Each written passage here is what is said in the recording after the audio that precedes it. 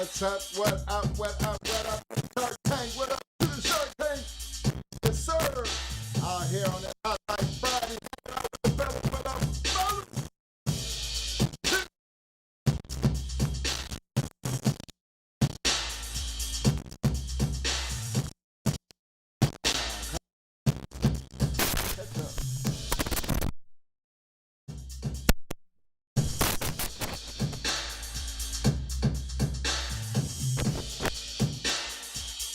My bad.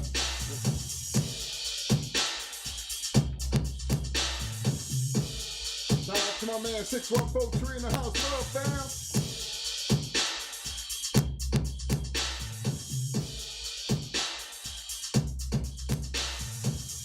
Shout out to the ODG Bulldog in the house. What up, fam?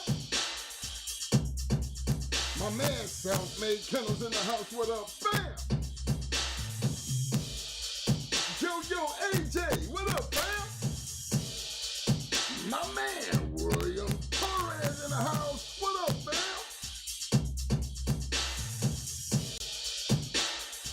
Calingo Kennels in the house. What up, fam? My man, Ratlock in the house.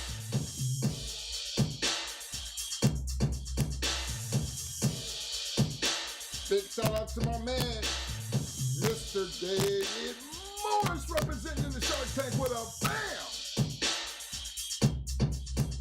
Yo, C-Rick, I see you, fam.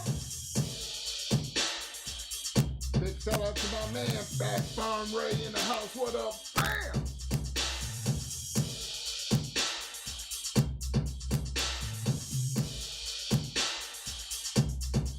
Mic check 1, 2. Shout out to my man. What up, Frank?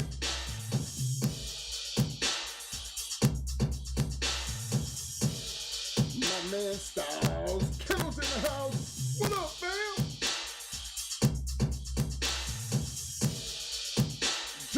Joe, Russell Shaw. What up, fam?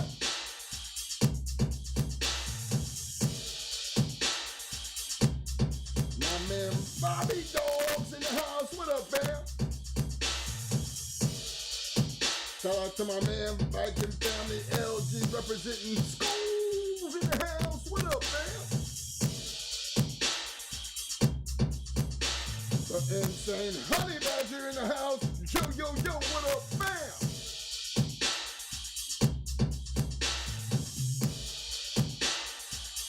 Shout out to my man, Mr. Marcus Brown in the house. Welcome to the show, fam. What up? As you notice, Marcus, you don't see all this blue hanging around up in here, fam. You know, this blue represents the Shark Tank. Don't cost you nothing to get that blue. Gotta do 2 things. One of them things is show up. Now that you're here, second thing you gotta do is show out. I'd like to see you participating in the chat. See how you can swim amongst these sharks. You do all that, fam, you will be getting that hardware. Appreciate you coming to the show. Big shout out to Mr. Marcus Brown in the house. What up, fam?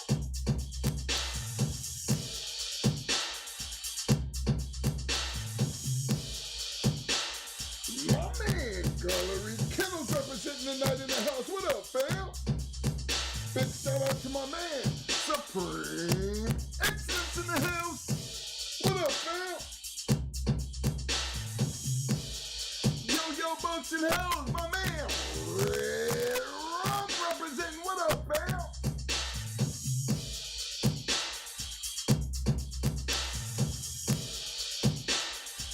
Big shout out to my man, Bernard Ferguson, No Limit Kennels in the house. What up, fam?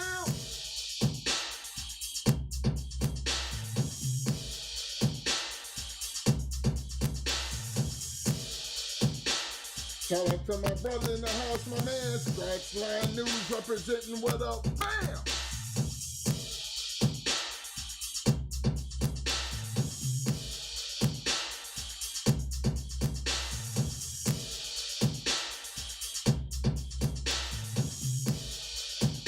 My man, Todd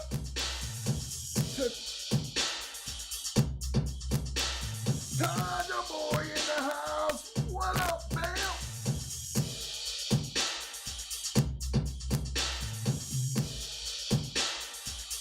Shout out to my man SBO Kennels in the house. What up, fam? Yo, boss dog, I see you, fam.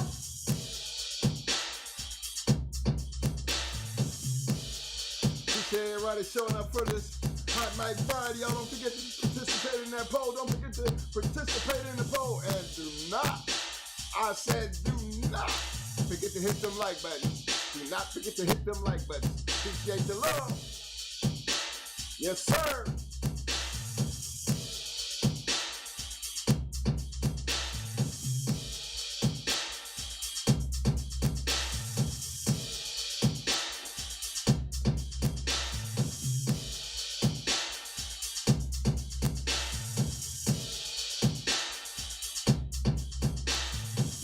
Big shout out to all the viewers just sitting back, relaxing. You know what I mean? Get that brew, settle down there beside you. Go ahead and roll up that stove and sit back and relax. Before you get started, don't forget to just jump in there and hit that like button. If you ain't already hit that subscribe button, don't forget to hit that subscribe button. It'll be all appreciated. Appreciate the love. Appreciate you just showing up. Yes, sir.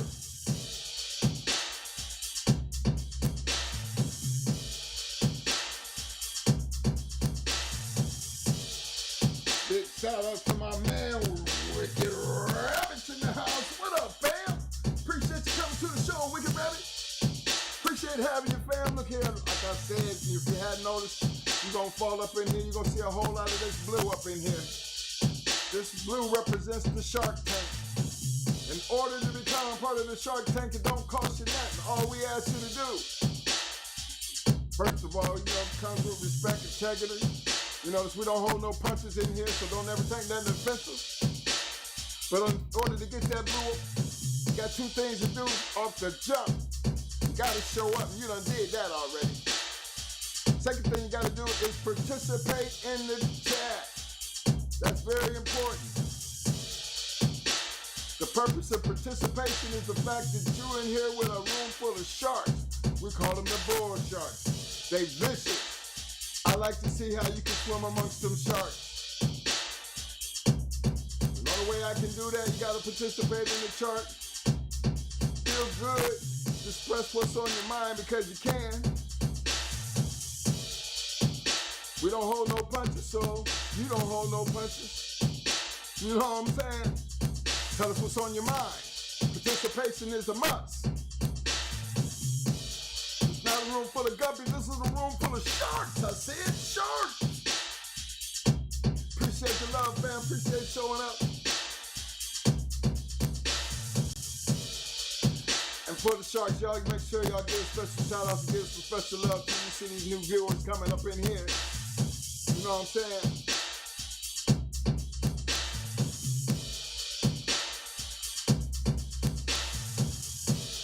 Shout out to my man. Oak Man's in the house. What up, fam? The man, the only Eli Monster in the house. What up, fam? Yo, Mike Lee. I see you, fam.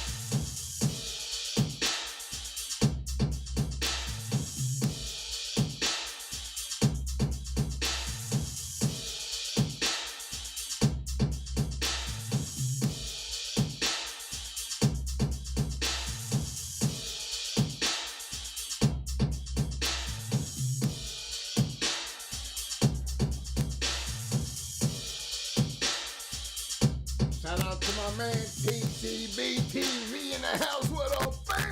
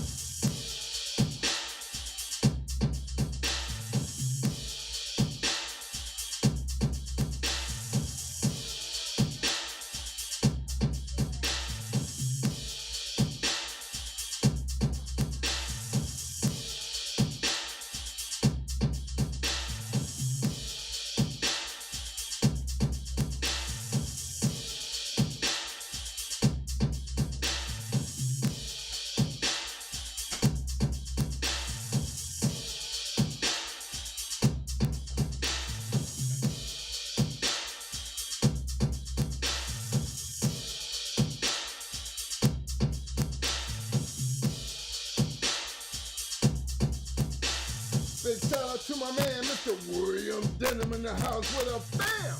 Yo, William, appreciate the love, fam. Welcome to Hot Mic Friday. Welcome to the Shark Tank, fam.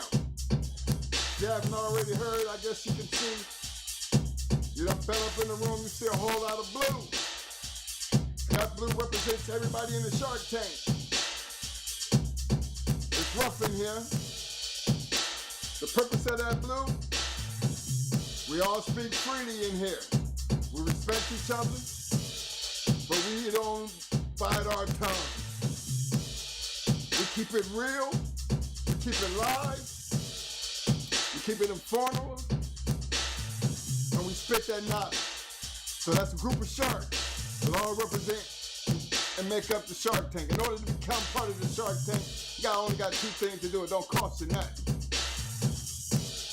First thing you got to do is show up. You done did that. Second thing you got to do, you do have to participate in the chat. The purpose of that. The purpose of participation is I want to see how you can swim amongst these sharks. That's important. Share it. Be willing to share the knowledge. Be willing to voice your opinion. Be willing to stand on what you believe. Be willing to speak your piece. Because only then, and you will receive. Go hard work, fam. So welcome to the show. Enjoy yourself. Don't forget to participate because I'm watching. Big shout out to my main man, my man. What representing Arkansas, Louisiana Combines, my man Mayhem Kennels in the house. What up, fam?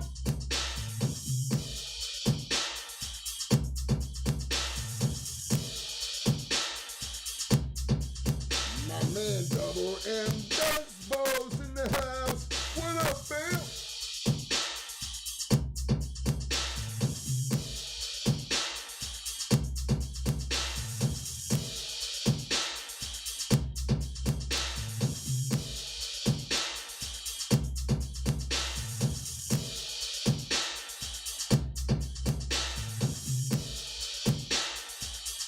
I don't know if I missed him, I'ma say it again. My man! Alligator only Kennels in the house representing what up, bam!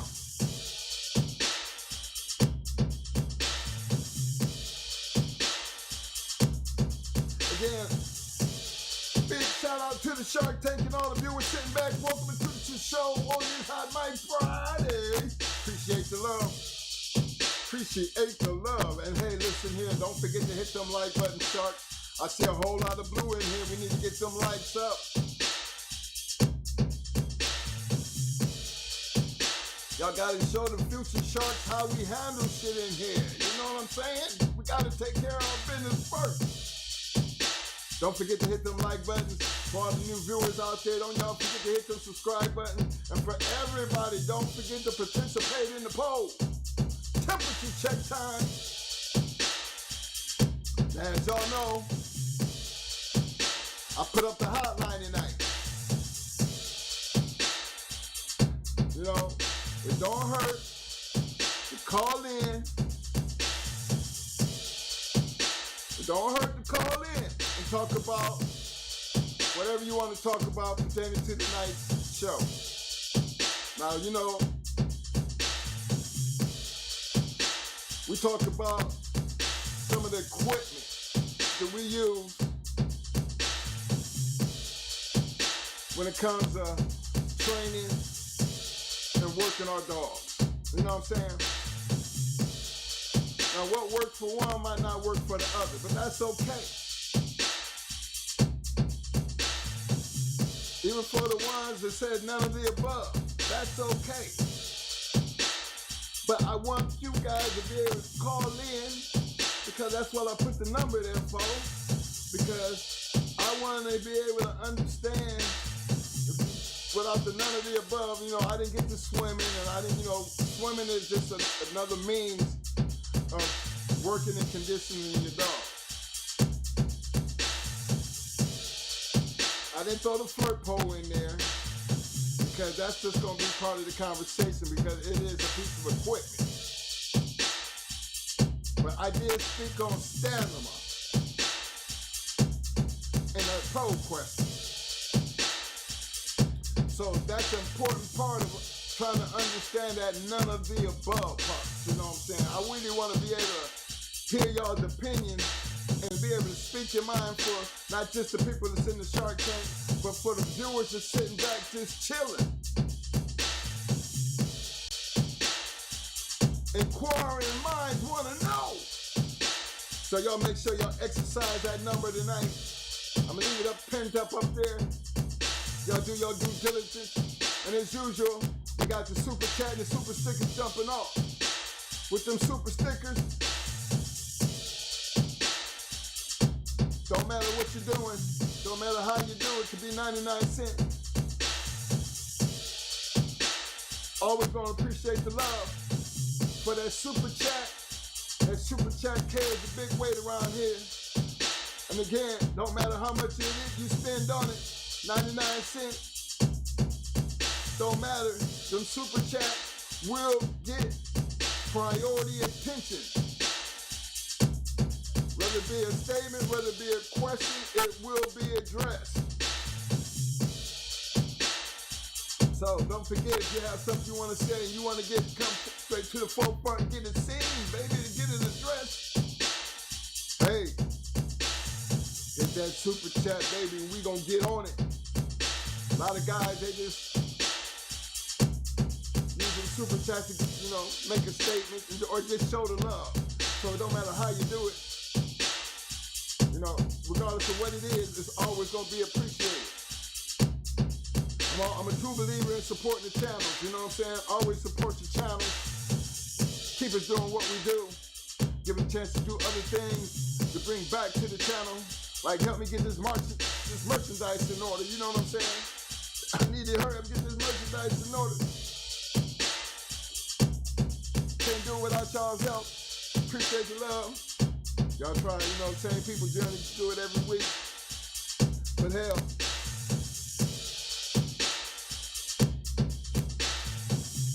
I ain't never been one for begging. But I'm always one for find it in your heart. Because that's what donations are. You find it in your heart. To want to do something, represent something. I always take that as, you know, something big.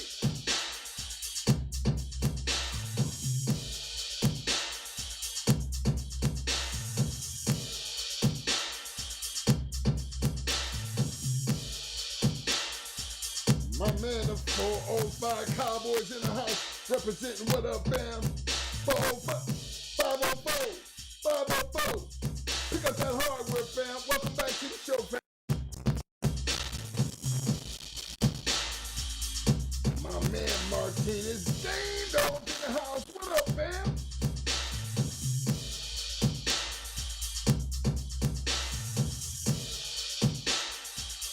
My man JT, American Pitbull Terrier, here in the house. What up, JT?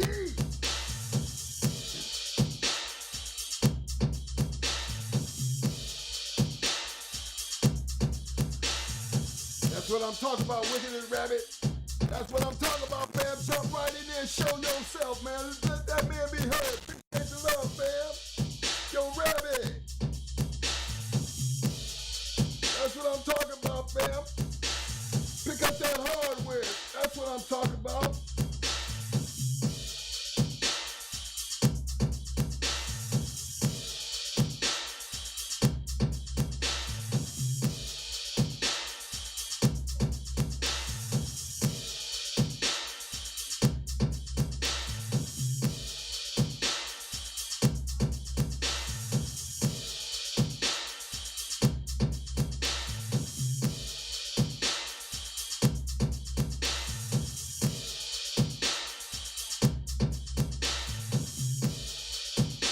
My man, Mr. James Jones in the house. What up, fam? I see my man, AQ Henry Kennels in the house. What up, fam?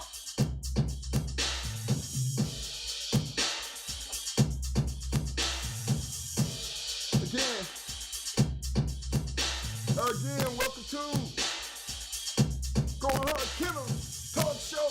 Hot Mic Friday. Appreciate everybody showing up. Appreciate everybody showing it up. Appreciate everybody who hit that like button. Appreciate everybody for just being here. Shark Tank, y'all stand up and represent. Y'all don't forget to hit the like button. I see my man, Mo Keith in the house. What up, fam?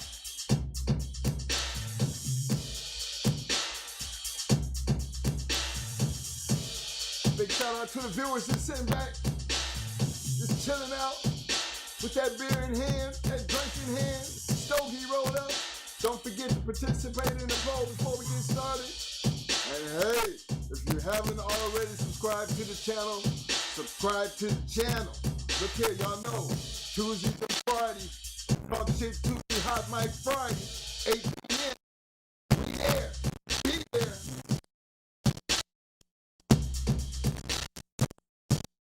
Okay, do that. Y'all got this season. I get a little bit excited. Might go tripping out. I'm gonna turn it down just a little bit. You know what I'm saying? I'm still here. I'm still here. My man. PGH412 in the house. What up? Bam!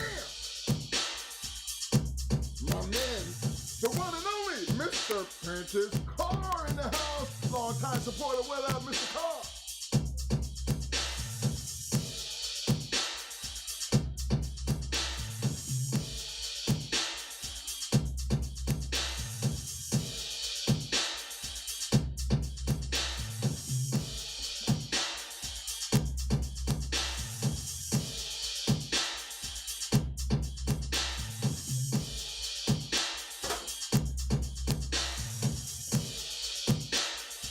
Big shout out to my main man, Mr. Joel Brown in the house.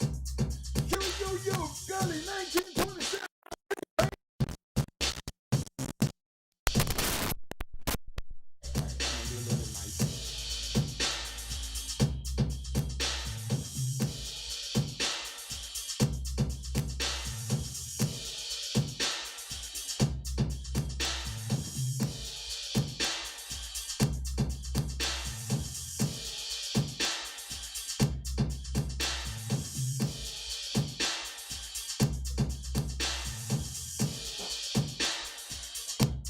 Yeah, it's that boogeyman time.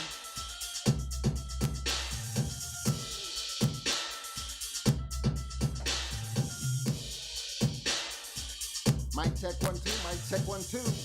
Mic check 1 2, mic check 1 2. Yeah.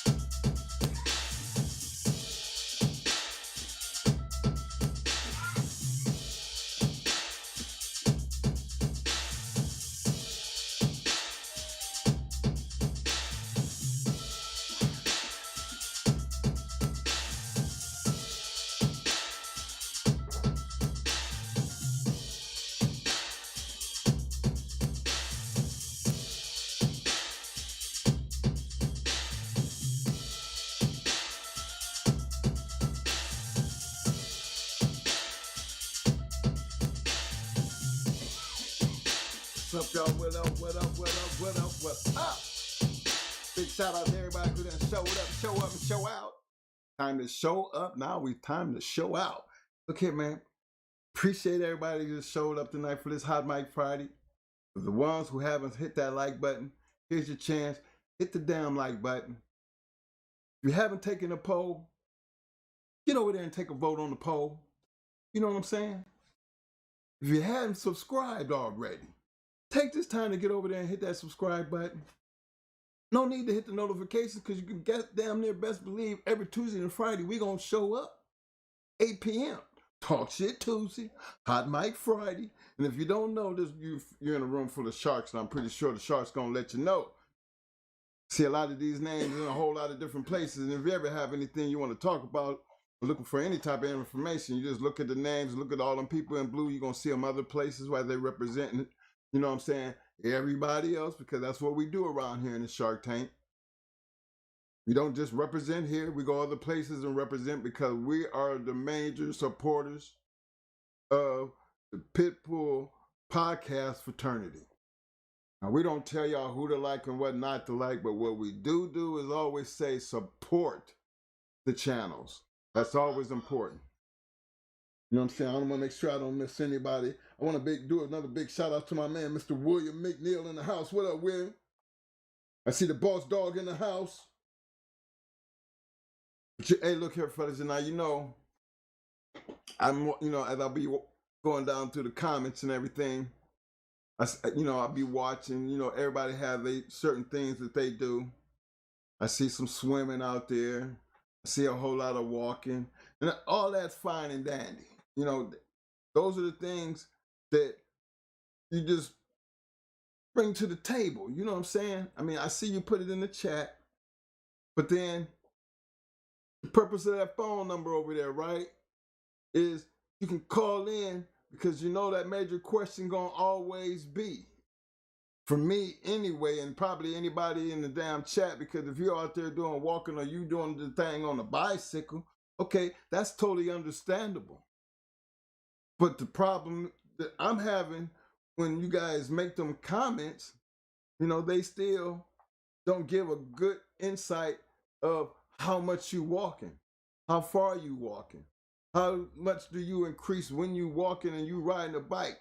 Because as a human being and as an ex-Marine, it took me a minute to run 3 miles under an hour. Yeah.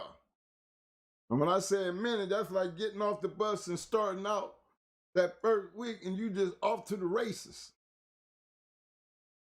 It wasn't easy. But one thing for damn sure, if we kept doing it every day, yeah, we understand things got better. But you got to understand, it took damn near what, 12 weeks? And I was actually doing it in less than an hour. I think the hour to me was like, oh my gosh. That's like for the slowest fat guy, the one that everybody got to turn back around and go back and get him, in the 12th week. But no, the reason I speak on that, because again, I know you just don't come out the box running, 5 or 10 miles and it don't have some type of effect. They don't, unless you're constantly doing it. So those are the things that I be looking for, even for you guys who use the swim pool.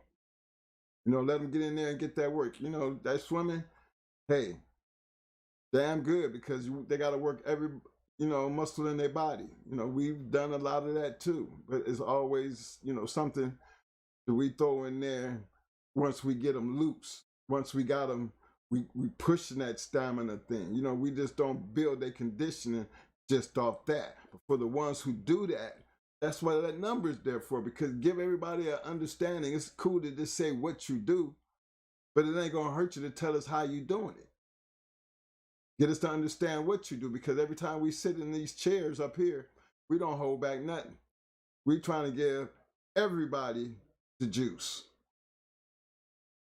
Because if everybody taking the juice and they using it, that should tell you something.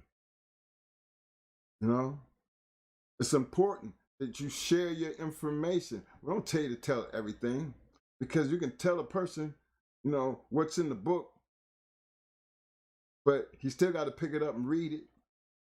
And then once he get it and read it, he still got to be able to comprehend and understand what's being said. That's the same thing about these damn videos. Not everybody do exactly everything we say in the videos, and that is not our point. Our point is, all we do is throw the information out there, and we only talk about what we done. Now, we can do that for y'all.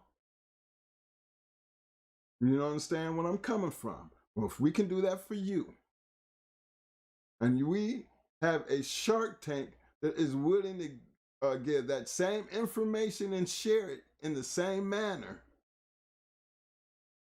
then it's important that you become a part of that Shark Tank and do your part. It's easy to sit back and talk about what another person do, but how hard is it for you to talk about what you do? That part don't make sense to me. I want to hear about what you do. Don't just talk about it, be about it, speak on it. That's the sole purpose of the Shark Tank. That's the sole purpose why everybody's in blue. Can't nobody kick nobody out, and everybody understands. I can kick a whole bunch of people out, but I don't get into kicking people out. That's why I want it to be a free running process. Speak your mind, do what you're supposed to do, share the love. It's important that you got to share the love. Let's see. I want to give another big shout out to my man, City Boy Kennels in the house representing. What up, fam?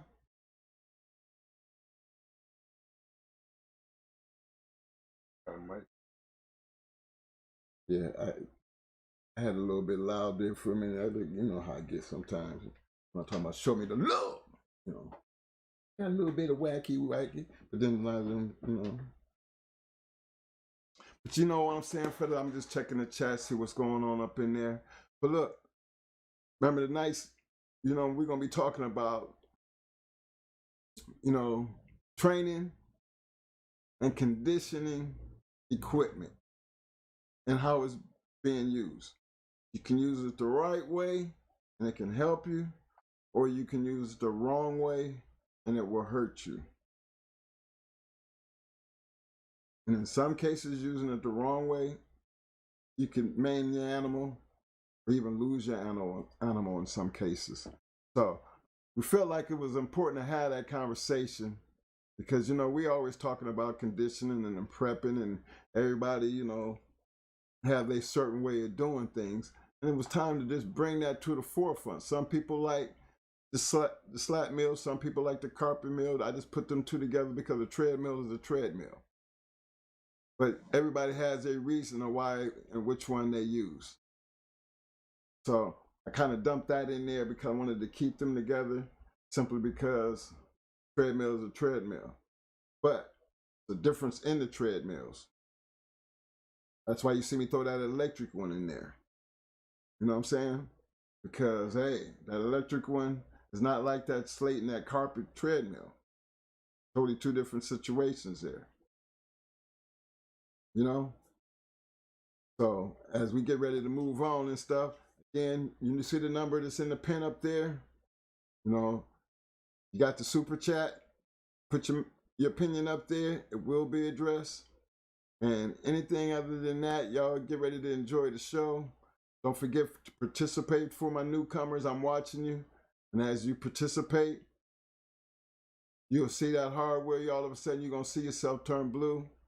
Again, all you got to do is participate. And you will be official part of the Shark Tank. Hey, Mo, it's on you, bro. Report.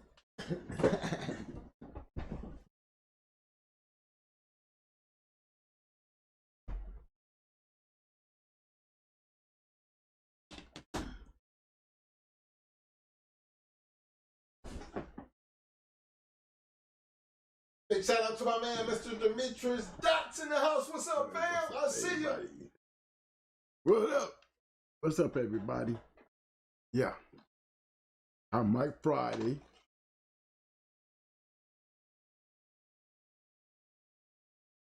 Hope everybody's doing all right. Dog's okay. You know what I'm saying? Make sure everybody all right out there. Good week. Friday. Uh-oh.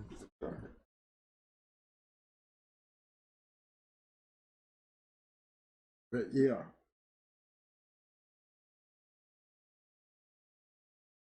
I'm checking out the poll. Got some smart ones out there, this one. I like the I like the choice of both.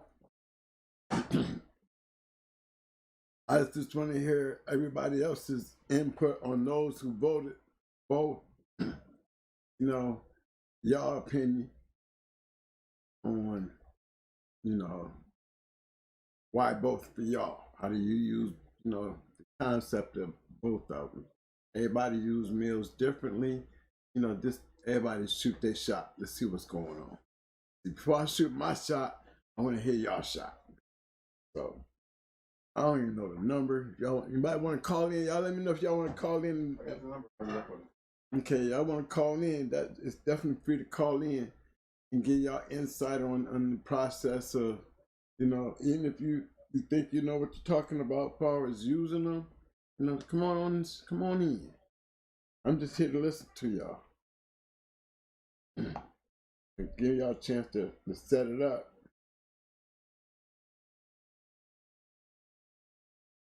But yeah, that should be a good conversation for is the treadmill. But then you have those which ones I'm talking about, the turntable meal. Then you have the cat meals, and the way they do these cat meals, I like that one. I mean, they got the little string one where the little string thing be moving with the dog, and as the dog is running, the string is chasing the string, and it's on this like it's pulley, like a belt. Real slick little thing. I saw that. Now that's sweet. Now that one was real. That was slick as hell. No, I could see that. Now, that one people weren't even work, and the dog is actually the one moving. I thought that was pretty interesting how that was set up and how it was set up. That would work. I could see that happening. That one was a good one.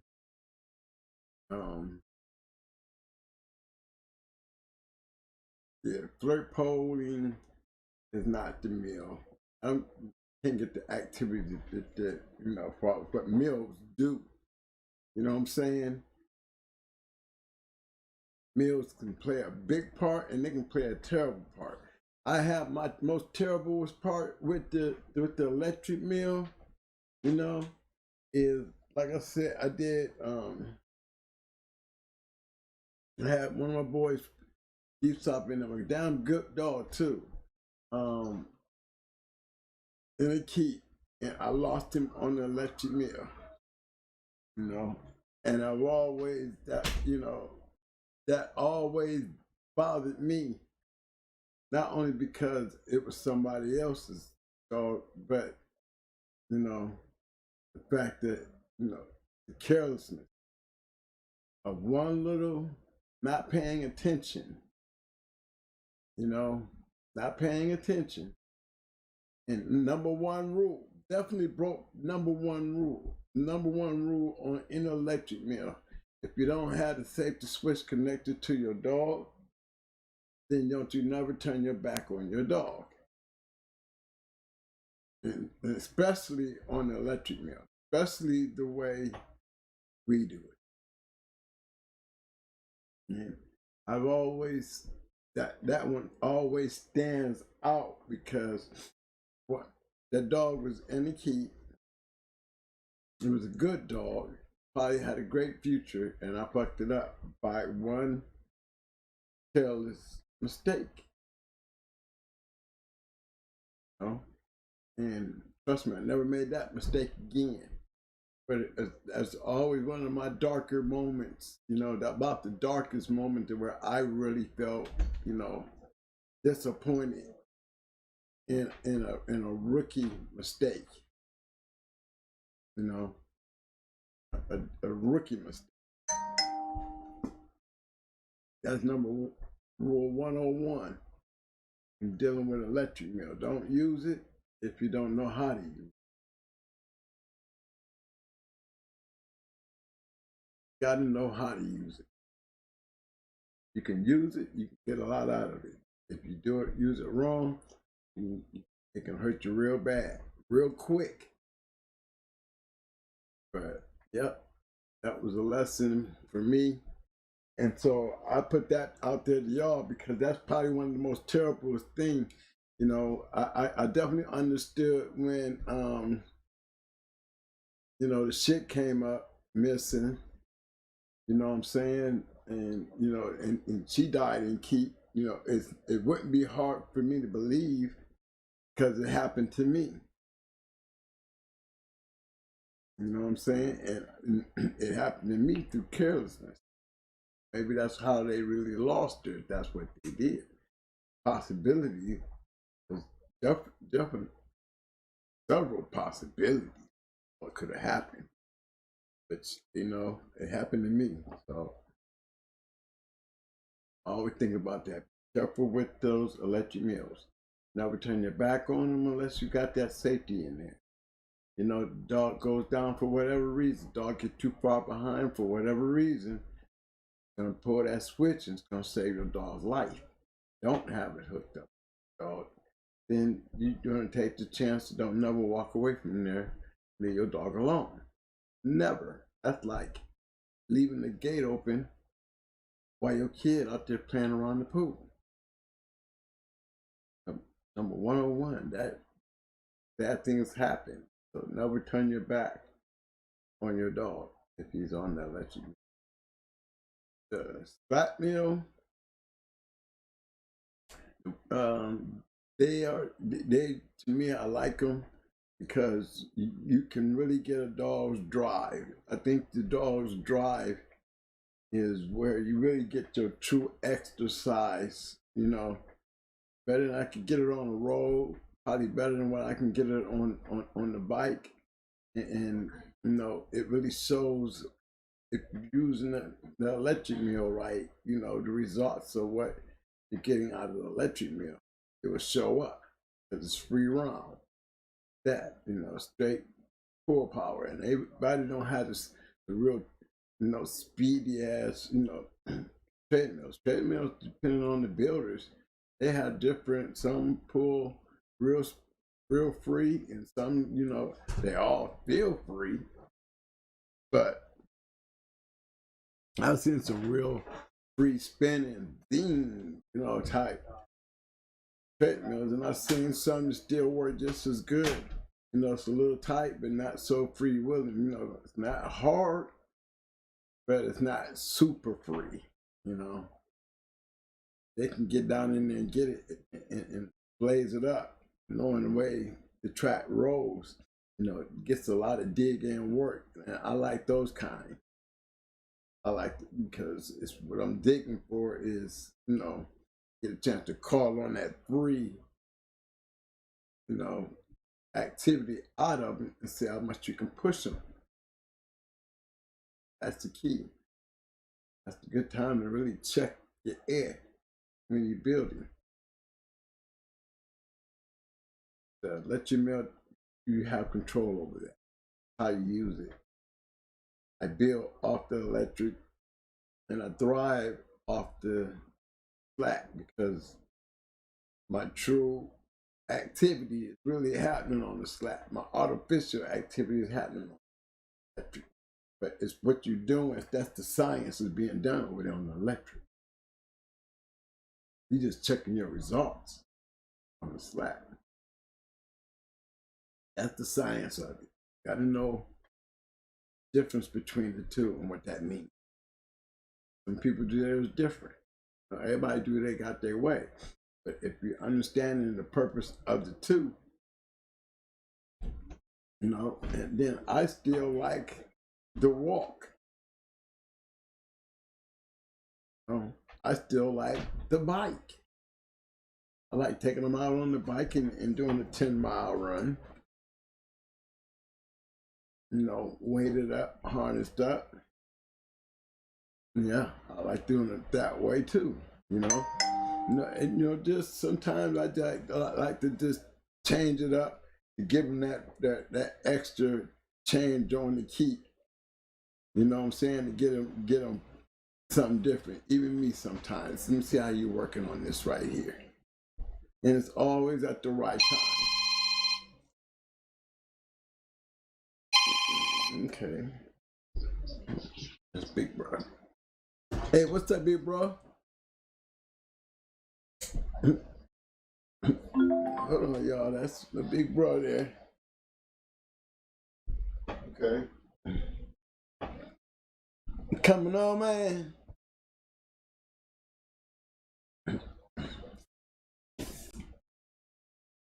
Hey, Mo said you want to keep coming on. We talk about conditioning and training equipment. You got anything you want to drop in on that? Hey, big bro, what's up, man?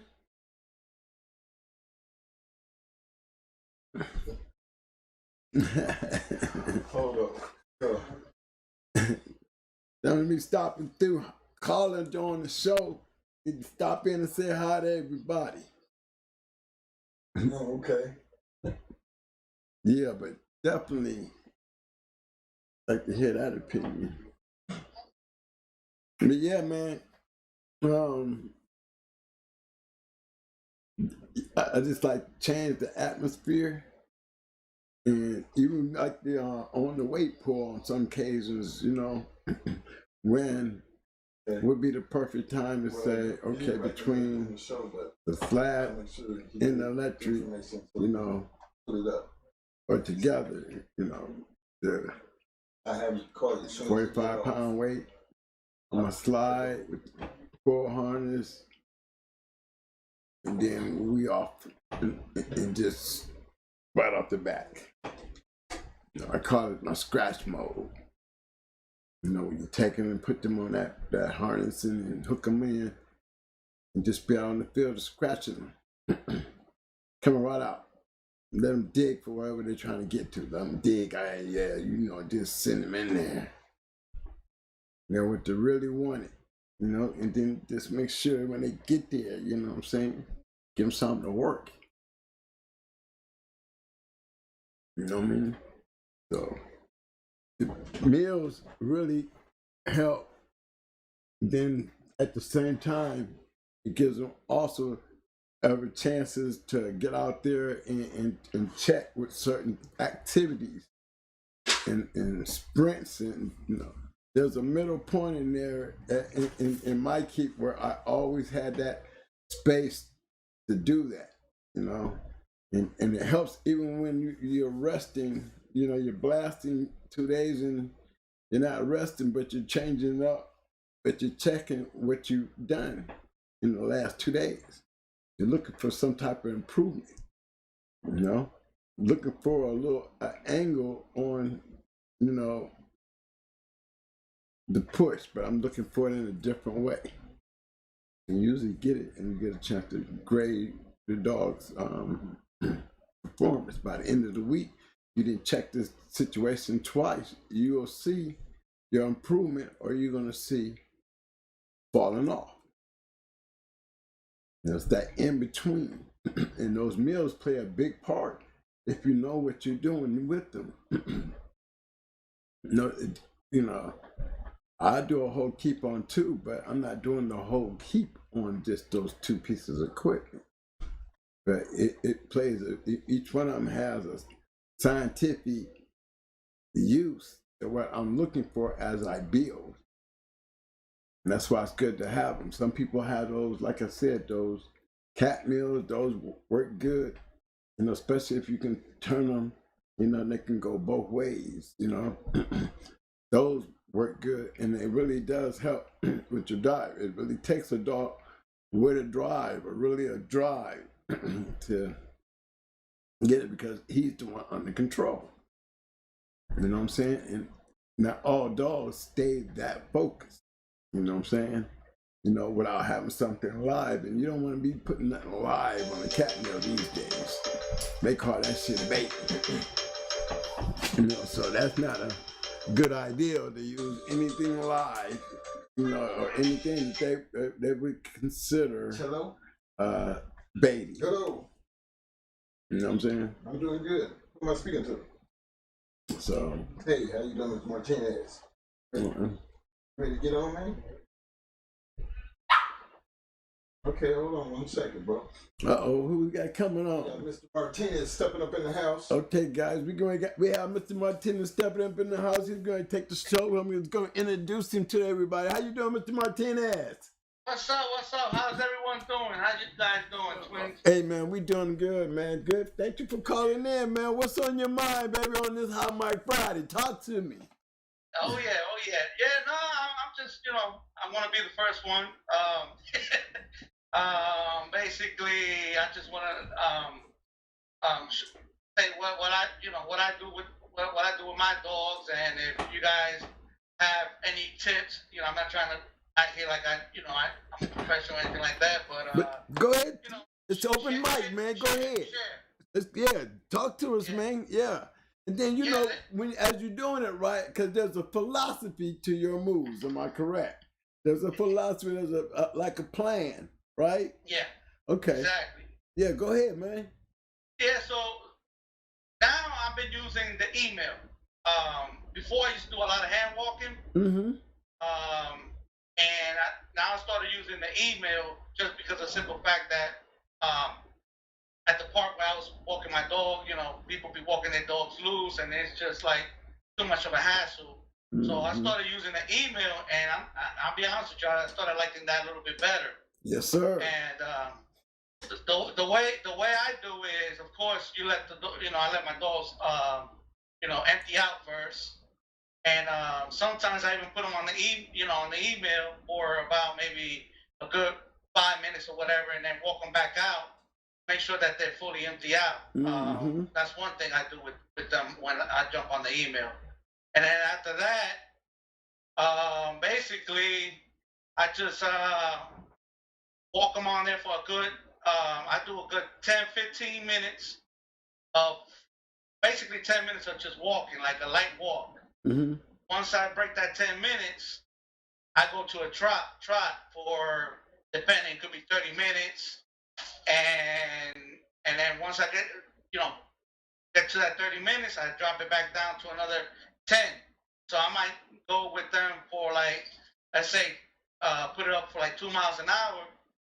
Once that's done, I drop, I'll bring it up to like maybe 3.5, 3.7, where they trotting, and then I bring it back down after that, like for the cool down. Right. And what I do during the week, I just go up 5 minutes. So I might go up to maybe all the way up to hour 20 minutes. So you're looking at about 10, 15 minutes first walk, and then 45 minutes to an hour trout, and then bring it back down to a 15 minutes walk for the cool down. Right. And then I have to, then I start implementing other stuff to it. Like I might implement the floor pole. I might implement the spring pole. Other stuff like that. I also, run them on the bike. I put that in my other videos on my channel. I also try to watch their body language. Right. Also, because I want to see, sometimes I've been working my dogs since they're pups. So it's like, I could tell when they're not into it, and I'll just switch it up. So if I see that they're not into, like, I also use the carpet mill. And I do sets on the carpet mill. But sometimes I see that they're not feeling that carpet mill. I just take them off and I put them on something else. Right. I might put them on the spring pole and or the flirt pole. And I see they do better on that. So it just depends the way the dog is feeling that day also. And of course, afterwards, I do my little rub down. I take some warm water, and I rinse them down with warm water and wipe them down. And as I how you call it, rub them down. Rub them down, right? Yeah. And between, I also let them drink some water, not a lot, just a little bit, because I don't want them to get bloated or anything like that. Right. So I try to keep the water, because them drinking. I don't want them drinking too much water either, Right. When I'm doing work with them. Right. You're controlling the water. Smart. Yeah. I wonder if I'm gonna hear other guys that would say the same thing. You don't dry up in the end. You dry out through the whole process. Don't introduce the body to something new. That was real smart of you to say that, because that's exactly something that a lot of guys miss, even when they got a good keep. They're just drying out thing at the end. No, you should be able to pay close attention to the whole process. You want to see your dog dry it out, you better see it during the keep. You don't want to see it the day of. That's for damn sure. Yeah. So there's always a time that, you don't wait till the last minute to have your shit dried out while you're out there checking them. You know what I'm saying? So that was a good piece of note that I just step in there and throw out there to people, because most guys don't know that. And just by you saying it, I know what you're talking about. You know what I mean? And it's a good thing to have. Everybody don't do that. They give them what they want. They work them hard and they give them what they want. Not blow them out, but they give them too much water where they're actually doing the hardest work wet. Yeah, so I try not to, work them too hard. I just try to look at their pace. Like I said, I worked my dogs since they were puppies, so I kind of know them already. Like I know their body language. I already know how they act, and so that's the main thing. I try to learn my dogs and what they enjoy. Which one enjoys? Like I have one that may enjoy the flirt pole. The other one enjoys the carpet mill better. So, I got one that don't like the flirt pole. I mean the spring pole. I got one that go crazy for that spring pole. Right. So it just depends what the dog likes and is feeling for the day. To be honest with you. I let them talk to me. It sounds crazy, but they talk to you in body language. No, and you're a dog, man. You believe me, I understand exactly what you're saying, because they will talk to you. Hey, I want to check everybody and check the chat, Mike. See if anybody got any questions or anything to that, Well, I got you on the line, Mr. Martinez. I'd like to address, how do you deal with the pad situation? I do put that what you call that pad stuff, that blue stuff. But to be honest with you, I really don't have too much problem with the pads because like I'm not trying to kill them on that mill. Like I said, like, and then also when I'm working them, like let's say the flirt pole and stuff like that, I'm doing it in my lawn. So I think that's been helping them a lot, where they're not tearing up their pads. If that makes sense. Yeah. So I really haven't had no pad issues with my dogs. Right. Well, the reason I brought that up because a lot of guys would be saying you got to be careful about the pads, and I think the pads is. I'm glad you mentioned it like that because the pads can be protected if you're doing it the right way. You know? Like I said, I haven't had to where it ripped my dog's pads. I don't know if I've been lucky or I'm doing something right. you know. Me, I'm looking for maximum stress. So I have booties for mine. I'm putting mine in booties. You know what I'm saying? Because I stretch out, I reach for times and things like that for the dogs. Now I don't have a problem. I never had to stop or keep because of other pads. But when, there's a concept to my madness that it'd be wise for me to have pads. Because they have to catch up to keep up, you know what I mean? And when you got to catch up to keep up, you can put some work into some pads on them, and that's why I kind of, like I said, I wrap mine up like boxes, to be honest. And now I also done with the bike. And I also bought this little they sell this thing that you adapter that you put on your bike. Oh yeah, I know about the thing. Yeah, when you hook the dog up to it, right? Yeah, ain't that a good part? Ain't that a good tool? Oh yeah. Look at see. I ain't put a dog in shape in over 20 years, and that was one of them. Hey, I was definitely riding with that thing, man. I put many of them dogs in keep with that thing on that bike, man. No joke. No joke.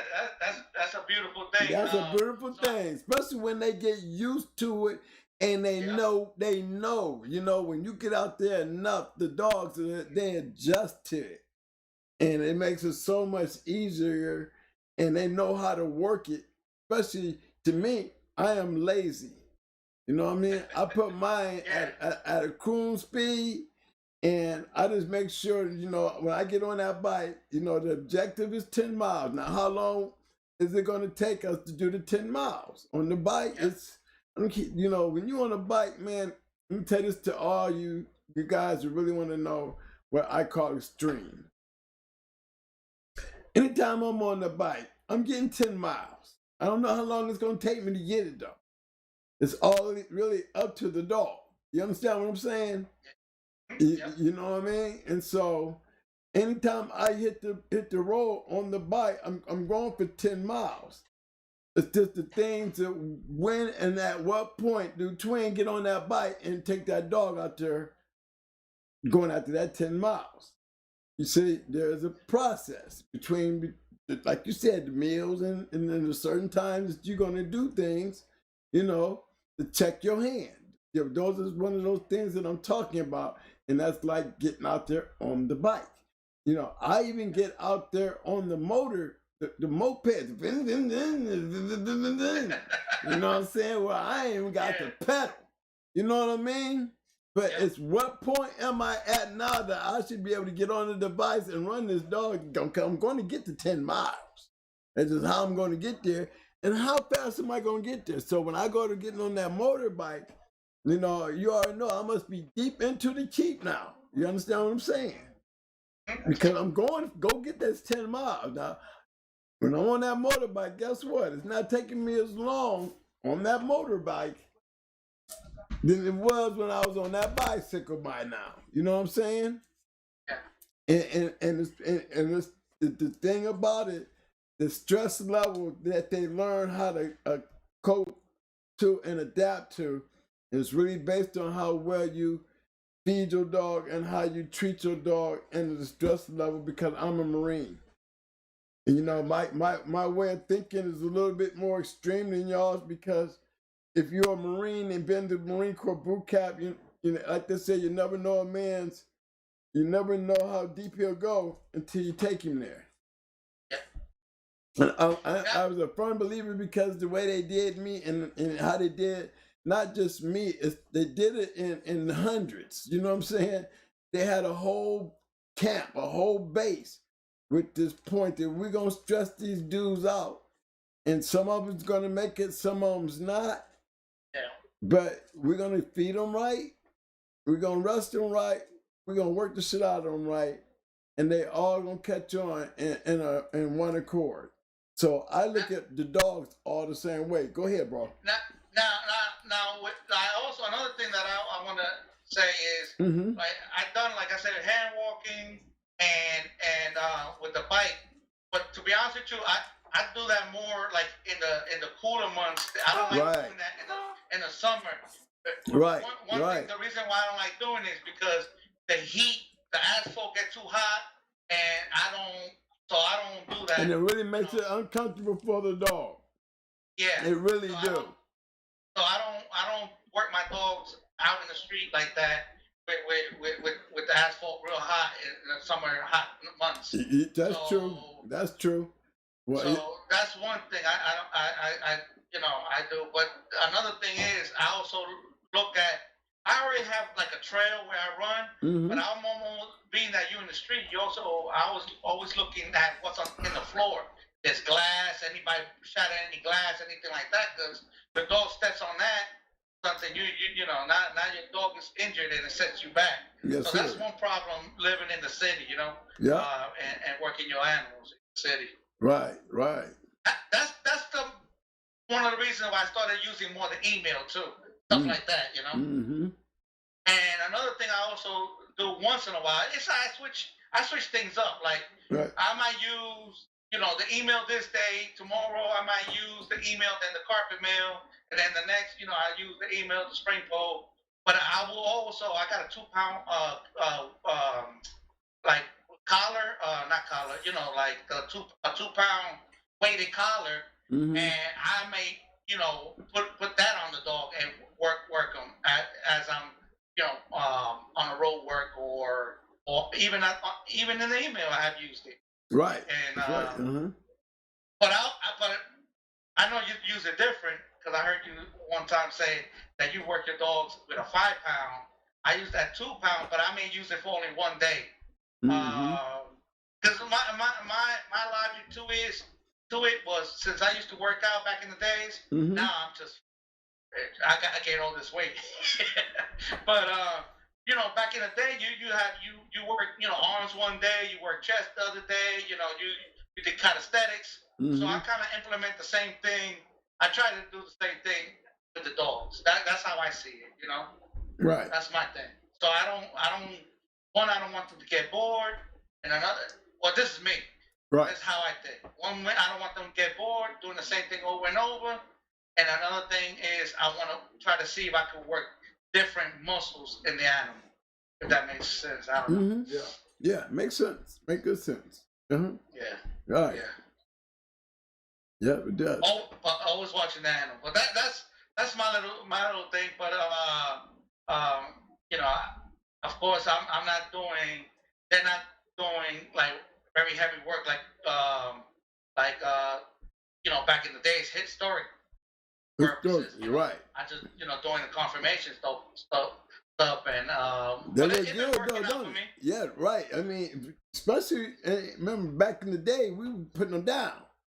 You know, these days, you know what I'm saying? You know, these days we're doing confirmation, and that's a good confirmation regiment that you're doing, you know what I'm saying? Because it pulls them tight just as well as you pulling them down to make weight to something, you know what I mean? Yeah. You're actually getting more, and you're getting a fresher dog. You know, they're not under the brutal stress level that, you know, for a guy who, if I have to go 3 hours, I'm going to be ready. You know what I'm saying? So I mean, some guys say, I just ain't going to do it. Well, I don't think nobody go in there to do it.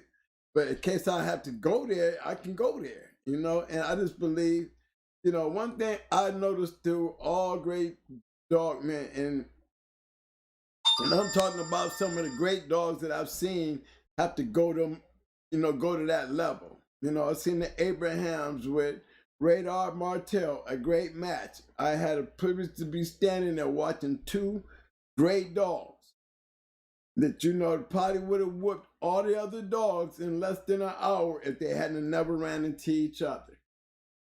You know what I'm saying? And then here I come towards the end of my career. I run into a dog that our match ended up just like the Radar Martel match, which I thought, and you could even hear in Mac Nasty from Roadblock, he'll tell you one of the greatest matches he ever seen was Radar Martel. Well, I would have to agree with him until I ran into a match myself where I ended up going 3 hours and 17 minutes. And I always remember the magic thing that was told to me, even from the Martel match. They conditioned their dogs for 3 hours. You know what I'm saying?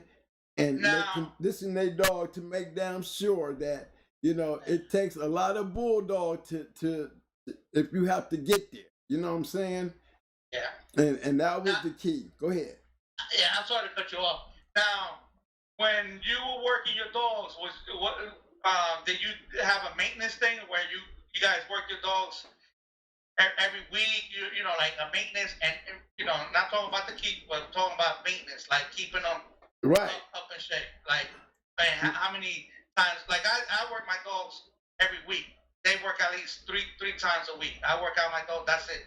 No more than 3 times a week. How about you guys? What you guys did? Well, we did 6 days.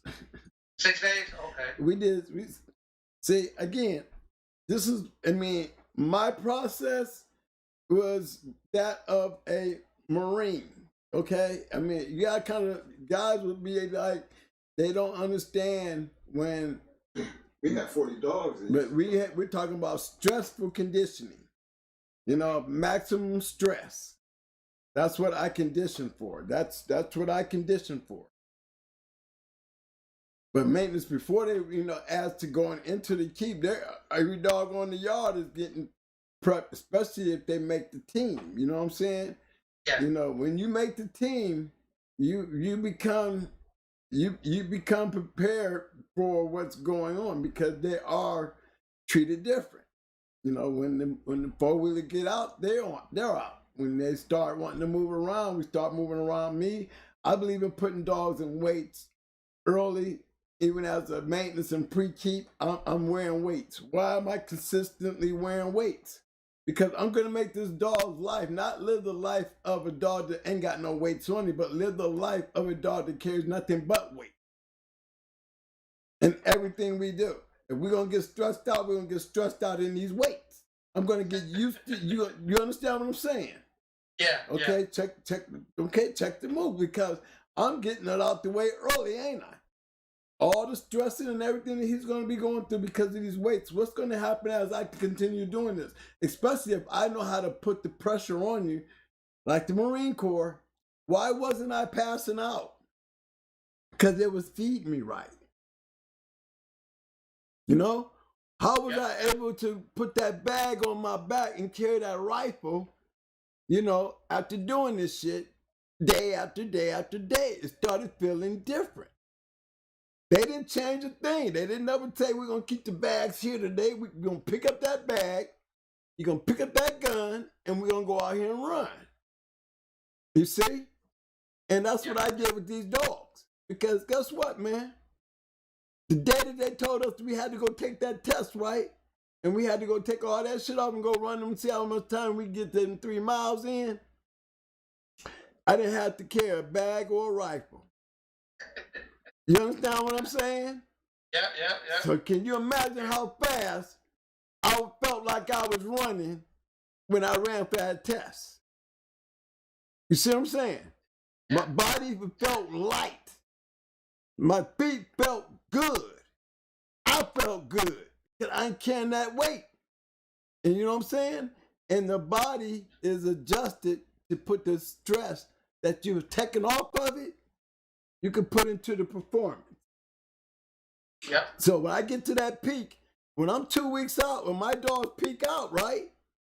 I'm 2 weeks out, them weights come off after 6 weeks of going through puberty hell. Everything. You can be 40, you can be 30. I don't care. You're going to be at a weight that you're going to carry through the whole keep from day one.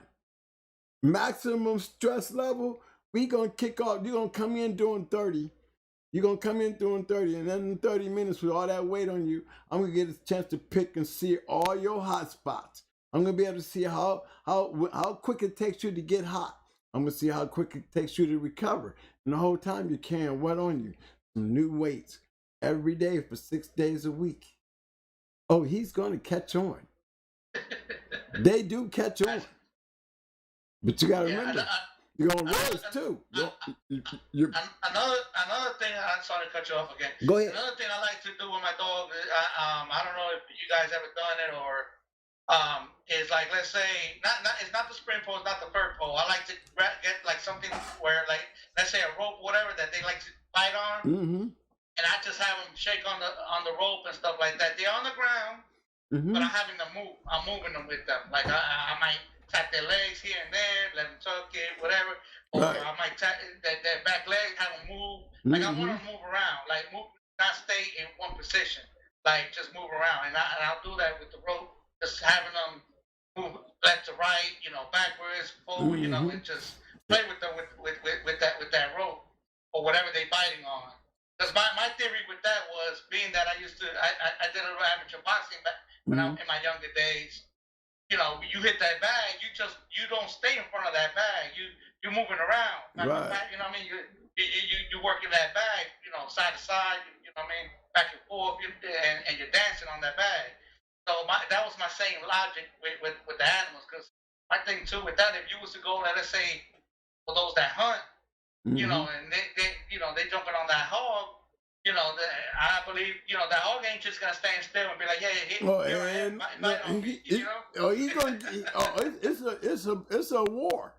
Oh, when you're hunting, man, it's a war. Yes, sir. Exactly. You're right about that, and that's where they got to have that. They gotta have that power shake in them. They gotta have that power shake in them. You know what I mean? Yeah. I mean. I always say my favorite tool is the garage spring. The garage door spring? Yeah. That's my favorite tool. See, I hook up a chain to a garage door spring, then I hook up a leash to that and put it on a harness with the dog. Now, my bite bar is, it's like a guard training tool. Where it has a wedge in the bite box, you know what I'm saying, where the dog gets in. And I just keeps that on him.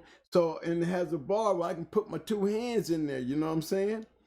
And the reason why I do it in the beginning, why I'm doing these with the dog, is because, see, when a dog starts getting tired, I don't know why everybody believes dogs breathe through their nose.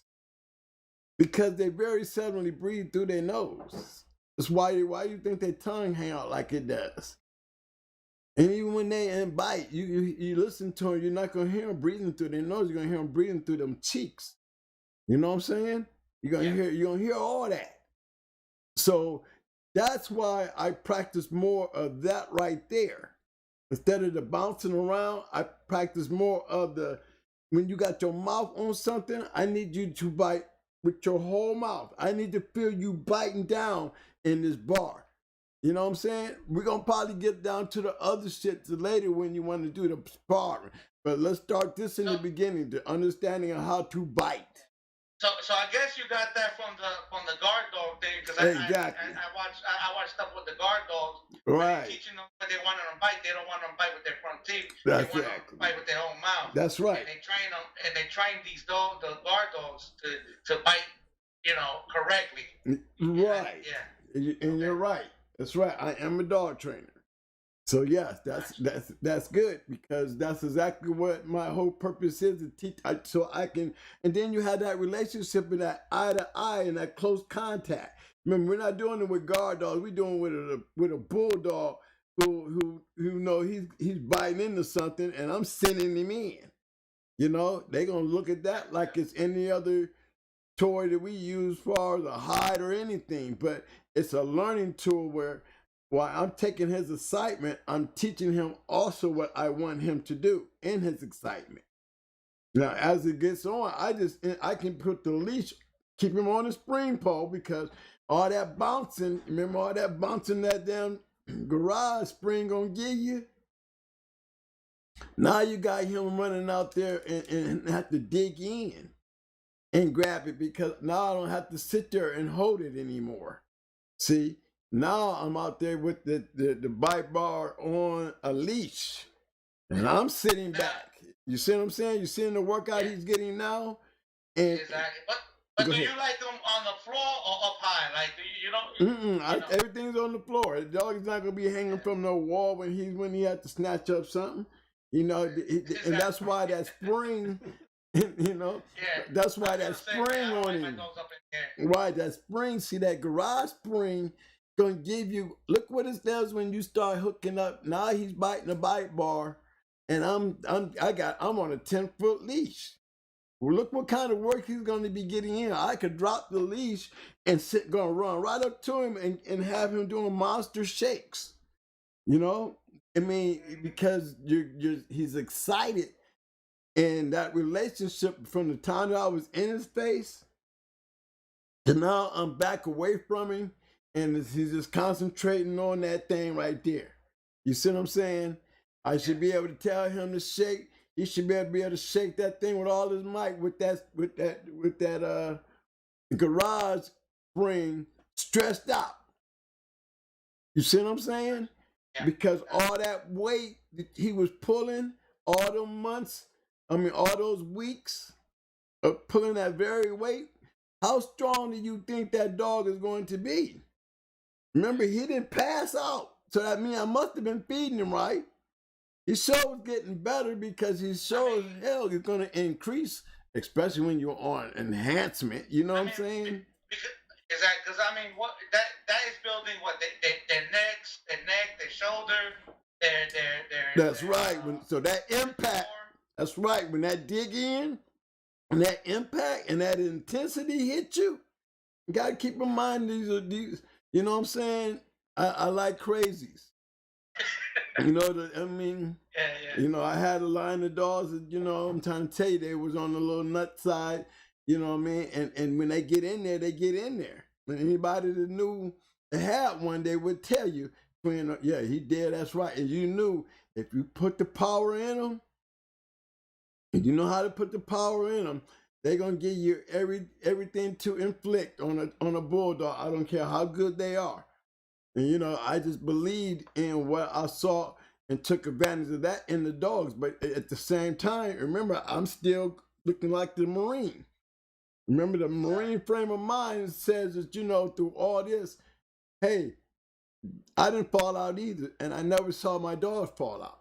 But like the Marines took me to limits that I didn't think I could go, and then helped me there to make me even better. You know what I'm saying? I saw the same thing in these dogs. And their performance, you know, it's one thing to, you know, feel safe when you go into a match and know that, you know, you got one thing that everybody else ain't gonna have on you. And I always carry that with a boast. And any man who's got a going hard dog out there, and there's a bunch of them who's out there, I would just say it was 55 of them that actually got matched. Okay? And I can tell you about 101 of those wins with purity domination.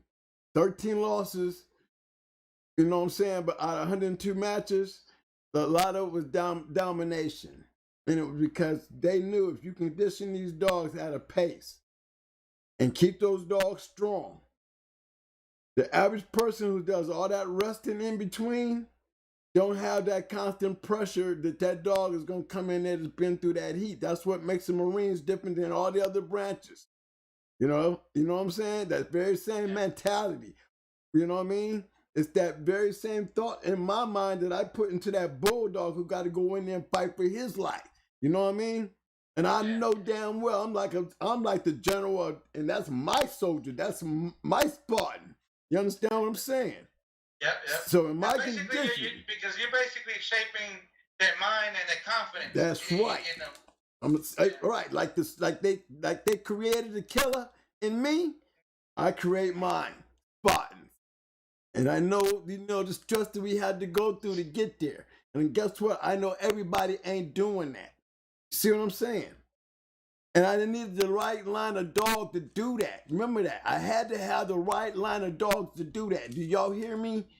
I'm not picking anything. I'm doing it with the right lines of dogs. Dogs, I can do that. I see your point there, because now all dogs are going to be able to take.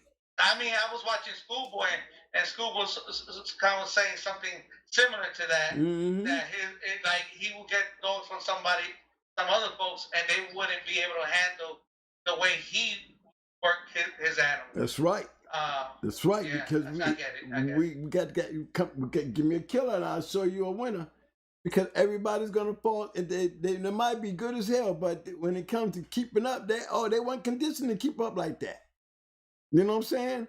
So they're already in a disadvantage. And especially when you're on enhancements, you have to be able to test your enhancements. Most guys don't know how to use enhancements.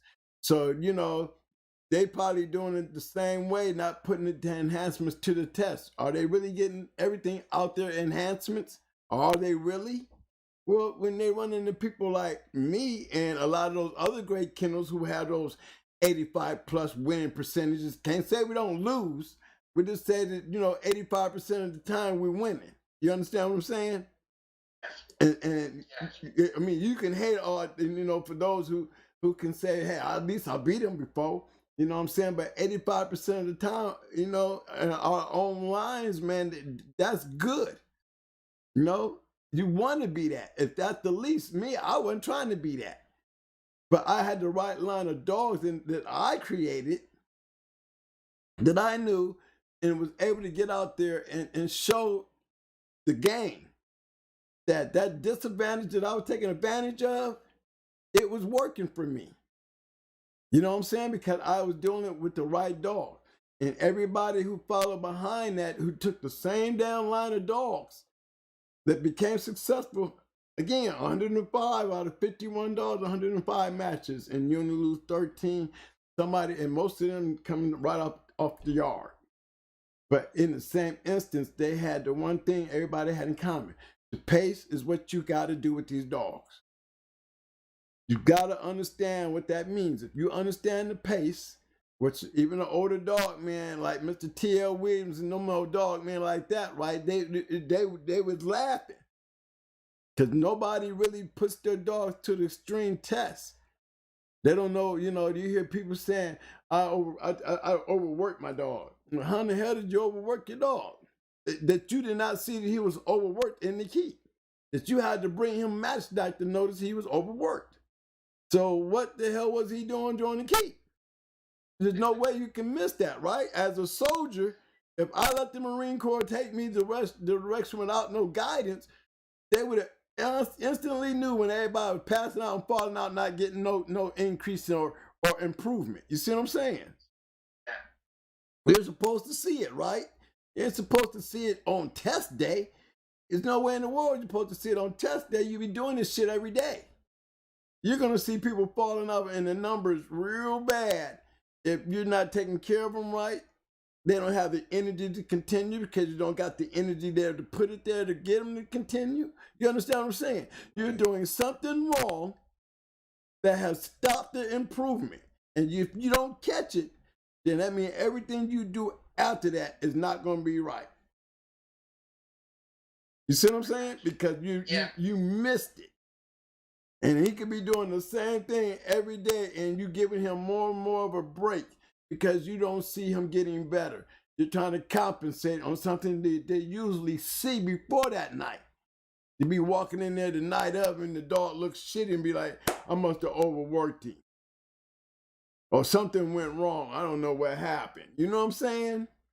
And I, back then, those was rookie mistakes for guys who was running into those big cats. Man, I'm running with big cats, so I see the guys that get a chance to go into the big dogs, and I see why they be losing. They losing pretty bad. You know what I'm saying?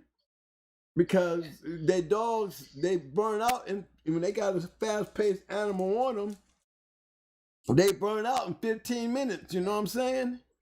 You know. So question. Mm-hmm. Question.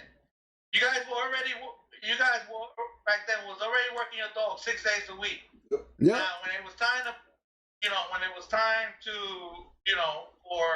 for a competition, you will up the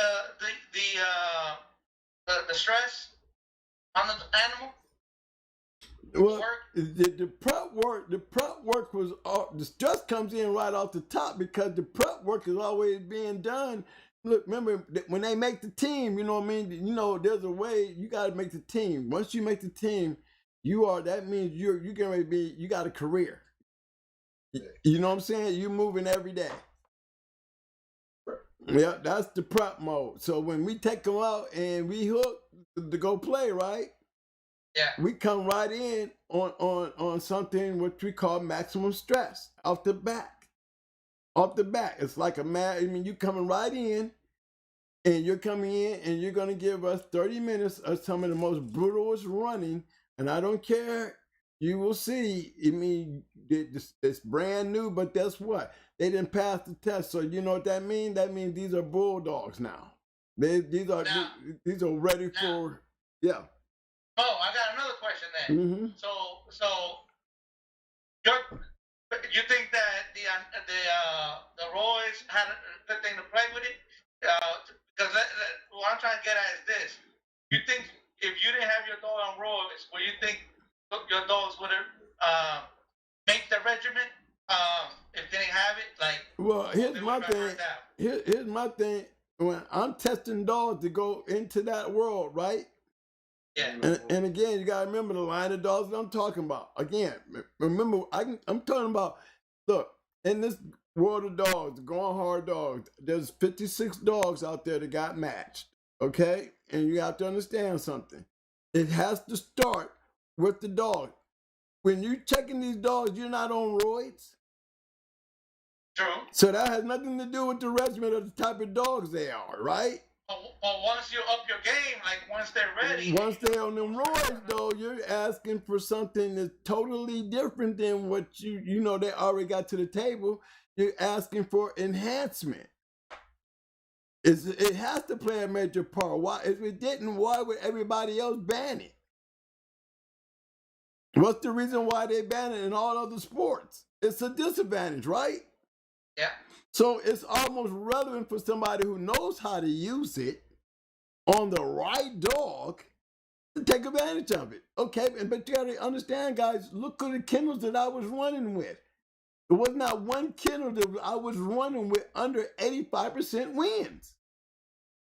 And I was not trying to do shit like them, and I just played in my own little line and got the same type of bloodline and line of dogs and got the same kind of results, regardless whether it was on my yard or somebody else's. The going hard dogs are still 85% chances of winning every damn one of them. The Royals didn't do nothing but give them the anchoring power that literally the killing shit that they was getting in them. All you had to do is shoot the Royals in them to give them more of the stampede that they will put on you. These dogs was definitely fast lane. You run into one, you getting ready to get ran through. Answer your question, Mr. Martinez. When the Royals came into play, right? They was just hard to work. That meant the work. They was fixing to get the shit worked out of them, and they needed that enhancement to get through the pressure they was fixing to go through. Right. So when they cut loose, you're not prepared to go through that. Because they would have got burnt out if they didn't have that. Right. The work regimen. Right. And remember, we're burning out our opponent because we know that. They're not playing in the deep woods like us. You know what I'm saying? So imagine you trying to keep up with me. You got to keep up with me to stay in there, don't you? Yeah. And guess what's happening to you the whole time? You feel my strength. You feel my pressure. You feel my strength and you feel my pressure. And guess what? It's not slowing down on you either. You see what I'm saying? That's what it feels like. That's what it looked like when you go into a going hard dog. Nobody's gonna tell you they didn't came up in there and they worked with the twins. No, you don't. Nobody was able to do that because of the type of dogs we bring in. It's just a matter of time. How long is it gonna take for us to bring you down? Now you can't win them all, but I guarantee you what, 85% plus say I will win most of them with those type of dogs. You see what I'm saying?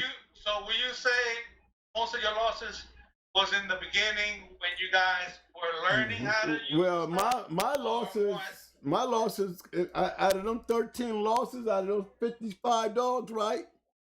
I contribute to at least 5 of those.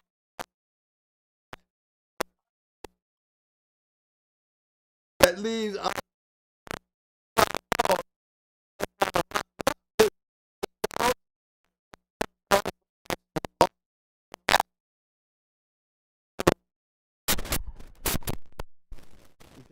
these are matches, you know what I'm saying?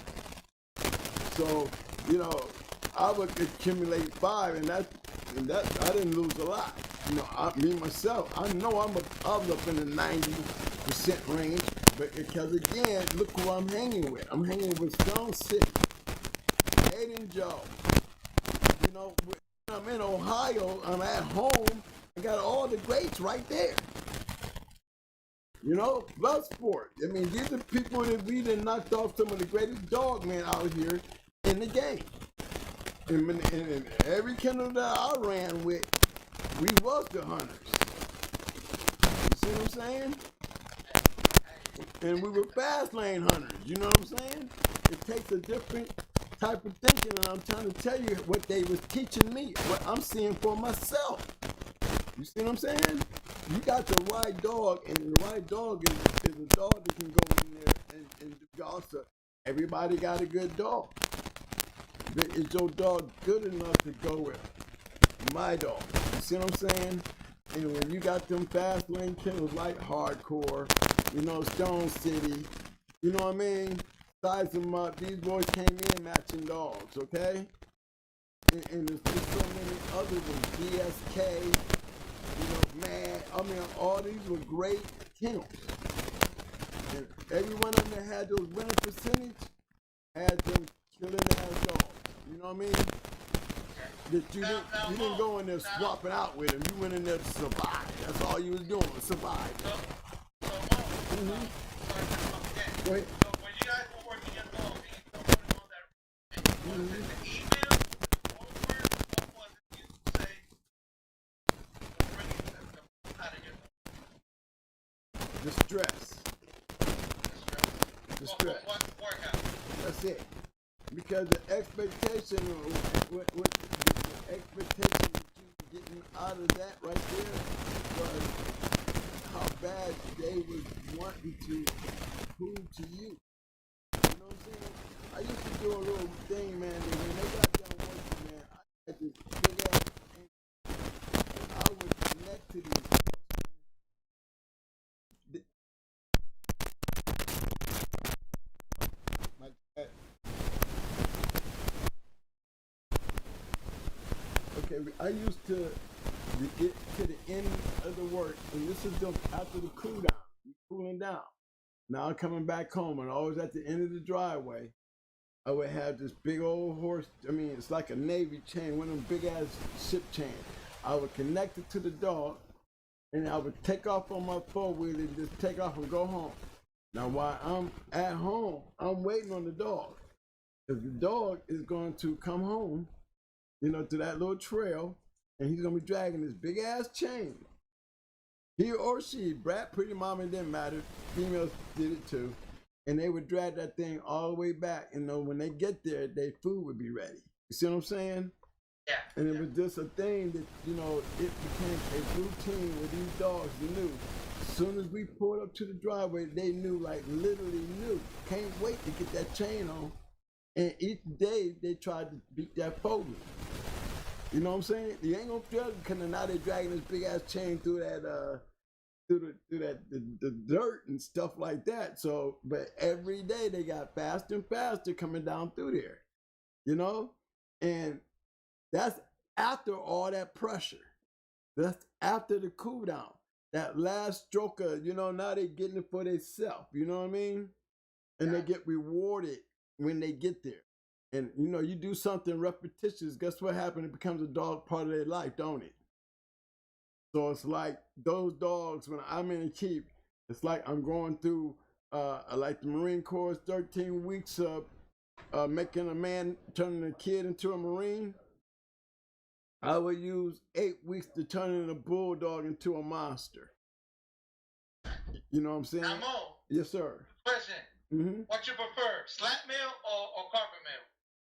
Oh, I'm definitely a slat mill man, and the reason why I'm a slat mill man is because the slat mill shows me what the electric mill is doing. Okay. You see what I'm saying? Because I have control over the electric mill, and that means I have control over the electric mill, I have control over the dog and his pace. You know what I'm saying? He's gonna, I got to be the intelligence when I'm controlling the electric mill. I have the control, so everything that I want out of this dog is under my control under the electric mill, conditions and all. So you're trying to see how dog is pacing, how he, when yes. he, like when he run hard, and then when he kind of plateaus, or I say, but he's trotting, and when he picks up again, all that, like you want to count when he's doing it, and that's what it is. Well, I'm the one. Remember, I'm the one making the plan. I'm the one writing the story. Yeah, so I'm gonna on the slat mill. I'm looking at results. Gotcha. You see what I'm saying? I'm testing when I come on the electric mill, right? This is where you have control over the dog, right? I'll be able to tell you at what pace I can get this dog to hit the wall. You understand what I'm saying? At this pace here on the electric mill. Remember, I'm controlling his pace. It's me telling I'm building on his body. This is the pace I'm gonna start off with. Okay? Now imagine me doing this a whole week on the electric mill. You see what I'm saying? Yeah. And then on Friday and Saturday, now he's on the slat mill.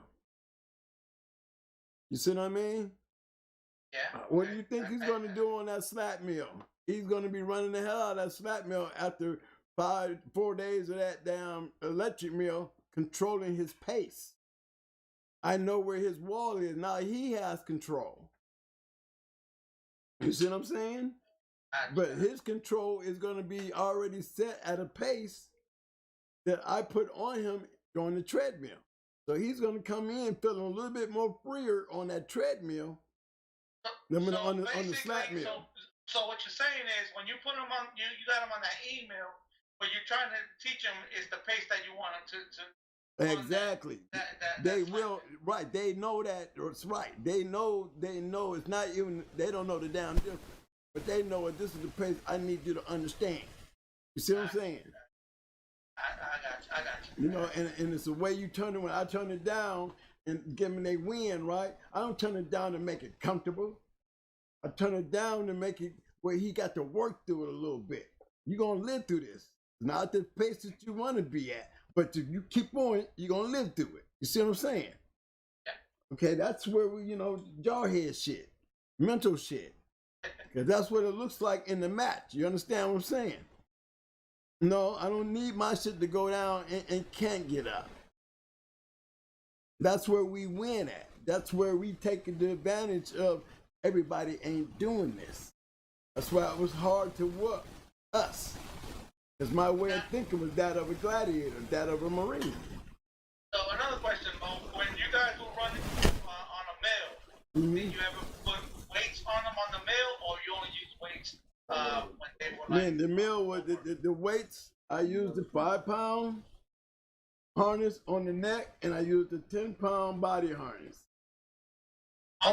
Always through the whole thing, all the way up to week 6. Week 7, I'm peaking out. I'm coming down off this shit, right? Yeah. that gives me almost 2 weeks of the dog going through 2 weeks, and I'm peaking out on week 7 now. That means he's gonna go through the whole week and all his work getting cut in half, and he has no weight. So if I'm coming in on week 7 with him ending on Saturday doing 3 hours, then I'm gonna come in on Monday doing 3 hours. He's going with no weights now. After what, 6 weeks of weights. Now he's getting ready to get on there and give me 3 hours with no weights. So okay, so you don't cut the work, you just taking the weights off. Now I'm taking the weights off. And then the next day I'm cutting the work. Remember he did 3 hours on Monday, right? Yeah. Now he's doing an hour and a half on Tuesday.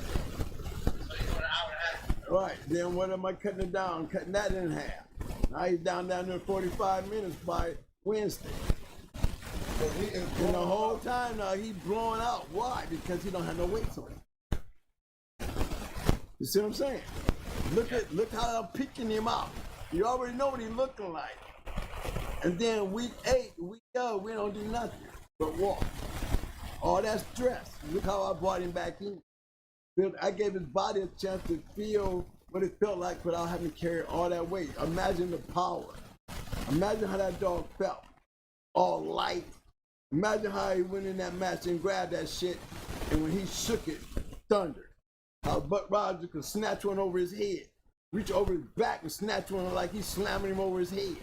Brat walk in there and just kill shit. Mama like to hang out. It's really hard to beat dogs like that.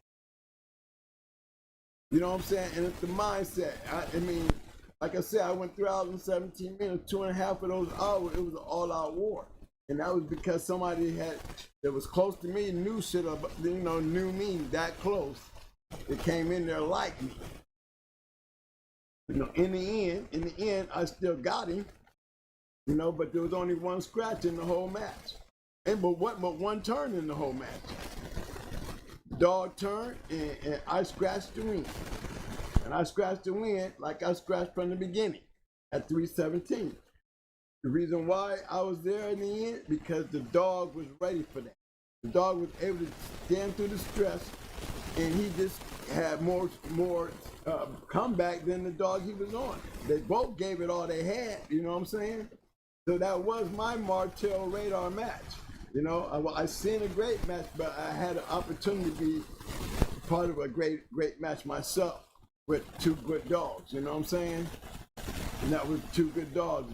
Both of those dog shows was definitely better than the Jeep and Homers. Because they did a lot of laying around, down there went to sleep. These dogs wasn't in that kind of situation, you know what I'm saying? We didn't have much of that at all. You say that's coming from the Bolio line, more of the Bolio stuff? Staying on their feet? Well, I'm gonna tell you on the going hard when it came down to that Mayday Stone City cross, I would have to say mine was just a little different. Mine I had that little ticket Grand Champion Ace. That back end thing was the major factor in going hard dogs. Something that Mayday dogs weren't. They may go back there, but a going hard dog is a back end dog. And that basically came from Grand Champion Ace. You know what I'm saying? And that's where that back end thing came from. Now you mixing that with some Yellow Buck and some Stone City with some Mayday, yeah, the combination worked. Like I said, the combination worked. But it was mainly on those dogs. You had to you know what you had, and you had to condition that dog for go. You knew that about your dog, you're not gonna go along with him, but you got to make sure that the concept. I always said this, and for those who was using them, they figured it out.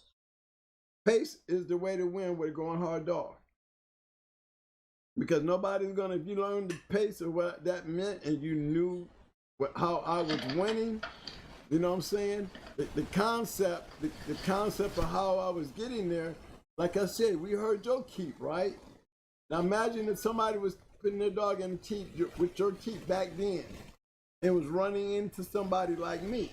They would probably have a good dog in shape, but one thing, they would be at their disadvantage. They're not used to being, they're used to hitting a wall and being able to slow down. You see what I'm saying? Wherever that wall was, no further, no. I mean, you have had it extended, but we speed it up because we're going at a pace that you couldn't have taken your dog, and we knew that about a lot of the people we would go into, especially the newer guys. Remember, these were veterans that taught us that trick. You know what I'm saying? Like 9 Milli and Hardcore and Nasty, these dudes was not easy dudes. They wasn't losing, okay? And their thinking and their concept, I learned.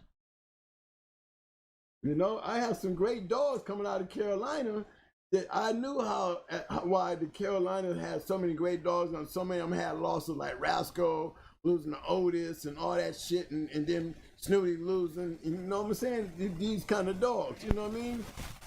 Yeah. Because they was bringing in back then, like you had Jocko Champion Apple going into Molly B. You got two killers. You see what I'm saying? Yeah. And then you got Molly B's daughter, beating Champion Apple's daughter the same night. So you got two killer lines going into each other, and Molly B proved her point. You know what I'm saying? She had the killer line, at least that night. You know what I mean? Because she beat Apple, and then her daughter beat Apple's daughter. So that's that Carolina shit. Now you take them kind of dogs and bring them up north, and you put that power to work with some roids. Hard to beat them. I mean, Joy was a dog like that. Champion Joy was a dog like that. Boss Man, Grand Champion Boss Man was like that. The Street Sweeper, Queen of Heart. I mean, Zebo, Art, Angus. I mean, this is all up north dogs. Up north bring in killers. That's why most up north guys are on roids, because they don't take no chances of everybody, not stressing their dogs out because they don't want their dogs to run hot while they killing you. You understand what I'm saying? So it's a go, go, go, go, go, go, and they keep. You know what I mean? I mean, look, Champion Hilfiger was down there 6-7-time winner. And like I said, I always keep referring to Fat Bill because he's always the only guy that I know that, like, even through the Disneyland collection, one of them kind of guys would jump in them waters like Kenny Allen or Oddie Stevens and them, you know what I'm saying? See, they jumped in them waters with them New Jack boys, you know what I mean? When I say New Jack back in our day, our late 80s, you know what I'm saying? In the early 90s when the game really got turned up, we call those New Jacks. That's when the crack game was going. Everybody had money. The dogs was coming up. You know what I'm saying? They spending this big money getting great dogs. And so you getting these great dogs turning into these great matches. The whole trick to the whole thing was get a killer, put them on roids, work the shit out of them, and seek and destroy. Like that. Just like that. And I can name them off. You know what I mean? Couple Dog of the Years is up in them numbers. You know what I'm saying? And that's exactly what it was like. I mean, you still have, look at BB Red and Banjo. Look at these kind of dogs that I'm talking about. Look what they were doing. Look at Ajax. Look what they were doing. Look at Gus before he ran into Ajax. Look what they were doing. You know what I'm saying? But the up north dogs always had it where, when it came down to us coming down to the south, there was good matches, but we was always getting them because of that one simple fact. We taking game dogs out of the north, out of the south, and bringing them up there, turning them into killers in the north. Because gameness is not everything in the north. You have to have ability. So when you ain't got a lot of room for a bunch of damn dogs like the south have with all that land, only the killer's gonna survive. It's like on my yard. You know what I'm saying? I had a lot of game dogs that didn't make the team. But guess what? The team consisted of killers. You see what I'm saying? Those were So you say, so back in the days, those up north was lacking something, you say? They never make it. They couldn't make it. How they gonna make it when you got those killers out there knocking them out? I mean, once you go down on our yard, you don't get matched. So only thing can happen for you that day is you're gonna get game tested. Once you go down, I wouldn't care how good or how game you were, we won't put nothing on you. You know what I'm saying? And since we got you down, we're gonna make sure you work going back to the chain. You see what I'm saying? So even May 2, good as May 2 was, you know, and everybody would, you know, the guys would tell you, well, you know, May 2 should have been a match dog, but May 2 went down on my yard being tested. So why would I bet on him and he went down? You see what I'm saying? But he produced great dogs. He got tested too.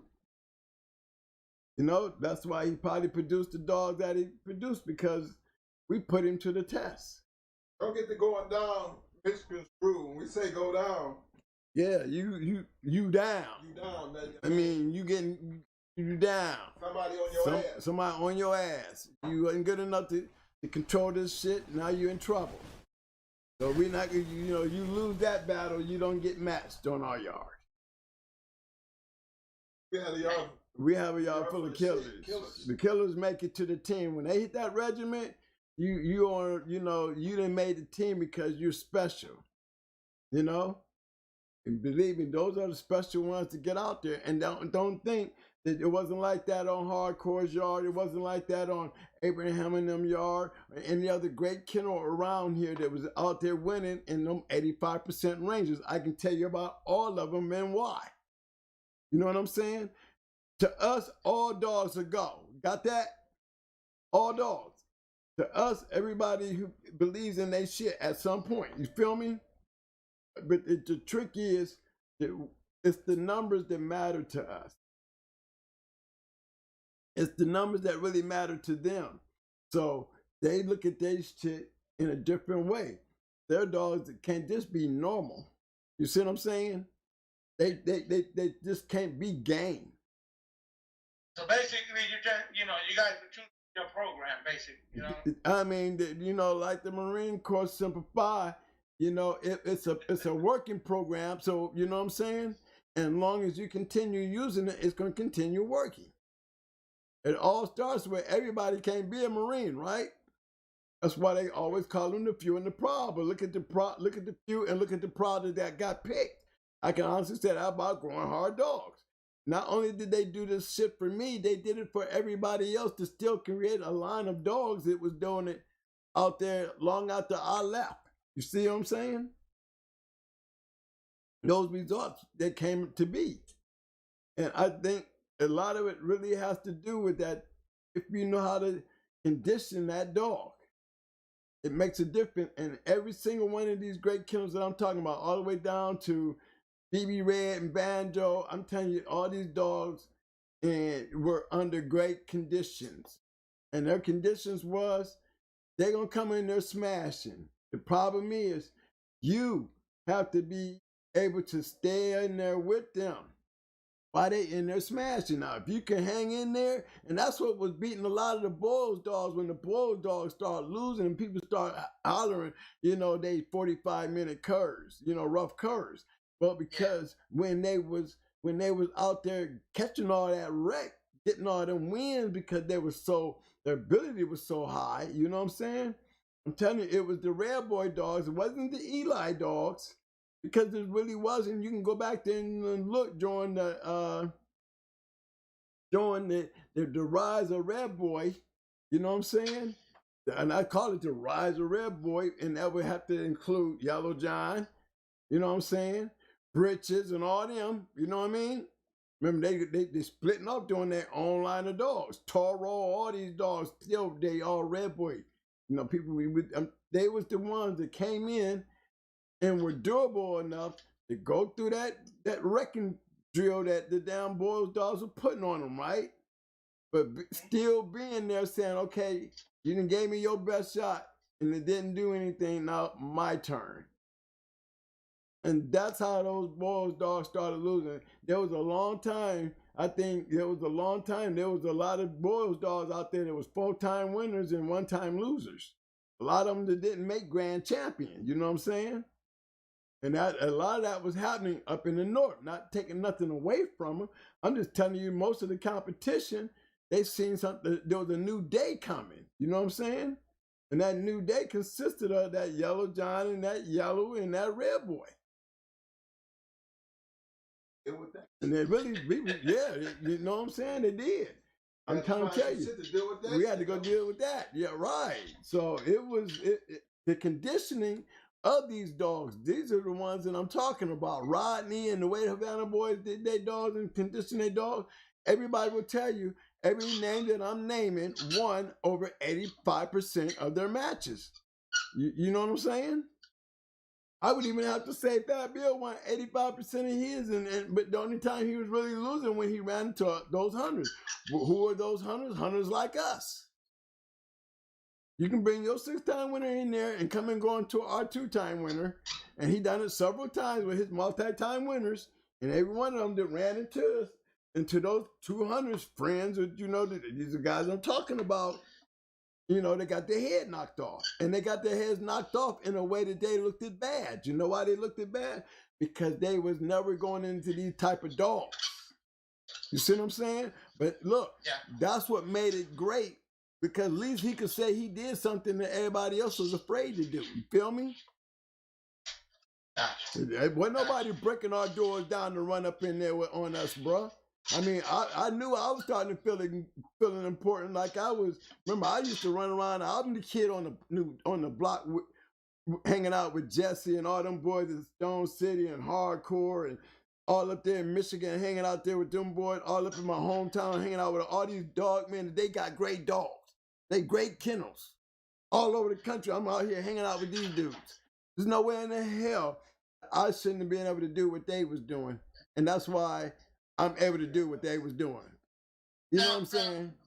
Mo, yeah. I know this is far from the top a little bit of the topic, but before you guys started that cross with the Mayday dog and the Stone City, what was you using first when you guys found that cross? I mean, we still had Red Ace in the Grand Champion Ace. That's where we was headed. We was headed there, but in the process of breeding Amber, remember I ran across Mayday. See, it was set in stone once I saw him.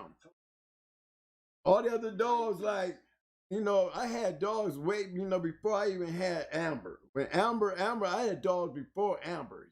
Amber changed the game when we got Amber. But prior to Amber, there was Mikey, Judo, you know what I'm saying? Dusty, Crybaby. I had Rascal dogs. I had Rascal, Snooty, Molly B. Got then Wood Shirley.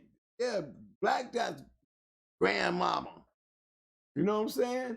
I had dogs right off of her. So you guys all out there that y'all like mad professors, I'm just trying to find. Yeah, no, they was giving us the dogs, man. Look, these dogs came from Atlas Brewer and James Edwards.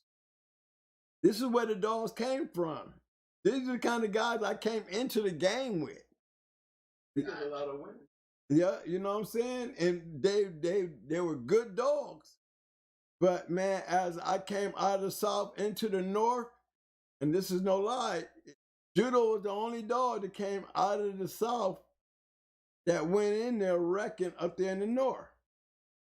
You know what I'm saying? And then the breeding to Dusty to Rascal Jr.'s son, that brought some more Rascal Eli stuff to the yard.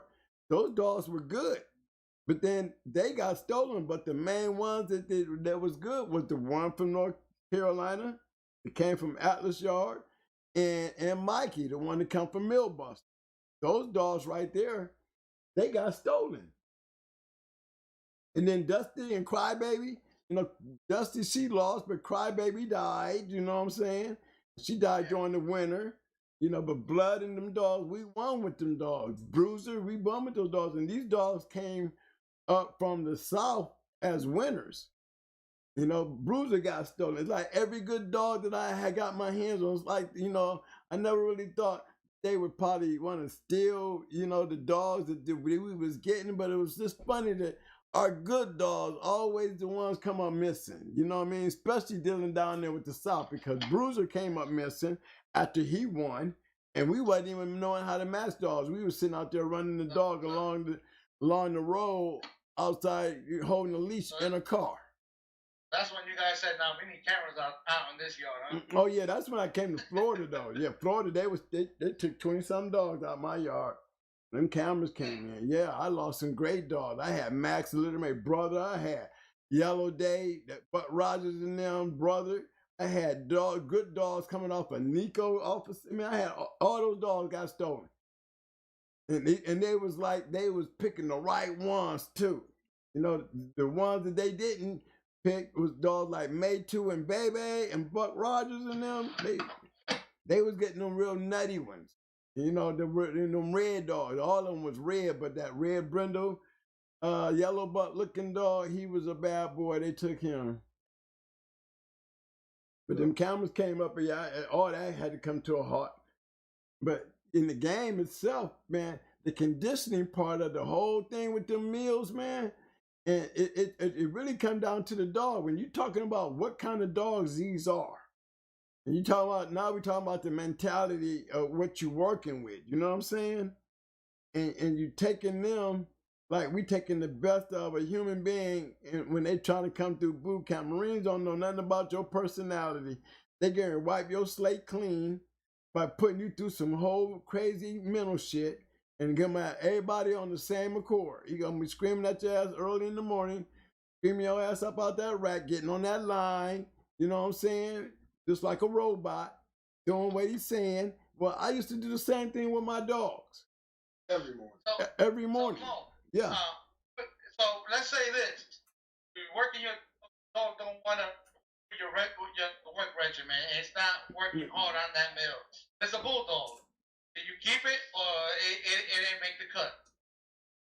It wouldn't work. There's no such thing, because when he makes the team, I'm dealing with a mind frame that they've already been raised on the yard. You know, there's none of that. I'm dealing with dog training. I'm a dog trainer. You will find yourself on an electric mill hitting paces that you will come in the next day trying to keep up, because you don't want to go through that again. You understand what I'm saying, my friend? You know what I'm saying? I'm a Marine. I don't, You don't have no choice, so you might as well get on in here and get it in, because it's not going to change. If anything, I'm going to make you pay, because I'm going to put you in that situation and make you fight for your life. This is what the game is. I guarantee tomorrow when we come in here, you won't do it. You understand what I'm saying? Okay? That's the game I play. And I am ruthless. I'm ruthless with it when it comes to my animals, because I'm trying to save their life. What I'm doing to them will save their life. Will make them winners. Well, I don't have to lose them. You understand what I'm saying? So the mentality, you know, I'm dealing with a mentality that has to go under my rule. That's why the electric mill was the main tool. The slap was just the indicator to show you where you was at. You know what I mean? Remember, I can get on the electric mill and run 10 miles in an hour and a half. In an hour and a half, when I'm peaked out, I can do it in an hour and a half. Straight go. I'm sending them in. So when I get to showtime, I'm sending them in. Damn, Tran been going in there, man. I'm gonna tell you what, boy, you better be ready. Boy, he goes in there, he put his shit right to work. Guarantee if somebody came through, Tran, slow down, man. We got all night. Yeah, okay, that's what y'all do. That's what y'all do. You understand what I'm saying? No, you gonna see me acting a fool. Because we already, by the time the day hit their wall, we just cranking in. Because they're trying to keep up. They can't keep up if that's not what you've been working on. You understand? Oh, y'all did it this way and I'm doing it this way. You see what I'm saying? Somebody got a problem.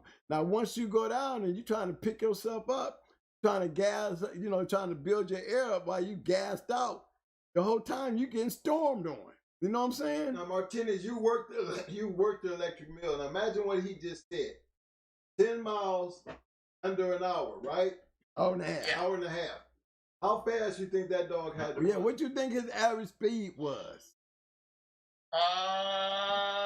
Don't forget. Under an hour? An hour and a half. An hour and a half. It gotta be going over 7 miles an hour, about close to 10 miles an hour. You can come on back down a little bit. You're running about it's about 7.58. That's right. Majority of the time, that's what you're stretching out at. Yes. That's your peak speed right there. And For how long? Until you hit that wall to come down. Remember, we're controlling that. They all have their mark. You know their time. Remember, we're reaching for something and we're already at peak condition. I have notes. I know where we're going to go when we do this. Our objective is to get 10 miles in, you know what I'm saying, in that hour and a half. And each dog is different, you know what I'm saying? But I have my notes that tells me when this dog hears his wall. Do you understand? Where am I looking at where I need to bring it back? Oh, okay, this one here, we can go a whole hour at full blast. Remember now, man, what he just said to you at peak week, he is not doing that on an electric mill. He is doing that on a slat mill. So is we going in on a slat mill door.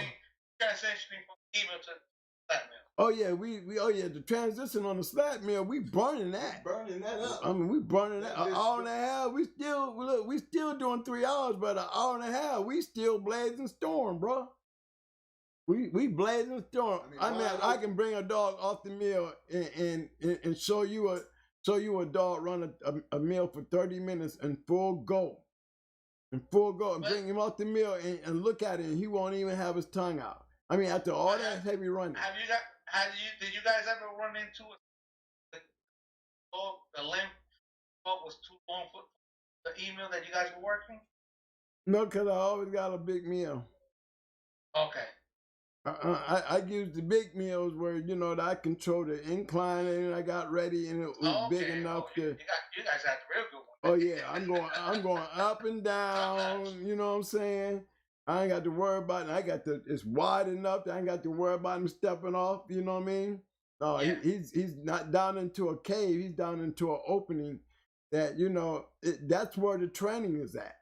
You know, once I got that training, then I'm just checking on his own motor skills, but he's still carrying the weights the whole time. You know, the magic thing to the whole thing is the collar never comes off. Even when he's resting, he's carrying that collar. Okay? Even when you put him up, when he was put up? Yeah, he wears the collar through the whole thing. Oh wow. Yeah, the only thing that he don't wear when he resting is the harness, but the collar never comes off. Even on Sunday, collar stays on. You know. Oh, you guys would take it off at meal times though. No, it never comes off. Wow. When we go to shaking shit, that's why when we go to shaking shit. When we go to shaking shit, okay? When we go to shaking shit, you see what I'm talking about. But I am not the only one. Why do you think these kennels that I'm talking about were so good? You know, it wasn't that they had these spectacular dogs. They just had the dogs that they were using that they could do spectacular things based on what they was doing with them. You know what I mean? Remember, I still had Stone City Mayday dogs, right? 2 different bloodlines, right? 2 different dog lines, right? But they were both winning dogs, weren't they? Both kennels. Smashing shit, okay? They were smashing shit. But look how they were smashing shit. So they're doing the same thing I'm noticing guys up north were doing. Why? Because these are 2 big kennels. Hardcore. Look at 9 Millie. I'm telling you, I'm sitting there watching 9 Millie, all these dogs. I seen when Beeline lost, I was standing there. You know what I'm saying? So, and look at the guys that I'm talking about. These dogs will go in there. Goats in there with wackos. They whooping everybody. Why they whooping everybody? Because they're using these killers. And they roiding these killers up. And they beating y'all up with pace. Everybody's on this pace shit. Because everybody's still taking their dog off for a couple minutes and giving them water and all this shit. And these dudes is like mad scientists. They watching their shit fall out and everything. You know what I'm saying, dude? They know when they cut their shit loose, they got staying power. They know that they're gonna make you run hot. They're gonna make you run hot, and then they're gonna finish you off. That's how they win. I'm trying to tell y'all the story. The pace is the trick to the wins, to all of them. Even if you got a good one, he game as hell, and he wants to stay in there with you. Guess what? You can beat his ass if you in the right kind of, if you in a going hard keep, or a Stone City keep, a goddamn hardcore keep, Abraham keep, a motherfucking goddamn roadblock keep, a DSK keep, a mad keep, and you in any one of them kind of keeps with any one of them kind of dogs, and your dog is even with them. The only reason your dog can't win is because their dogs is gonna be that one step based on their conditioning and the fact they bring in killers, and they know that they're gonna put you in a stress test. They know it. They know the kind of banjo in them was putting dogs into the stress test. It wasn't like they was sorry dogs. They was getting put to the test early because the dogs was running hot at the pace that they was trying to stick with these dogs. You understand what I'm saying? That's how they be losing. That's how we beat you. You come in there with them killers, and if you got your dog and he's a killer too, then guess what? Somebody gonna run short. So these two killers can get in there and get the scrapping, but guess what? Your killer better stick up with mine. Because already, guess what? I'm already ahead. You know why I'm ahead? Because I'm making you do something I know you wasn't in condition doing. You know what I'm saying? Because I see you working too hard to stay with me. You feel me? That's when I start really turning it on. No, I don't cut it off and be like, oh, I got a good one here. No, I turn up the gas. So basically, you already kind of knew what other people were using in their keep, but your keep was different from what everybody else was doing at that time. This is the philosophy from all these kennels out you hear me naming, right? I'm literally with these guys. This is not only my philosophy, it was their philosophy before it was mine. You see what I'm saying? These are guys that I've seen, like the guys that had Zebo in them, and Art, right? And them Kingfish dogs, right? They was whooping people with pace. Straight up telling you.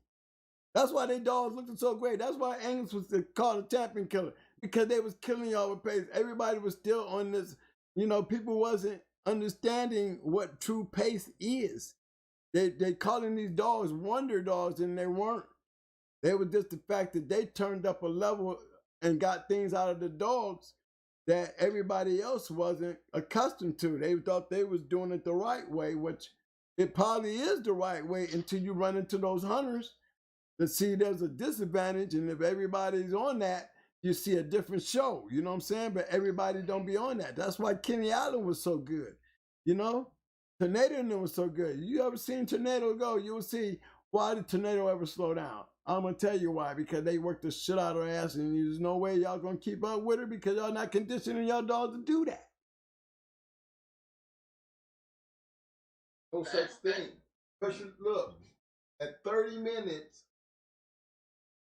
with this non-stop, just push. And then you got a good dog who's trying to stay right there with it. Guess what? He is hitting the wall, and he's slowing down fast. 40 minutes, I'm up. Good dog. He's still trying to be in there, but he's never going to recover. You know why? Because the lighter he get, I'm getting my brakes just sitting here killing on him and pounding on him. You know what I'm saying? I ain't going to never let him get up.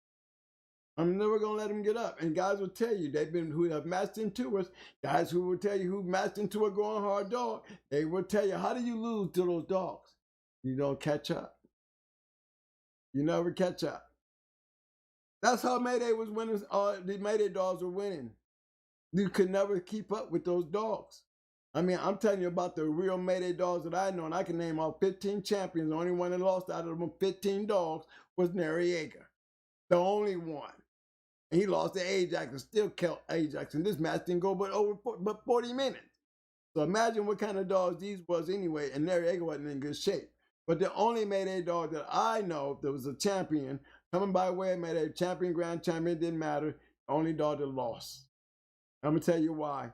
because nobody could keep up with them. They had a frame of mind that was like a machine, like a machine. I mean, everybody, not every day that you run into them type of dogs.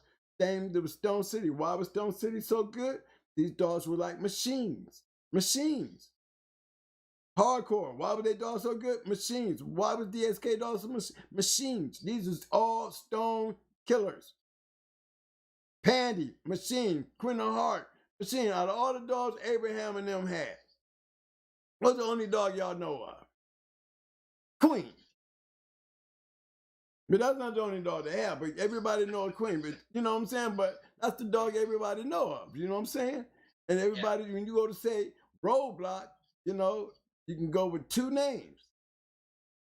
You know what I'm saying?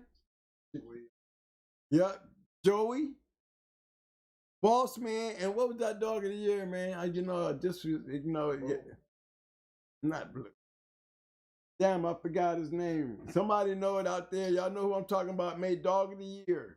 Danny Man, and Joey, and Boss Man, Grand Champion Boss Man, Vanna Chico and Roadblock, Grand Champion Boss Man. Those three dogs right there. Now they had champions. You gotta remember Champion Tater. She was a 4-time winning bitch. She was a bad bitch. You know what I mean? These are all Roadblock dogs. But look, I'm telling you what it was. Those major dogs right there, you couldn't whoop them. Remember Joey went all the way down to Texas? How did Texas lose to Joey? If anybody ever saw the match, what was it? Texas never had a chance. Why? Texas never was able to keep up. He got himself in trouble trying to keep up with Joey early and got himself in trouble. He could never recover from it. He had to go at a pace just to stay with Joey. You know? Same thing with Pepper. Pepper killing shit, running into Queen. Shit, Queen was on a whole different level. Pepper was never prepared for that one. Pepper ran hot quicker than a motherfucker trying to fight with that bitch. You hear me? And I seen her smash him. But when Queen got on her, you should have seen how fast Pepper ran hot. Queen was a blade. It was on her ass, and Pepper had to really. You got strength plus speed and that smash. And let me tell you something, man. You're gonna run hot. You're gonna run hot. You're gonna run hot. You're gonna run hot, especially if you ain't on the stress keep and you come in there thinking you muscled up, looking good. You get ready, and mine looking like all loose. You don't see no bulky. Our dogs look swollen, but I brings it down. I just bring them in there, real cut close, because I'm not looking for bulkiness. I mean, how you gonna get bulkiness and you on roids unless you doing bulky shit? My dogs are doing too much stressing out for that shit. You know what I'm saying? To be bulky. You know what I'm saying? I don't need no bulky shit. I need some stretched out muscles. You see rips. You don't see bulk. You see rips, because the pace is what's going to be set. And we're going to force you to get into a pace to even stay even. And that's going to fall. That's going to hurt you because you're going to fall behind. You know what I mean? Yeah. And for different lines, that's what made Stone City and all those other dogs coming off of that buck stuff, that 357 shit, all these dogs that they got backgrounds in that, and they all got that relationship to a certain line of dogs. And these are all great names you hear me speaking on, right? Common character. Guess what? They all were machines. And you could not keep up with them. You know what I'm saying? Even when you could keep up with them, they had a little more than you. They always had enough to beat you. Because you couldn't stay in there long as you know, I don't care how long it took. Buck was going to beat Sandman because Sandman couldn't keep up. They run hot and they get tired. This is where all these champions is coming from. And from those type of kennels, I'm telling y'all kennels that you hear the names that I'm talking about. These are legendary kennels. You know what I'm saying? And these is why these guys was winning. Why did Fat Bill lose to May May? Why did Fat Bill lose to Bullet? Why did Fat Bill lose to Coachy? You see what I'm saying? I'm going to tell you why. Because every one of them dogs took Fat Bill and made him get smashed because those dogs was winning, but they never been on dogs like them motherfuckers. You know what I'm saying? I'm telling you, these dogs was fast lane dogs, and he couldn't. Them dogs were 6 and 7 time winners. You hear what I'm saying, man? These dogs were 6 and 7 time winners, champions, grand champions. Fat Bill had, and he ran into May. He ran into Bullet, and both of them dogs was good dogs. But his dogs got smashed because they ran hot trying to keep up. You see what I'm saying? Gotcha. These matches didn't go no hour and something like, These matches they was over quick. Coach Chiefs, same thing. When he beat So Evil, that's what happened to So Evil. Coach Chief on that ass. Can't keep up. He say quick. I mean, these was quick matches. 40 minutes is over. 40 minutes. Yep. And that was the longest. Yep. Like 47, I think, was the longest. But all the rest of them, yeah, they was quick. May took care of Chi quick. I mean, she was never even in it. You know what I'm saying? And this is 7-time winner. You know, because the competition was different. Like I said, people can talk and hate on Mayday all they want. But I said, I've seen 15 champions out there, and there was really 16, and the only one ever lost. The only one, and ain't nobody guard me to that guy. I can pull them up, and you'll see what I'm saying. These are the dogs that was here in the United States coming by way of Mayday that were winners. None of them lost but Noriega. Only one lost. One. Now, that's a lot to say. You know what I mean? And can tell you how every last one of them was conditioned. Yep, every one of them was conditioned like for killers. Remember how Victor beat Cody? Even when everything was against Cody? I mean, Victor to lose with Mayday? Because they be under that stress. They still, all of them missing link. All these guys conditioned with the roids, not for bulk power, but for recovery and stress levels. Stress levels is a major part of the game. How far ahead can you pull your dog? How deep in the water can you pull your dog? How deep can you make him swim? How hard can you make him hold his breath? You know? And how bad can you get him to recover? Those are major pieces in your keeps. And you can get them off of any meal. You can get them off of any work. I just think when you have control over it, you know, that's the plan. What's that noise? You must be... Is that you, Martina? Yeah, your phone is acting up. Okay, give me a second. Okay. Yeah, that's the key. And like you said, the vote, it says both meals, that's a good one. I just say both meals is if you use them, you know, I always say, this is for you guys who, I put a little thing out there. You always hear me keep on talking about pace, but I gave you a little insight on some shit to give you some understanding on the common sense. You look at it on my side of the fence. I ain't trying to change your shit. Understand my common sense and what my frame of mind is thinking. And not only me, because remember, guys, you don't hear me taking credit for shit. You hear me saying I'm copying. You hear me telling y'all I'm copying. Y'all hear me telling y'all I ain't no brand new shit Twin doing. No, Twin up there telling y'all what they was doing. That's why I can tell y'all who was on roids. You know, remember I seen Doogie when he went up there and he lost the round. But look how long that match went. You know, you got two guys with the same concept, understanding that the game and how the game was played, and they ran into each other, and that's how you get them long ass matches. And that's why Doogie, the champion, beat all them dogs, but couldn't get past that hump with Flash. You know, not because he wasn't in condition, he just was not in the condition to outlast Ram, because Ram was the one putting the pressure in the end. Flash had that pressure on him, and Doogie couldn't hold up to it, even though it was a great match. You know, somebody's going down, like me in my match at 317. The only down turn in the whole match came at 315. 315, the only turn. Game of 315, it was over 317. Now that tells you, that's what I'm talking about. That's when you know, and we ain't nobody sitting around snoring. You know, I was trying to take the dogs home at 2:30. That's how much impact it was. But I've seen those kind of things for real. And you don't know. It never. I don't do all that time. Well, I guarantee you, you run into the right kennels, you will get that time in. Because when you got two great dogs going into each other, it's going to go an hour and a half, maybe an hour 40 something. And if your shit ain't up to par, you'd probably be the one to lose. Because it's always the one who had the right ideal. And the right ideal is lasting longer than another dog. Now, I got a question. I remember you guys saying about a story about a person that knew GR.CH and yeah, that's the 3 hours. Yeah, that's the 3 hour 17-minute dog.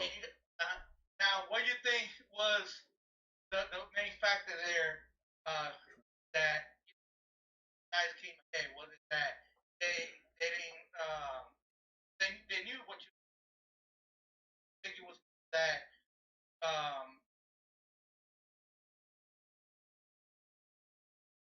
it was crunch time. It was crunch time, and the thing that got me ahead was that I pointed to that dog's nose. Mike said, "Man, point his nose." He got him right there, and all he has to do is just point at his nose. And when I pointed at his nose, he saw me pointing at the dog's nose. He grabbed the dog's nose, and that happened like at the 2:45, at the 2 hour 45-minute mark. And that changed it. That's what changed, because in that process, the dog got his foot stuck in my dog's mouth right along with his nose. You see what I'm saying? And we were stuck there.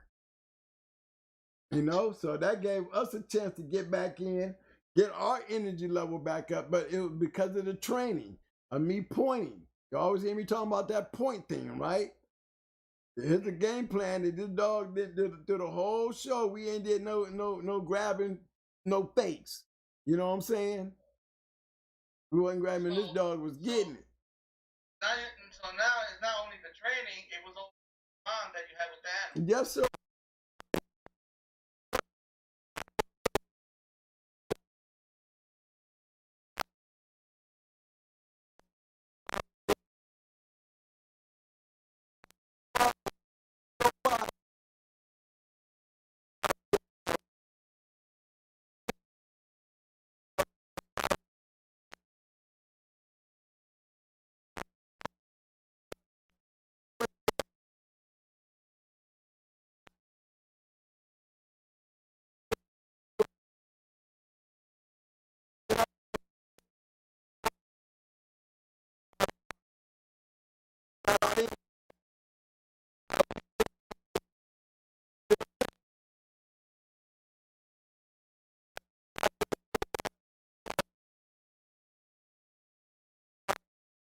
And here come our turn. We had him by then, you know what I'm saying? By the time he made that turn at 3:15, he was turning because he was done. We done shook the shit out of him and ripped up his face and his foot. You know, and that's what the changing factor. One move. Him looking at me and knowing when I asked him to get up, and him going in there doing that scratch to win, took that ran across that box like it was just opening scratch. After all that, we knew we was going to lose both dogs at the 2 hour and 30-minute mark once I tried to get them out of there. You know, I tried to save them both. Them dogs put some holes in each other. I'm talking about, they wasn't bleeding much either. They was in great condition. But man, them boys was chewed up. That's why we try to tell y'all about the training part. Yeah. You gotta be You gotta have something in your face. Up because this dog.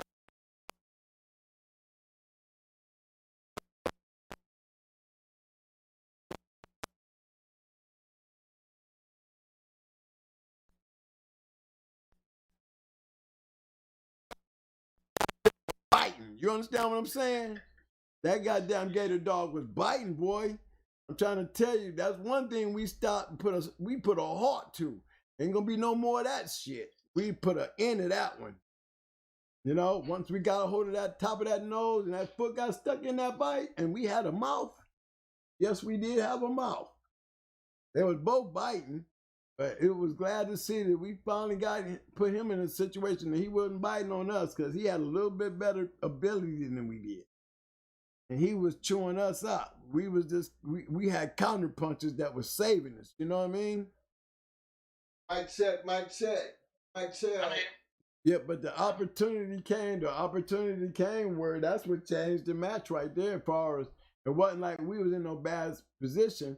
It was just both dogs did everything in their power to stay ahead. They would not let one get ahead of the other. So it created a war, the best war I've ever been. I got a chance to see. I knew what it felt like to see Radar and Martell. You know, that was one of those great ones, and it was like I had a chance to see and feel that. You know, and to come out on top too. You know, remember, I lost one in 2 hours with Dusty, and I should have won. You know, I learned a lesson even at a young age. You know, my new one, because Dusty should have won that. And the dog that we went into, she had went out there, Ricky Jones and them, and whooped one. You know what I'm saying? So I had an opportunity to beat a bad little bitch with my dog, and I knew we could have won it, but it was that, having to stay down there and just let her do her own thing. You know what I'm saying? Literally let her do her own thing and not pushing her. But I could have had her up on her feet finishing that bitch. You know, I didn't have to let her lay there with the dog laying there and ain't doing shit. You know what I mean? No. About giving her a break. Giving her a break. Give her a chance to rest. I learned a lesson about that shit. No, if that dog ain't doing shit, then my dog need to be on her feet trying to tear her goddamn ass up. You know what I'm saying? And while she's flopping, we should be finishing. That's when it should be over. You know what I'm saying? You got to be able to push that into the dog, something I didn't do. Remember, I wasn't using roids and they didn't have that mentality. I was still new to the game and still new to doing a lot of things. You know, I was learning. But look at the people who was bringing me under, fixing those things. You know what I mean? It changed my way of thinking, where now if I had that match to do over again, it wouldn't have went that long because we had her down.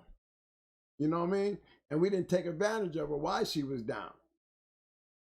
And it didn't change. It wasn't like she came back. It was just that our dog was already out of it. We losing her because she's already on a dog that ain't trying to go no more. You know what I'm saying? No, she should have been on her feet, putting that pain into her, and been ready to get snatched away from her so she could go back there and want to finish her ass instead of sitting up there damn near sleeping for damn near half an hour, you know what I mean? Watching her lay there and, you know what I'm saying? And this dog ain't doing shit. Took my dog out the match, When it comes time for her to go, she think it's over because she's standing there. And then when she do decide to see the dog, she knows she gonna go over there, but she got counted out. The other dog wasn't even thinking about scratching. He didn't even try to courtesy to scratch that bitch because she knew she wasn't coming, Was she a young dog back then? Or pretty... No, Dusty was a older dog then. She wasn't no young dog. Yeah, she was about 2.5, 3 years old. We don't do babies. Brad was the only baby we did because Brad was set to be. Brad was a grand champion ace remake. It wasn't about no Mayday and her. She was a grand champion ace with a Mayday crazy. You know what I'm saying? That's what makes the going hard dogs. We have the Mayday crazy. You know what I mean? But we have the grand champion ace diaper style. You know what I mean? That's what going hard dogs are. They get that stifle and they get in that Mayday tone and they going through your ass. It's not going to go long. At least the ones that came off our yard, they didn't go long. 40 minutes at the max. So what would you say would be another line that would match what Mayday line? I honestly believed in Stone City and hardcore. You do your homework, you'll see the Yellow Wolf and Yellow Man and all these dogs sending us off of the Stone City and hardcore dogs, right? I mean, they were still their dogs are consistent. I liked it. Super Kennels with the 357 stuff, crossed with the Stone City stuff. It looked consistent. Anyway, anything with the buck, you know what I'm saying, and the Eli stuff. I think it even got even better when you started crossing more of the Eli crosses with the red, not even red boy, but the tab stuff. You know what I mean? I mean, standouts. I mean, you know, you hear people go Jeep, Rascal, Red Boy. That's a combination. You know what I'm saying? But what about the combination like BB Red and Banjo line crossed with the Red Boy? You know, there's a whole new clique of dogs out there doing shit. You know what I mean? So going to the Boyle dogs, because I know you said you were talking about the Boyle dog up north. What was the Boyle dog bringing to the table back then up north? That roughness. Roughness. But then, you know, it's still, I mean, y'all, look, here's the trick here. Now, check this out. Follow this. Okay. You got Boomerang, right? Boomerang, first grand champion, sporting dog champion, right? Grand champion, all right? Okay, let's not forget now, his little mate sister's Art Missy, right? Okay. Art Missy and Boomerang, little mates. Now, if you notice, look at Art Missy's dogs. Okay, her offspring, Snooty. You know what I'm saying? You know, Red Lady. You know, you're going to see a lot of Snooty dogs and shit with losses. Okay, now let's start playing around with the Boomerang dogs. Boomerang is a major factor when we start talking about the Boyles. I've said the Boyles line. Now, the Boyles line to me is Boomerang, Hank, Eli, one more. It's 4 of them. You know, you got Ronnie Boyles got a special line because he used a combination. You know what I'm saying? But the Boyles line, the winning side, I'm talking about the great side, is a consistent of 4 dogs. Those are the Boyles. Now you have the Boyles brand, right? And that's Ronnie Boyles' dogs that he produced. But when you start talking about Ron Newman's and those Boyles dogs, like them, right? Like Kunta and them, right?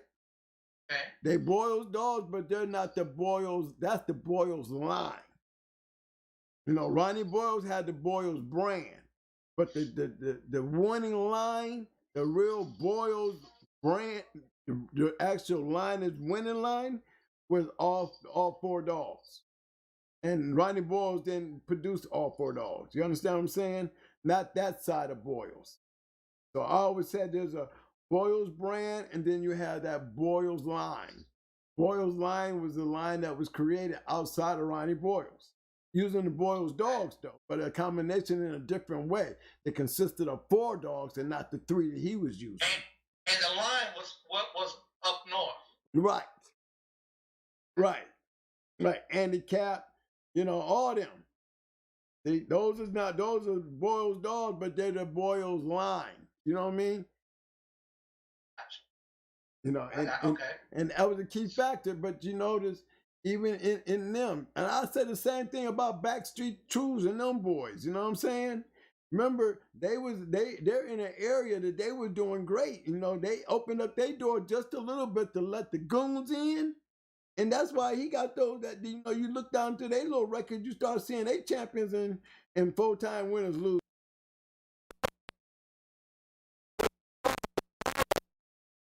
Them hunters sneaking around, you know what I mean?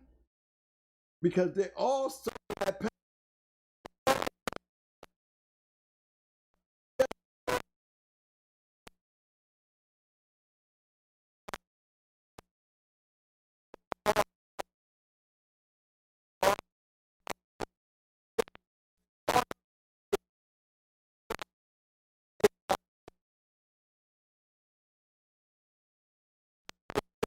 there, man, that wanted to play.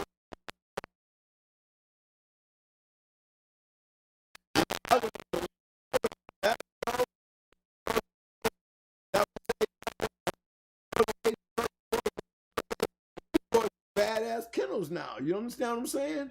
Yeah. But I had no problem going through their ass with the dogs we was having. Then none of them looked good on us. They all got blew through. Why? Look at the dog.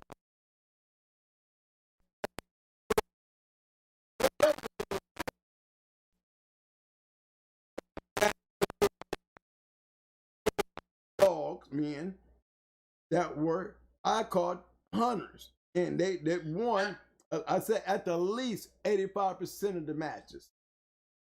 Now, when you say that, when you were running your now, you hear me? Yeah, I can say it again. Now, when you were up north, when your line of dogs ran up north, and you were competing against the Boyles dogs, and you were winning against the Boyles dogs, will you say it was more? Because you're saying that Boyles bring roughness to the table. Will you say then the stamina was what why you guys got those dogs? Well, I can say this. I used to go to Ron Newman Yard, Ron John, right? And that's another Bulls man. Say? Okay. Well, when you're that close to a person and he wants you to come just so you can referee his shows, and you hear it coming from the horse's mouth. Now that's not Ronnie Boyles. He did have that Newman's buck over there, right? Yeah. That's the bull line I'm talking about. Those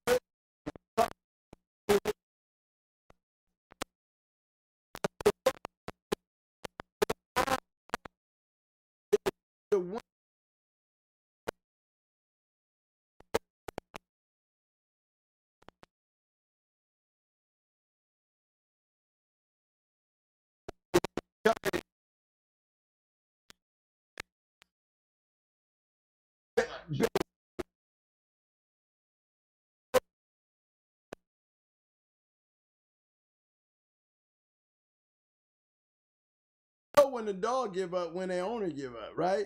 So I'm talking about dogs that, remember, I'm not talking about hypothetical shit. So let's keep everybody in tune here. This is not a hypothetical conversation. I'm telling you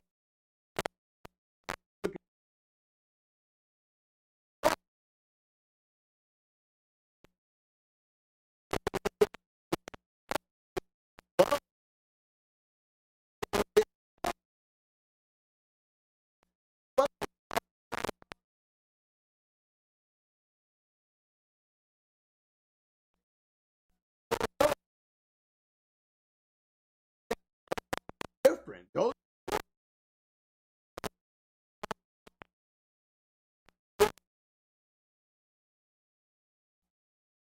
four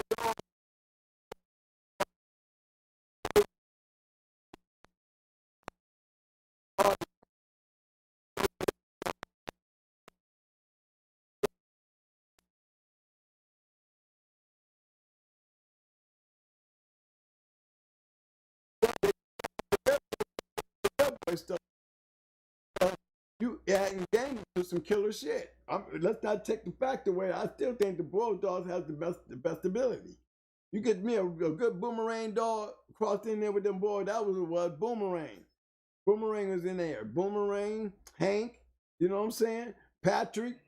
You know, it's one more. I know, but I know these dogs right there. There's four of them. With them four together, them line of dogs was very, very hard to beat. Very hard. You won't see that quitting shit, and winning matches and and then getting into the stiff stuff and losing. Those dogs they were totally different than the Ronnie Boyles dog, the Ronnie Boyle brand dogs. You know what I'm saying? They were better dogs. Not taking nothing away from those dogs, but the four-way Ronnie Boyles, the Boyles brand was not as good as the Boyles line. And the Boils line was created outside So of Ronnie Boyles. basically, you wanted the goods, but you had to get it from the source. Well, you wanted, I wouldn't even say Ronnie Boyles might have been the source, but he was a three-way source. That's the brand. You know what I mean? The line itself was a four-way cross, something Ronnie Boyles didn't have. Okay. See, those were the, Ron Newman had it. He had Buck. Remember, Buck was a registered merit. He's a four-way. He's still a Boyles dog, right?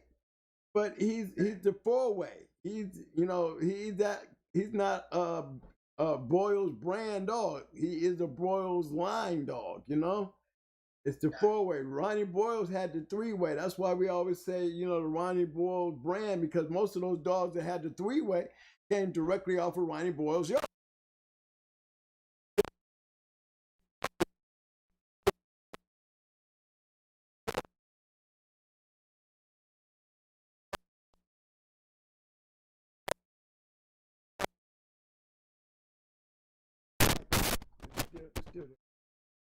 Not the same line of dogs that was coming off of Mr. Boyle's yard. It was better dogs, better match dogs. Still had that kill shit, but they had a little bit more intensity. You know what I mean? And I think that more intensity was due to the gameness that they had. That straight ahead shit. They Will you say more barnstormy type of dog? Yeah, but all of them were barnstorming. They just like my boy, my boy for Ohio Cash. He had a Champion Missy. Champion Missy was a 3-time winner, but I saw her quit. You know what I'm saying? Yeah. Put the right dog on her. I saw her quit, and she quit. A straight barnstormer, but that barnstorming after 45 minutes, and you hit that wall. And that dog's still there, you can count on it. That bulldog, you ain't lose. They make a dog look like they're the comeback kid. You know what I'm saying? Okay. You get my point though, right? Yeah. Yeah.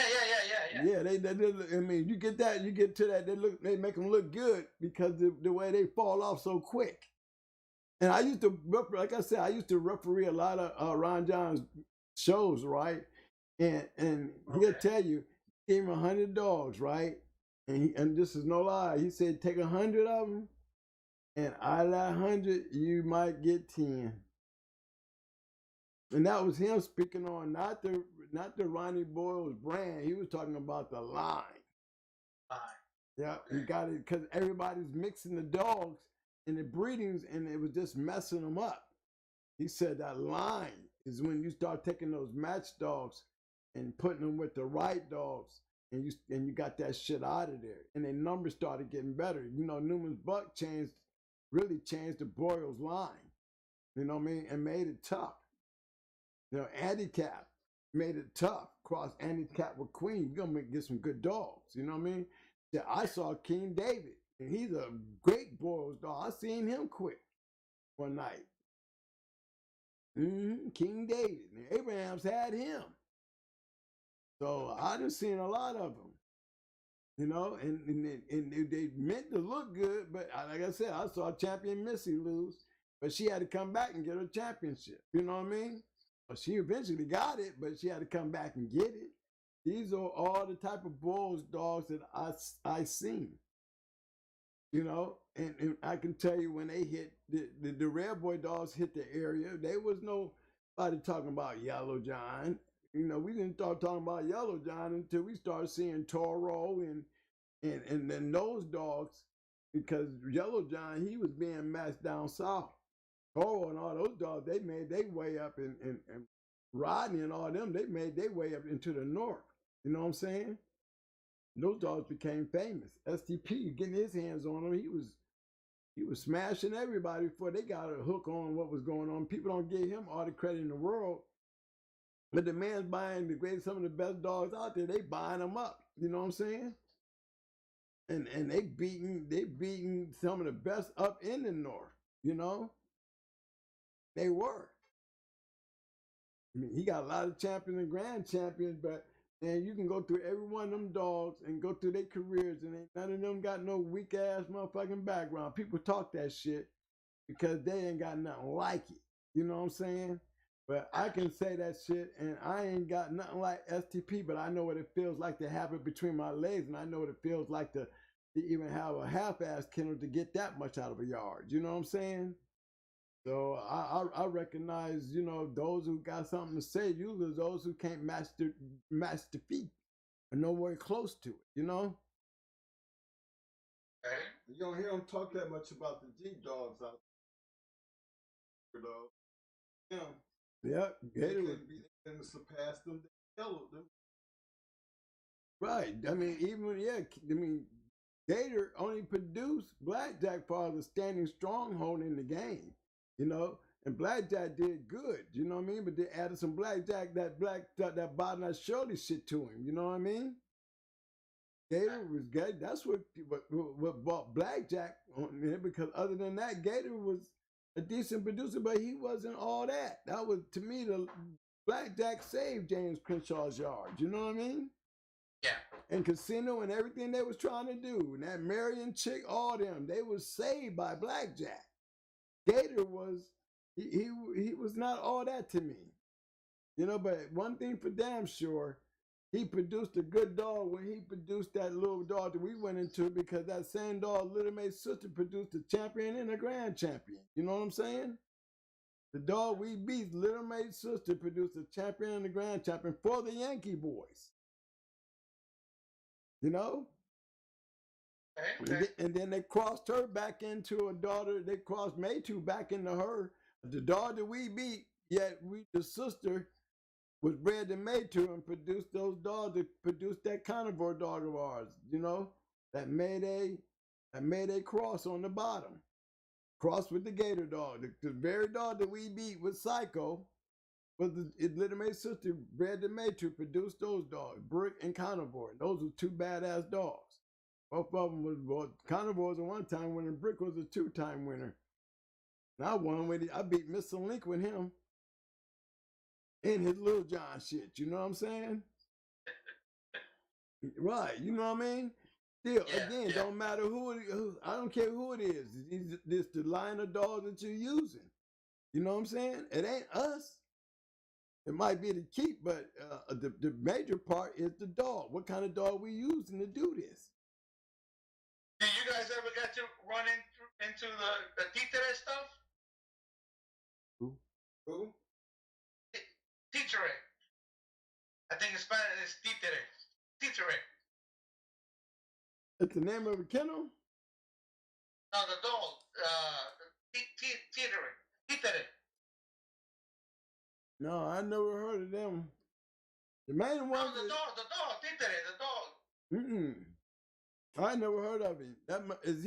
Was he in the 90s? I believe so. I think he was up in Puerto Rico. He was from Puerto Rico. If he was in Puerto Rico, yeah, I would probably heard of him. They probably know who he is, because that's what Stone City and all their dogs was. You know, Black Ice and them, they was in the islands. PR boys. I mean, there was a lot of good kennels over there in Puerto Rico. Disaster Kennels, I remember them. Dead End Kennels.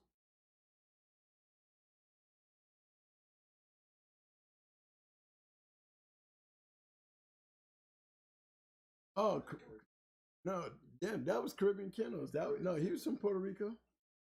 He was from Puerto Rico. Yeah, Caribbean Kennels. Yeah, he was from Puerto Rico. That was Grand Champion Tommy Boy. Yeah, they had some good dogs over there. I mean, Nico and them was winning. You know what I mean? Nico came over to New York and he lost to IBM, but they was beating good kennels. Work Kennels went over there with their champion Buster dog when he went in the yellow buck. And Buster whooped 3 champions before he ran in the yellow buck. You know? But these is, look at the kennels that I'm saying. Work Kennels. He's another fast lane kennel, right? You know, you got to give them their respect, because they was winning, like I said, 70, 85% of their matches. Work Kennels, yep, Gator Boys, 85% of their matches. Only time they lost is when you really ran into them 2 big kennels collided. Strictly Business, same way. You know, Chino got picked up because, you know, you clashing into another hunter. You know what I'm saying? And we go right back to that Bulls cross shit again, you know? it's gonna run short. Even though he was a great dog and a good dog and produced good, he got picked up. But that's what they do. Those killers will run into those killers. Dogs like Pandy and them, they was like Queen of Heart and them. You can't beat them kind of dogs. I'm going to give a special shout out to my man, Mr. Dickie Foster. Always a long time supporter. Come right in, keep the throw down with the 2-piece. Appreciate the love, Mr. Dickie Foster. But anybody got any questions, man? Hey, that was a good conversation, man. You doing a good interview with me. I'll give you all the answers. Cause I mean, I'm really being honest with you. The kennels that we ran with, man. We wasn't just. I seen a lot of them, man. I keep on saying, man. There's guys that I even named, man. Like Briorio and the Bishop boys, all of them boys up in Buffalo, Sean B's Champion Justice. Them dogs wasn't no joke. You know what I'm saying? Randy B's, that Slammer dog. These dogs all these are champions. I'll never talk about nothing that ain't relevant. You know what I mean? Yeah. All these dogs are fast lane dogs. I mean, they got their championship in areas that, these dogs, you didn't want to run into these dogs, okay? You really didn't, because they was beating fast lane kennels. Hey, Mo, I just looked him up.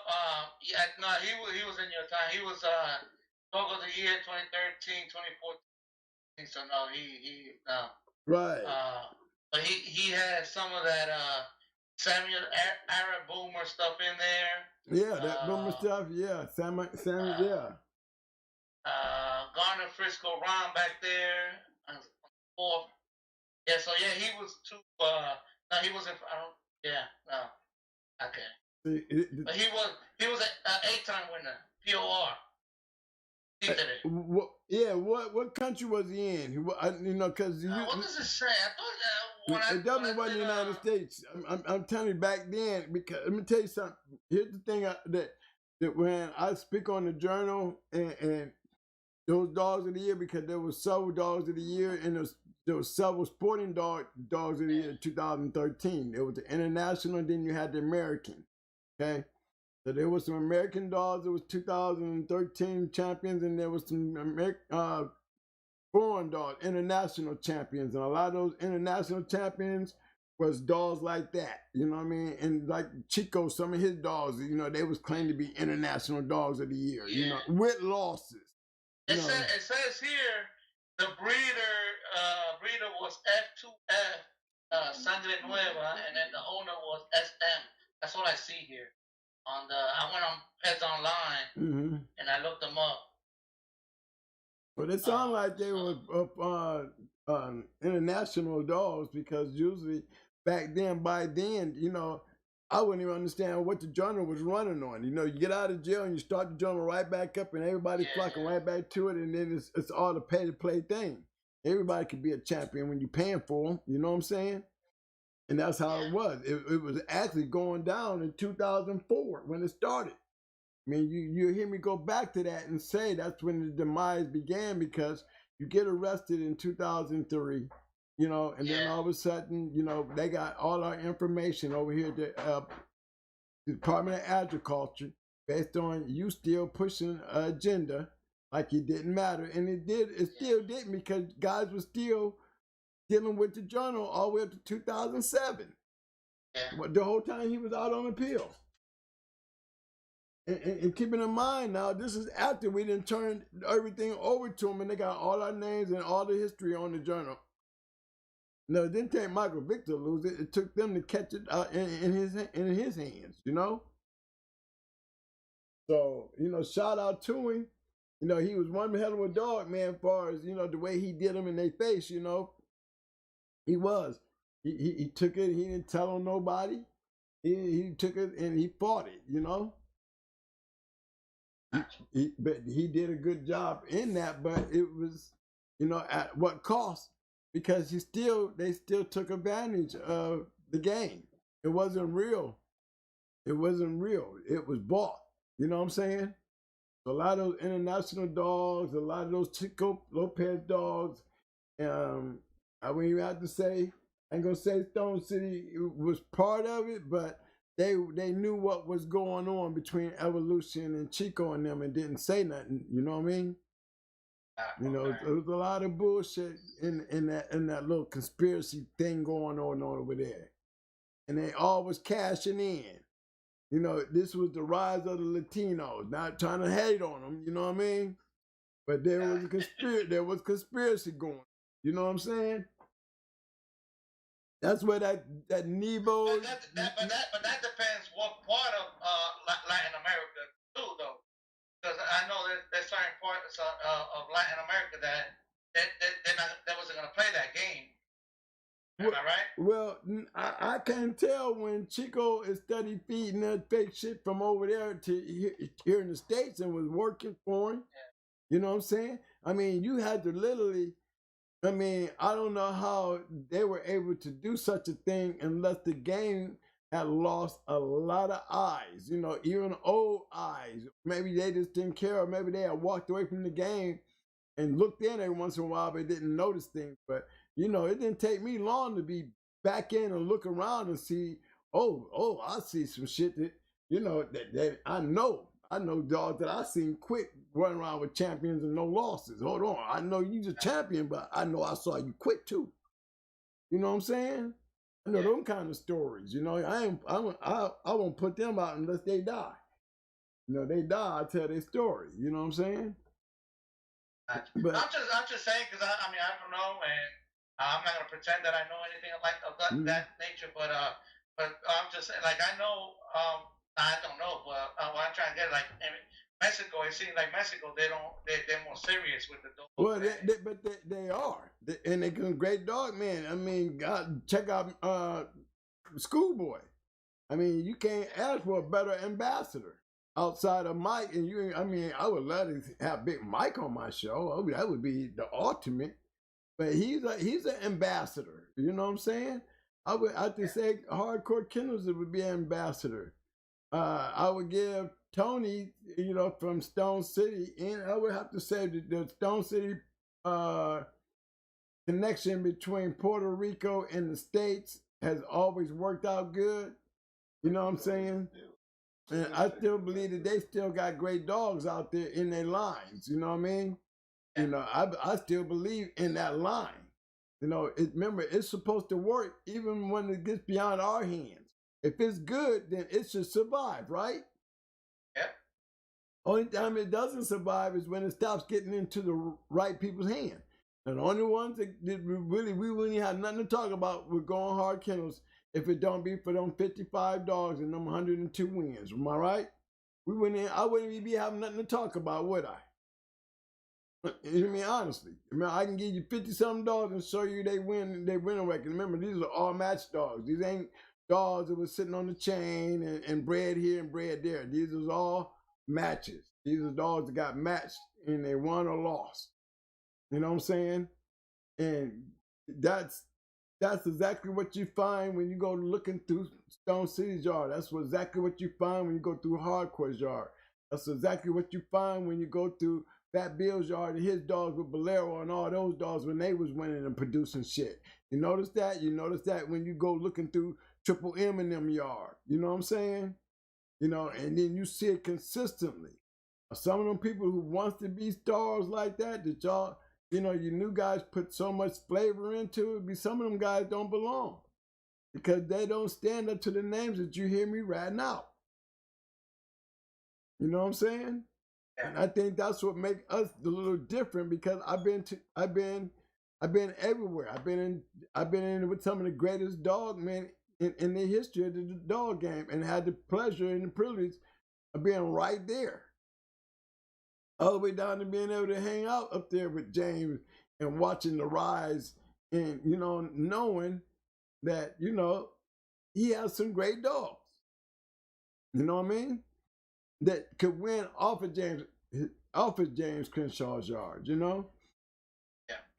And you know, all you do is just take and carry his name. You carry his name, and then you on to something. Like Casino and them, they were able to build yards. Marion was able to build yard off of James' yards. You know what I'm saying? And was able to, you know, to throw their names out there and make a little money by just using his brand. You know? But those was not the hunters. You know what I'm saying? You never heard James Crenshaw go into none of those kennels I be naming, have you? None of them.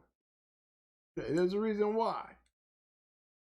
That's why I can only say Kenny Allen, you know, and there's a couple of them, honestly. There's a couple of them, but I'm talking about major ones that really stand out to me. You know what I mean? I got to even say Hidden Hollow Kennel. I think that was their name. They had a champion, Dusty Dog. They, you know, they opened up the door. You know, they wasn't afraid to tag into that New Jack line. You know what I'm saying? But Kenny Allen, Ozzie Stevens, and Fat Bill, those are the kind of guys that didn't get, you know, that came down into the dark side. You know what I'm saying? Where the game was really dangerous. You know what I mean? Yeah. Where you know, we was the new game back then. You know, there was a whole new standard to you know what I'm saying? There's a whole lot of dog men out there that became the past, and they had good dogs like Size 'em Up, Super Kennels. Remember, all these dogs was fall offs off of Stone City and Pat Patches and Undertaking them. Remember? You know what I'm saying? These are kennels using they shit coming up. Lockjaw and all those guys. You know what I'm saying? Oh, these guys were we was the new side of that shit. We took over those lines. And there was nothing to be, why you think so many of those dogs are great? These guys they wasn't trying to, you know, we run into each other because they were all gamblers. You know what I'm saying? I mean, I even had to say Gallner was one because Gallner made it through it and he lived. You know, with all the dumb shit that he was doing, didn't nobody kill him. You know what I'm saying? So I would have to give it to Gallner too because he's able to make Virgil a hell of a dog. You know what I mean? Regardless of what he was doing, Gallner was doing, Virgil was still a damn good dog. You know what I mean? So he's another one I got to throw in there that he didn't mind diving into the damn dark side and was being successful doing it. Look, he beat 2 champions. You see what I'm saying? So he came right in on the dark side and with both of them champions, you know what I mean? Good ones. Whether he looked like he cheated on both of them or not, they wasn't able to they was not able to prove it. Not right then and there to say it happened, you know what I mean? So there's always gonna be that question mark. What I noticed when I've done my research and then you do your research, what I noticed, the ones that had the most success with these dogs are the ones that really wasn't giving out their dogs. They kept all their stuff. No, they kept them in the yard. And it wasn't about selling anything. But see, but see, if you do a little bit more research, right? What you will find is that's not what made them legendary. What made them legendary is the dogs who were able to go into other people's hands. See what I'm saying? But who hands were they going to? They wasn't going to someone. They were going to the same mindset people. Right. Because you had to be in the mindset to make these winners. Remember, if you can win, the only way the hardcore had dogs out there winning outside of hardcore's yard. I mean, they had to go to people's hands that was matching their dogs. Remember, that goes for all the dogs. If you are not in, if you got a line, and like me, I got a line, and these dogs was working for me. But what happened after they left my hands? What happened to the line after it left me? Were they able to get in other people's hand and continue being a force in the line? Well, you can say that about hardcore, right? You can say that about Stone City. These dogs were able to leave those yards, the line themselves, and be able to create the same type of results that they did for those kennels. That's what made hardcore and Stone City, and even when it comes to my dogs, and I'm not even on their level, but enough on the level to get the results that they got to prove the point. But we used their dogs. Remember, I'm using Stone City, Hardcore, Mayday. I'm using all that shit, right? I'm using major names. Supernat with Ace. Look at the names that I'm using. I'm taking those top dogs and I'm using them in my own name. Now that this combination has created my dogs that can still go out and win like they was doing if you put them in guys what my mind says hands.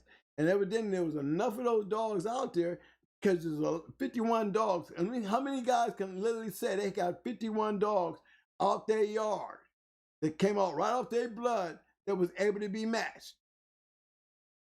That's a lot of dogs. You know what I'm saying? Especially if most of them not coming through my yard. You know, and then to be able to say, hey, we were able to find 102 matches and only 13 losses. So that's several champions, grand champion, a fucking couple one-time and two-time winners, right? The numbers still add up to over 85% winning out of that particular line, whether it was off of my hands or through somebody else's hand. That's a working line. That's the kind of line I'm talking about. You know what I'm saying? When they're able to do that, okay? That's what I call a working line. Can you say that BB Red and them were able to do it for a period of time? Yes. But they're coming few and far, especially if they weren't able to maintain the key that I thought was going to be the danger in the new line that was going to be the next Mayday cross would have been the Banjo Red Boy shit. I've seen that Banjo shit go into some Red Boy shit, and I swear to God, you're sitting up there looking like the next coming of some dogs that, you know, that was going to be able to produce like the yellow, you know, those top 5 great dogs. You know, Mayday falls in the line of following who his daddy was. His daddy was one of those top 5 dogs. You know, you look at Grand Champion Buck, well, damn, when you look at Grand Champion Buck, he's one of them top 5 dogs back in the day. Not only that, you got Awesome Baby. She's one of those top 5 dogs. You see what I'm saying? When you got that many top bred dogs up there, and it's a list that stayed there so long, there was no reason why that shit never stopped working. Everything that was working. Look at, like I was saying with Hardcore, look how many registered mares Hardcore Kennels had. You know what I'm saying?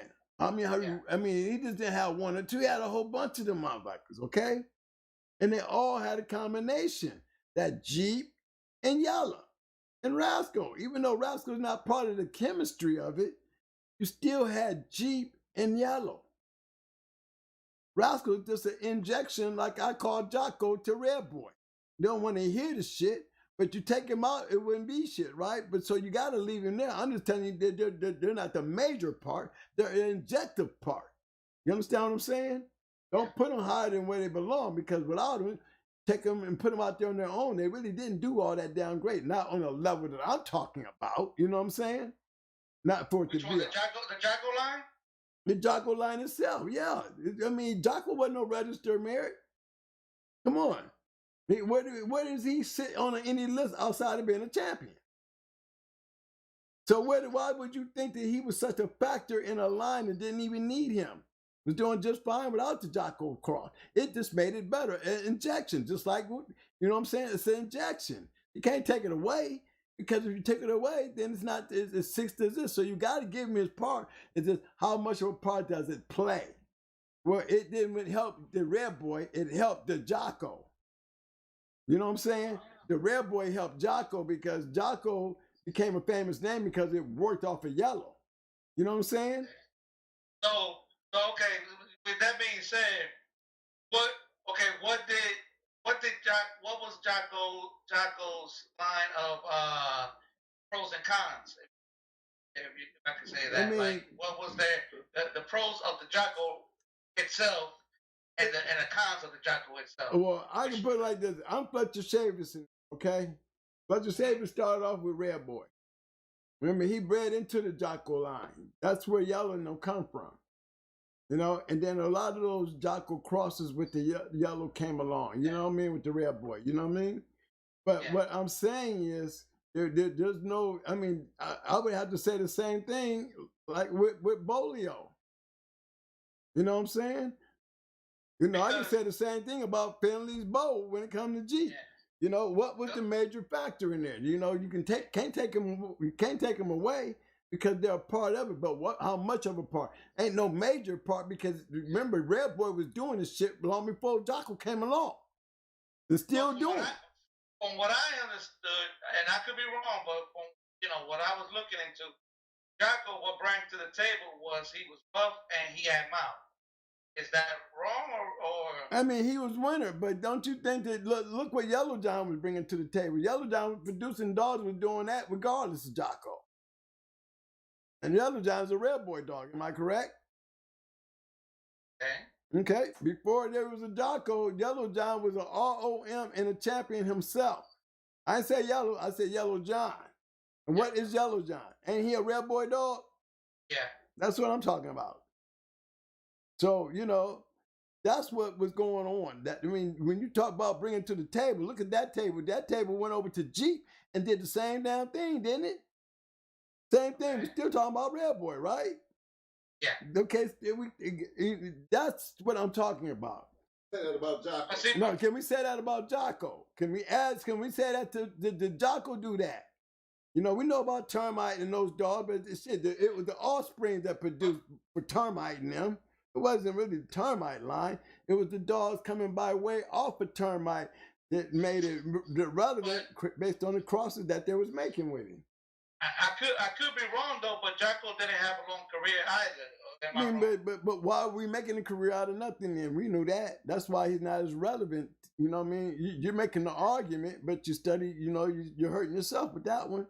It doesn't matter. It's what we're talking about, what he did, not what he could have done. Let's just talk about his factors, the true factors. You know, you can't never take him out of it, because how can you take something out of it that became great? You know, you can't do that, but accept the role where his place is. You know what I mean? That's what we're talking about. You know, his place in the role, and we're talking about. I'm a guy who's a yellow man. I'm not a Mayday man. You better look at Amber. You know, I like to talk about, because I mean, this is something that nobody really talks about. Right. Never even mentioned this. Right, but then they want to get upset. But because you're trying to put them, you think I'm putting him down when I'm not. But you can't, you know, I mean, you can't, if you talk, you can't get upset if you're talking. If it's right, it's reality, right? You can read, you can look into it, do your own research. The truth is there. We can't change it. If you look, and you will find the facts of the matter. You know what I mean? And that's what I'm trying to tell you. I ain't trying to tell you that he was a bad dog. I'm just saying as a matter of fact, and that's what I'm saying. When I say it's a matter of fact, because I know it's a fact. Now you go look and see for yourself. You know what I'm saying?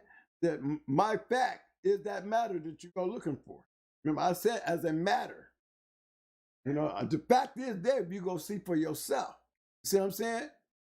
So, and that's what I be trying to get guys to see. And I can do that with the kingfish shit. I can do it with a whole lot of these lines out here to show you what was the factor that got them through, and then show you what was the factor that why they didn't go. Because some of them dogs became commercial dogs, you know what I'm saying, and lost a lot along the way. You know what I mean? And it's not because the big kennels that had them, that was successful with them, you know, started putting them out there publicly. It's going to automatically happen if you are known to create great dogs. And just when you do that, now you're buying dogs, you're selling dogs to people who's looking at the money and using your brand name to make the money. Now you got a whole bunch of watered down shit out there, you know, that gives you the bad name in the end because your shit's so watered down it's not used to be. But isn't that the point of doing a cross, to better the line? No. No? Oh, doing a cross is a breeding to get, you know, match dogs. I mean, but you don't never know. It's no guarantees. It's nothing. You know, everything that we say we do for the betterment, right? Yeah. But when does it become the betterment? To improve itself? And Mr. Martinez, when you say that, you got to understand, we talk about two different types of people. We talk about the breeders and we talk about the hunters. The hunters, right. How do you think a hunter really breeds? What he going to do? He going to take his match dogs and breed them to his match dogs, right? Yeah. If he going to go out and look for a dog to breed to, he going to be looking for another match dog. Breeders don't think like that. No, they don't. Breeders don't think like that. They sure as hell don't. The guys that match their dog, that's why you see so many champions and some of them great breeders. Look at those breeders. Those are match dogs. Them was match men doing that shit with match dogs. You see what I'm saying? You know, Maurice Carver, you know, I can't tell you what he was, But to me, he was a puppy peddler, but he peddled puppies to dogs that people that match dogs. And when you're doing that right there, you becoming relevant. Why? Because look at the dogs that's coming off of these dogs. Everywhere you turn around, you got Maurice Carver's name. Whether they ain't bred like that or not, they still got Maurice Carver's name stomped on the shit somewhere. Yeah, you gotta give Maurice's credit because he gonna give you the dog, but he ain't gonna give you the recipe. He gonna give you the recipe. That dog. How you gonna be mad at him? Right, you gonna just go on with that and let that be history. That's all. I just tell them just like that, and let it be history. It's like Bojangles giving you the recipe to their honey mustard sauce. That's right. That's right. That's right. You ain't gonna get it. You ain't gonna get it. You can go over there and try it, but it ain't gonna taste the same because it ain't the same. You know what I'm saying? They gave you some. They gave you some Fugazi bull. They gave me a Fugazi ingredient. You know, yours still tastes the same, and the information you gave me, it don't taste the same. It don't even look the same. That's a Rich Carver move.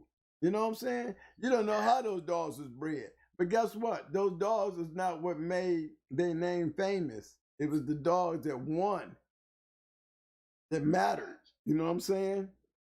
Those was the ones that we can talk about. Was they bred like that? They probably was just like all the other shit that Rich Carver was doing. They probably wasn't. You know, the dogs that weren't so famous that we say, well, he wasn't bred like that. He wasn't bred like that. You know what's so funny? Like everybody talks about paper hanging and stuff like that, and then you talk about how Maurice never tell you how the dog was bred and stuff like that. But people still love those Maurice Carver dogs. And there's a reason why, because the dogs were relevant. You see what I'm saying? That's all we remember is Maurice Carver. It probably wasn't bred like that. You hear so many people, there's so many people that look, ask Pat Patrick. Now, why did Pat Patrick change Buck's daddy from Golden Boy to Tater? And why would he use Golden Boy's name anyway? And then try to clean it up? You know? Famous as Buck is. You know? How many people had the Buck with the Golden Boy on it? I did. You know what I'm saying? But to know he's off a Tater, and then you go looking around in Mayday's old background, and then you be noticing, hey, man, you know what? There's something funny about that Patrick shit. It sure seemed to work with that yellow shit. I don't care what nobody say. Y'all better take a peek. There's a formula there. Yeah. And then those who found out created even better because look at 357. And look at all the dogs. Look at Daisy Man, all them when they start crossing all that shit up in there. You know what I'm saying? A whole new rundown. The Gaston dogs, Boy, look at Boy, Champion Boy, the Undertaker, and all them dogs. Them Patrick dogs went another direction. Look at the Boyles, got Patrick all in it. You know what I'm saying?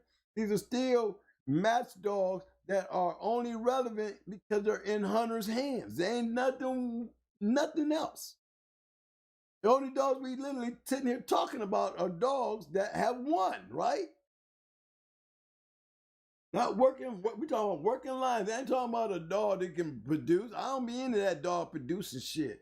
I'm only into that dog producing shit when he producing shit that's winning shit, okay? You know what I'm saying? I don't want to don't show me 4 generations of what's back there in the 5th, a bunch of great shit, and then 4 more generations up here in front, still talking about what he did back there in the 5th. You know what I'm saying? Don't know not a dog in the front 4. But got to go way back to the 5th to say, oh, I see what he's doing, but what is going on up here in the top 4? Ain't a match dog nowhere. What we waiting on? What am I looking for? What am I looking at? Right? Ain't that a question? Well, because look how they bred back there on that 5th generation. You see what I'm doing? But what I'm seeing in the 5th generation is match dogs. I don't see shit in your 4. See what I'm saying? And guys don't want to hear that. Well, I mean, what do you want me to say? What is the point? You know what I'm saying? I ain't no breeder. I ain't no damn breeder. I don't understand that shit. I don't see no results. What am I looking at? Only thing I can admire is the 5th generation, and it ain't even on your 4th. You got a 4th generation pedigree, and the only thing I admire is the 5th generation. Now, come on, man. Oh man. You know, I mean, I match dogs. I don't know how to read papers other than match dogs. You know what I mean? I don't even understand papers if the dogs are not relevant. I mean, the dogs that are relevant in any line and to me is the match dogs. Damn your breeder. If your breeder is producing dogs that I can win with, then guess what? You don't hear me saying too many breeders' name and all this shit. Every breeder I talked about was a damn dog, man. Match dogs, am I right? Now, okay, check this. Okay, you said that now. Okay, so you basically you saying you bred best to best dogs that you knew worked out that you know produced Try to, yeah. what you wanted. That's why I bred so many champions. Out of those litter of dogs, how many come out like you wanted them? You know. Wow. Okay, like, here you go. This is how you do that story, right? Percentage. Okay, here we go. This is how you do that. I'll tell you how you do that, all right? Now pay attention to this. It's only going to be said to you once. There's nothing relevant. Okay, I'm going to talk about them $102 again. Now, to start right there. I said 102 matches out of 51 dogs, okay? Out of 51 dogs, we got 100 matches. 100 and something matches, only 13 lost. So that's putting us around. You're gonna have me pull out the calculator now, Mo? Yeah, I know it's like 87%. Okay, I'm gonna just keep the numbers even. It's really better than 85%. Okay, now that's a relevant number, ain't it? That's relevant. Okay, because we can look at the champions, we can look at the one-time winners, the two-time winners. We can even look at the losers in their numbers. Okay. See, because those are what? Match dogs. Those are actual matches, okay? See, everything else, what's more relevant than that numbers right there? And there's nothing more relevant than that because those are the dogs we know for a fact that got matched. Let's go see how they were bred. Or anything outside of those dogs being matched, what the fuck else is relevant? Right? Can't even talk about it because they ain't. I mean, why are we gonna talk about the percentage of that shit? And ain't nothing. I mean, that's like me saying the dogs that didn't make it. I can't even remember their names. Why would I want to remember some damn dogs' names that didn't make that team? Why would I want to remember a motherfucker I was in boot camp with that didn't make it through boot camp? You know what I'm saying? Yeah, I'm saying that a lot of people like to see what's their percentage of their litters and stuff like that. But them, I guarantee them are the ones that ain't matching the dogs. Because why would I care? I don't care. It could be, the numbers is going to be fucked up for all of them. Just get me in the direction where the numbers is noticeable where I know where I need to be. Okay? And the only way I'm going to find them is where they winning at, right? Only way I'm going to find them is go find the winners, right? That's it. Even if we had it on, now remember now, we didn't sell dogs. No, we didn't. So our percentages is almost like what stayed on the yard, made the team, and what didn't. I can't even remember their name. Can't remember their name. Now, imagine some of the litters when you want to talk about them 55 dogs that got off the yard, right? Imagine how many of them didn't make it on our team to wind up in other people's hands to create a shit with them. There's none of them. There wasn't. Bucko. Yeah, Bucko. He didn't make the team. He didn't make our team, but he still. Produced. Yeah, he went up, and that's like Baby and them. Baby didn't make the team either. But she was able to produce. She was still ROM. Yeah, she's still ROM. But you see what I'm saying? Those dogs was relevant. Yellowbird. Because they made it back to the chain. But Yellowbird's a champion. But see, they made it back to the chain. You see what I'm saying? And by them making it back to the chain, they were able to produce something that still made them relevant. Prior to them being relevant, just being back on the chain wouldn't be shit if they didn't produce shit, right? Would not one of them damn dogs be worth talking about right now than one of them motherfuckers didn't have a champion? Give a damn how good they was bred. You see what I'm saying?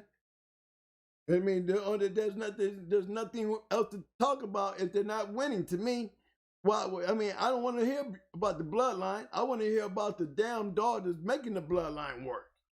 I mean, he's producing winners. Then I need to have me something over there trying to get to that. Let me go check that out. I mean, every book that every show that we do these different bloodlines and shit. Don't y'all notice that it's always the great dogs that's producing the great dogs? Do you notice that? Have I got that point across enough? I don't think so, because I'm still looking at pedigrees. There's a bunch of dogs that has no winners in them, but they count on what's in the back as a factor to their breeding program. You understand what I'm saying? Never in touch. Never seem like they get it. But then how are you going to turn around and beat somebody like, just bringing that concept that I'm bringing match dogs coming off of match dog kennels. A lot of my dogs, it don't mean I got to have it. But boy, if I'm matching a dog, you better believe something, bro. I ain't no kid at this. If I'm matching a dog coming off a winning kennel, you got a problem. You understand what I'm saying? Because who's the person?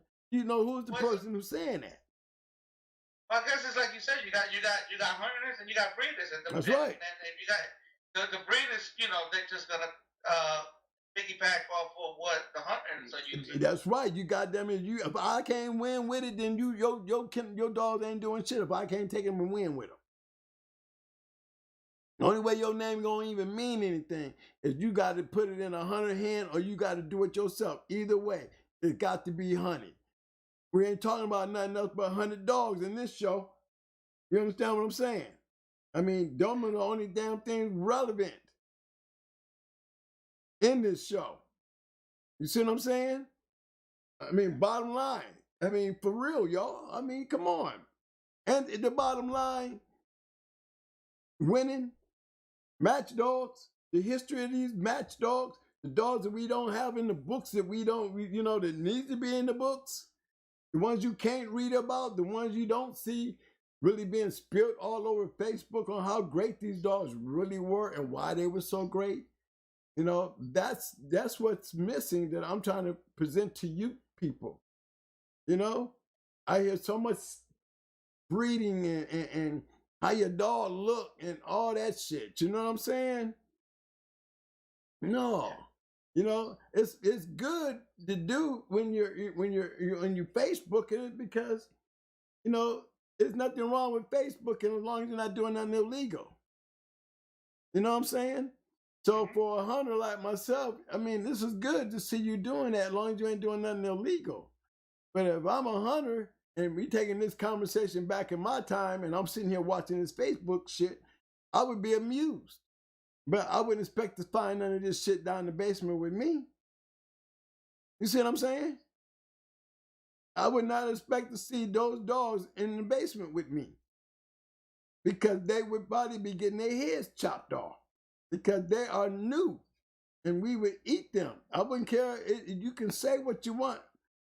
They were saying the same shit back then. When you winning over 85% of your matches, these are not no hope and prayers. This is what's really going down.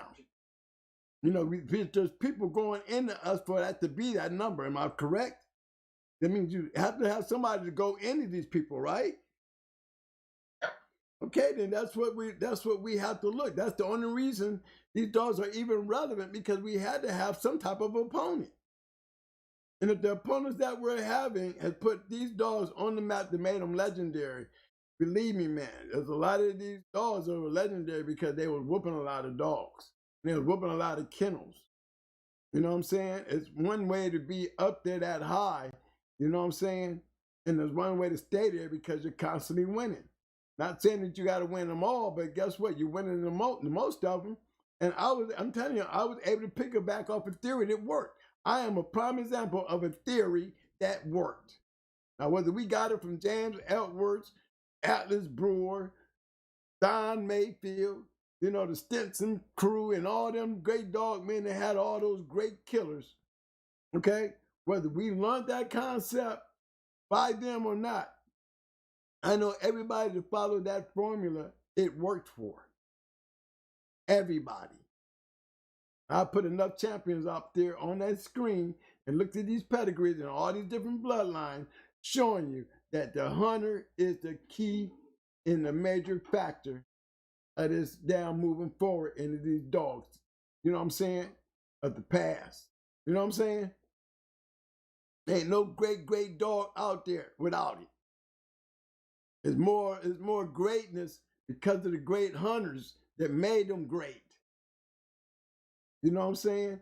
And the numbers that you're talking about now, you know, when we're talking about competitiveness from the basement, because remember, everything in the basement is fictional. We don't know nothing about the basement outside the fact that the information that we hear from the basement is still fictional information because we don't know when and where it happened, right?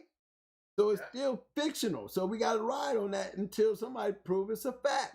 So we basing up on that and leave it where it's at. And stop putting it all on Facebook and stop making the basement seem worse than it is and keep it a fictional story as it's supposed to be. You know what I'm saying? The only thing that's making it come alive is when you put it out here on Facebook. When you're putting it right there in everybody's face to do. You know what I'm saying? So who would want champion Joey on Facebook? And then even your dog, yeah, you got my dog all on Facebook talking about how good he is. See what I'm saying? Yeah. I don't understand that part. That's the part that that's what I'm saying. Okay, I let you breed to my dog, okay? But I can't stop you from putting my champion on there, can I? Can I do that? No. I can't go over there and beg you to put my name out there. No, I know when you breed to my shit and you want to put my name out there, you won't breed to him until his career is over, and then I won't give a damn. You understand what I'm saying?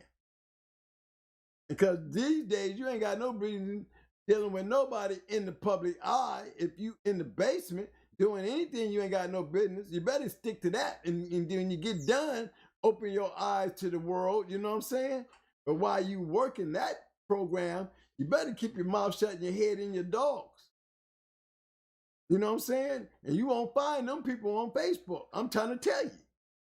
You won't find them people in no chat room. You might see them sitting back, listening and watching, probably for enjoyment, you know, and shit being funny. But look, ain't no way in the world you're going to tell me you condition and matching dogs and you got more time put in on Facebook or in these chat rooms. I'm always seeing you everywhere. When is you working the dog? You see what I'm saying? Yep. So, makes sense. So it don't make sense and it don't look right, right? It don't. Okay, so why you know it don't. I can tell you now. Why would you put something like that? Which I think a lot of that stuff is fake anyway. But the thing is, getting yourself hot for no reason. For no reason, because you want to be relevant. For bragging rights. For bragging to who though? I never figured out the who though.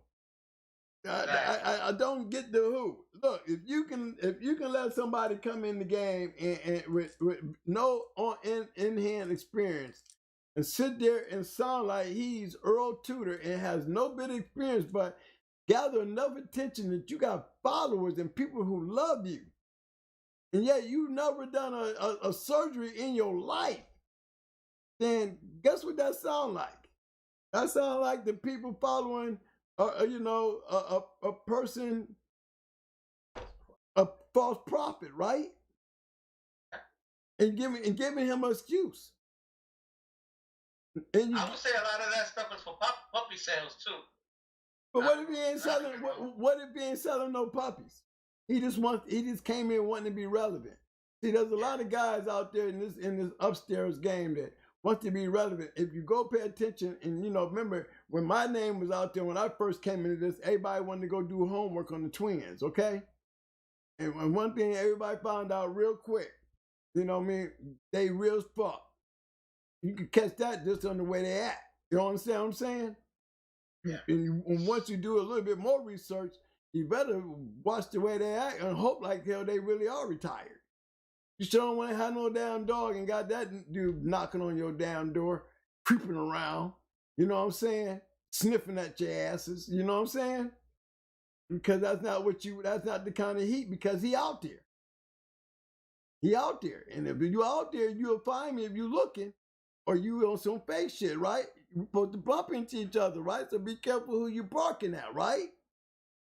That's the difference in what I'm saying. When you got guys out here just doing it because they want to be relevant that bad, that when you go doing the research and paying attention, I mean, that's when I think that y'all, why don't these guys feel foolish to believe in so much malarkey? It sounds good, but ain't that, it's just supposed to be more than being a sound. You understand what I'm saying? It's a do thing, man. It's a do thing. How in the world you gonna compare a guy that sounds good compared to my do? Huh? Y'all get me to understand that one. How in the hell did we even put them people in the same room? Do your research. You will find out some of these people, somebody bullshitting. And then the funny thing that that some of these folks will actually argue with a real dog man that done it. Most of them. Not some of them, most of them. Like I said, we didn't sit there and watch, and not trying to put him on the streamline, but I mean, Pro was a prime example of that. How can Pro argue with a real dog man? And how can that be entertaining to anybody? You know, you want I got somebody like that. You better have a dog to argue with me, so we can cut this upstairs shit, and we can find out who real and who fake. You see what I'm saying? And then let's see how quick you come back to the internet and give up that result. Either you were scared or you tried your luck. Either way, you're gonna find out the hard way. Ain't that how it go? You know what I'm saying? Who wants to play that game? You know what I mean? See, you go down there, you get in that Shark Tank. You know, the Shark Tank got deep waters. Sometimes it gets so deep, it gets dark. You don't know where you at. You understand what I'm saying? Don't do it. That's the fun thing about me. Because in this room, I hold no punches. I already know this is a room that you don't hear me trying to convince anybody doing anything. I'm just telling y'all what the hell I did all them years ago. You know what I mean? I don't promote the shit. I just tell you the shit. And then I come real about it because I take y'all and bring y'all into my world. So when I talk to y'all talking in my time. So you know what I'm saying? Yeah, you're talking your time. It's entertaining and stuff like that. You know, not you know what I mean? It's nothing personal or nothing like that. You in my world, so how you gonna get mad about something you know? Unless you really want to come down there and get into that Shark Tank with some scuba gear and go swimming, and you know what I'm saying? Go find yourself swimming down in some places you ain't got no business and you know what I mean? Then when you come back up top around the world.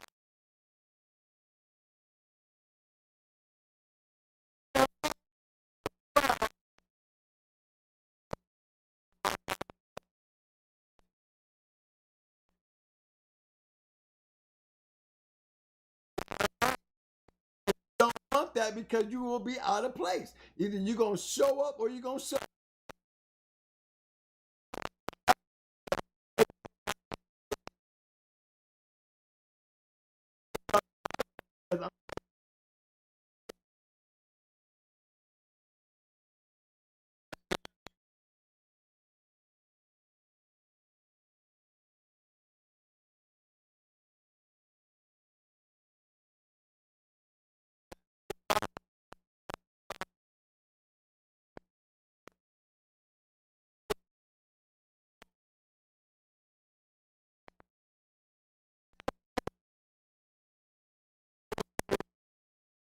I had a chance to be done.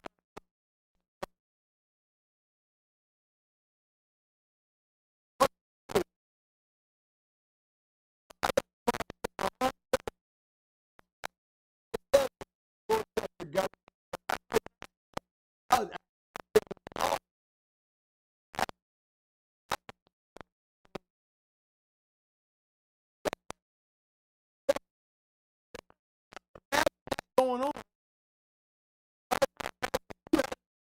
Donald Trump. They said the man wrong. Because of the Constitution, he's like, damn it, forget that. I'm doing it this way. And did it. Okay?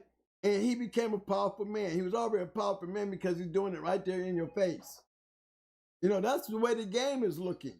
That's the way I wish I could be done.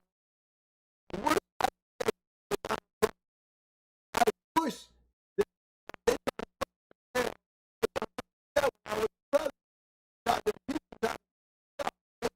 they did all this to me, all because the way I feel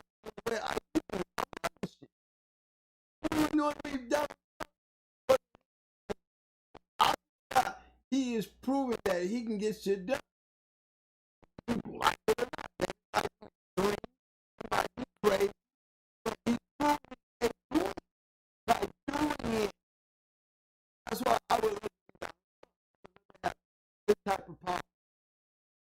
This is what most guys who ain't never done a dog feel about that. When when they sit there and look at the podcast and probably looking at me, I wish I was twin. Okay? I was twin doing Donald Trump shit. You feel what I'm saying? How many guys would love to be twin? Being able to have the experience a twin had. Okay? But even though it's fucked up to most people and all that, he admired that like I admire Donald Trump. You know what I mean? It's not the fact that what he was doing is messed up. It's the fact that he had the power to do it. And couldn't nobody say or do shit about it. But talk shit, right?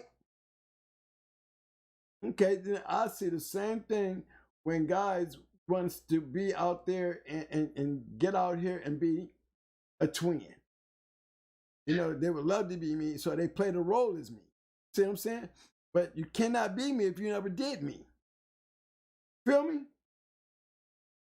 The problem is... Go a little further, then those same people who talk bad about the folks that were there.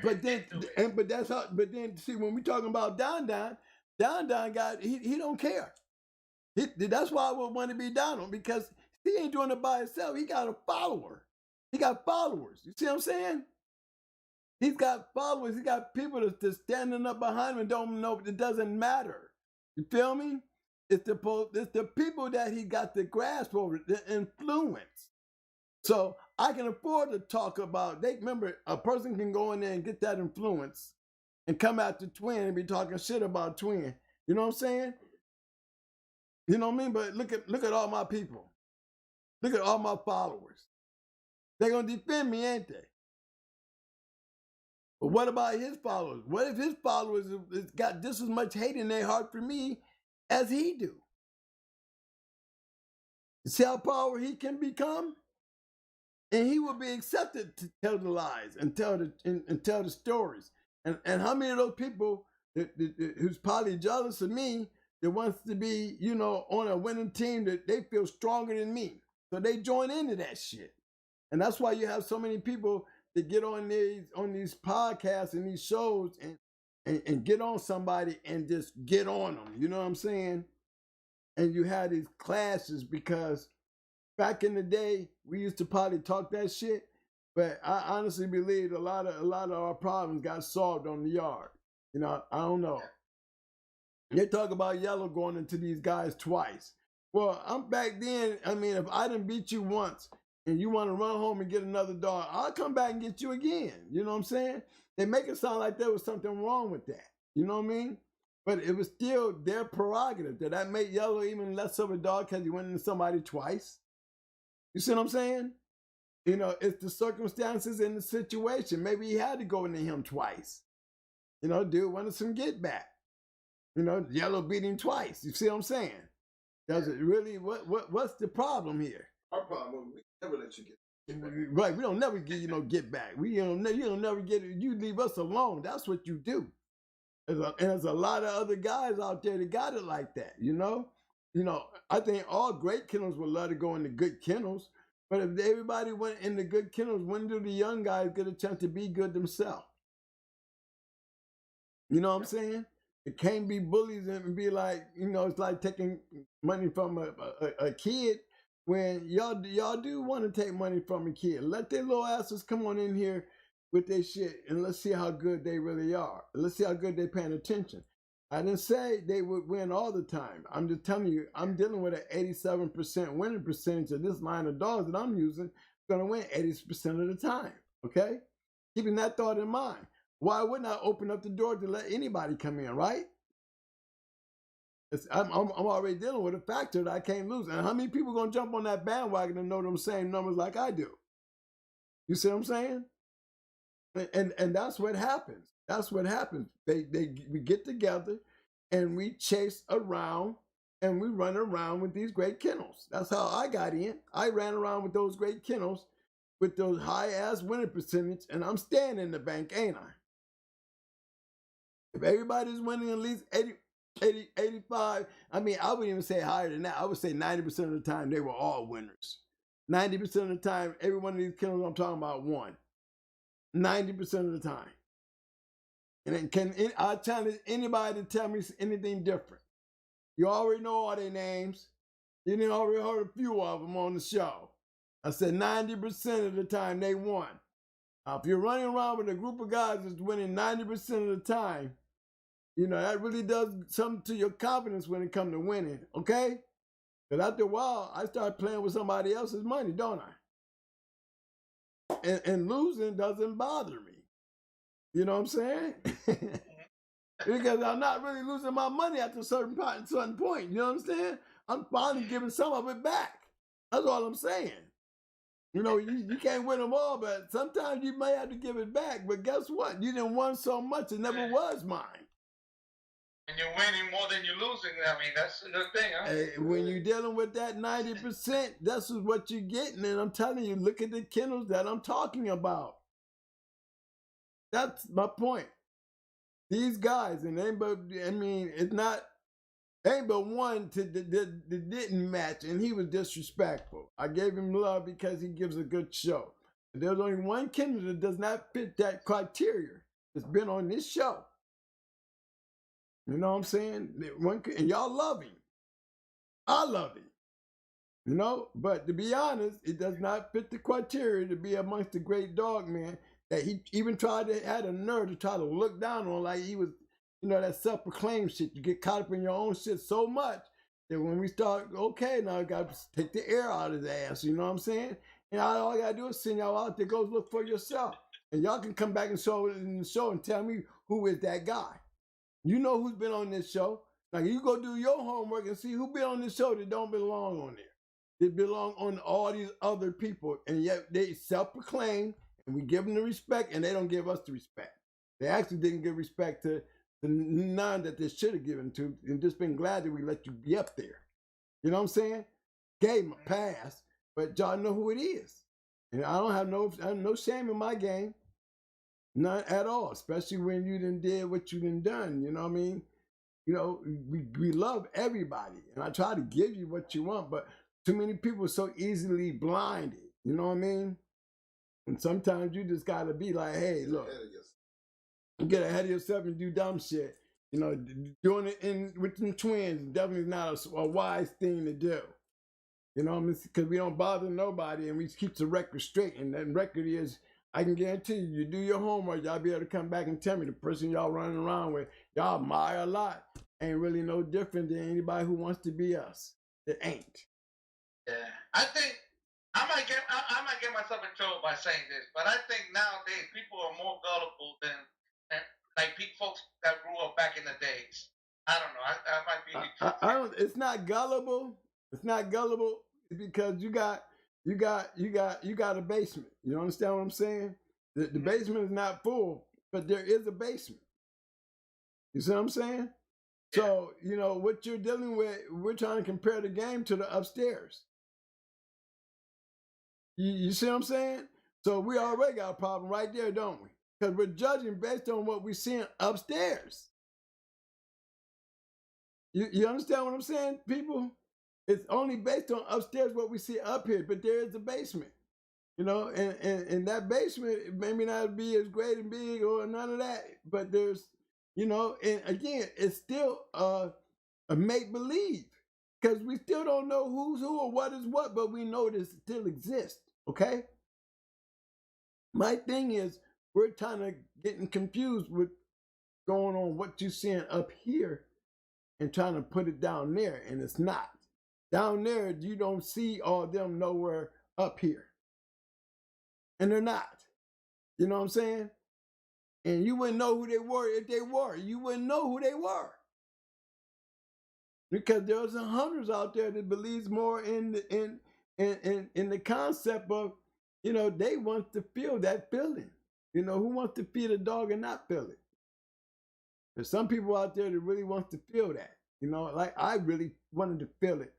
I wanted to feel it. I wanted to know what it felt like to be like hardcore and Stone City and Victor and everybody else. Legion of Doom and Mile Mile and Eminem. You know, these dudes got champions and knowing how to get them. And then I got proteges up under me who did out there and felt like that about me and did their own thing and got their own champions and with the same shit that I did. That's when you know. That's when you know. That's when you don't got nobody to be. I don't care about nobody caring about what I did. I'm telling y'all what I did. And in that process, there's a whole bunch of other people who came in here and showing you they was out here doing right along with me. And they'll tell you that Quinn he was old as he is, but he was the kid on the block that he was trying to learn, and he was learning. And he learned and got around with everybody. Why? Because they winning. And that means I'm winning 90% of the time like them. So I can afford to go back with them knowing they winning 90%. I got enough 90% winners around here that I got to be legendary my goddamn self in that process, did I not? Why? Because look at the dogs I was using.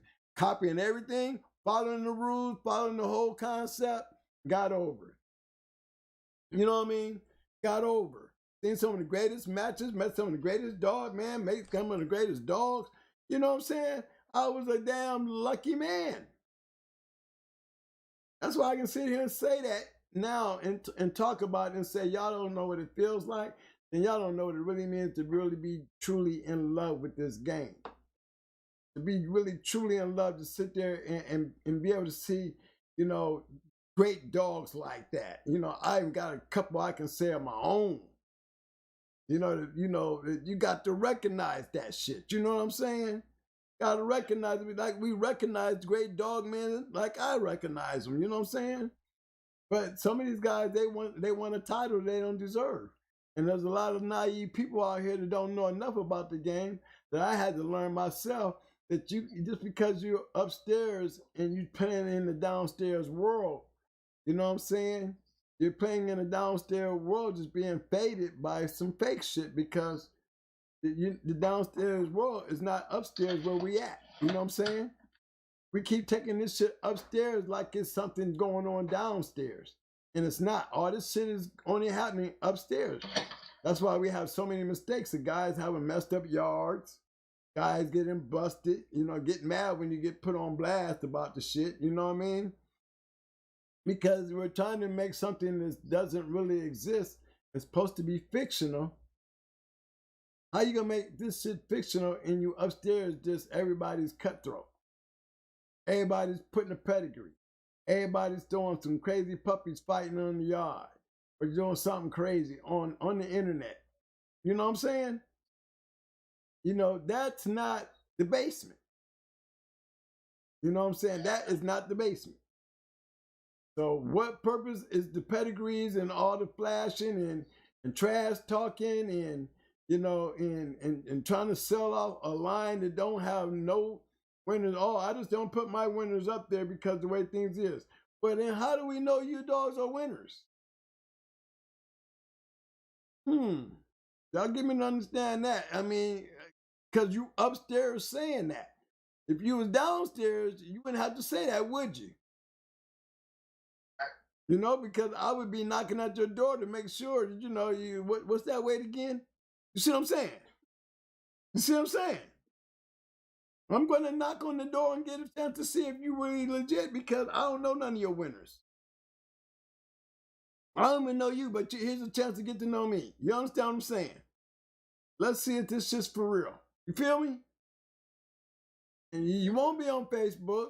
You won't be on none of that shit. You would be down there somewhere in them deep corners of that water where you know it gets real deep and real cold and real dangerous. Because them little dark spots down there got little passages that get you ate up.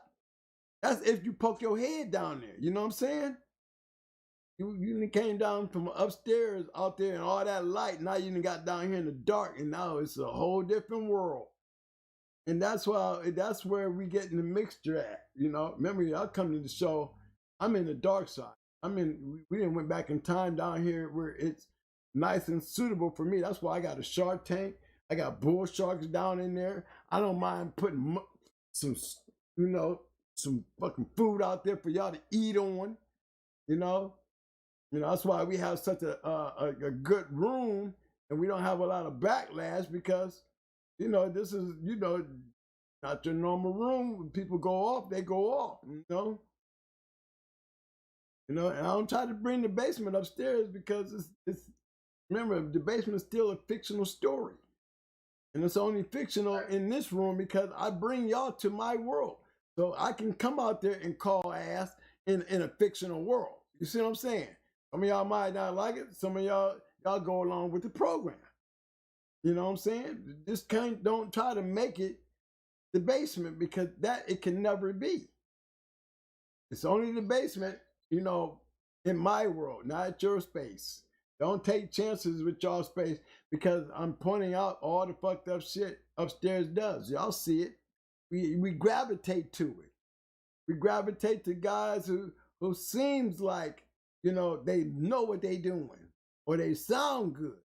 Like Schoolboy said, he can listen to a guy and know if he's full of shit. You know why? Because he got a book.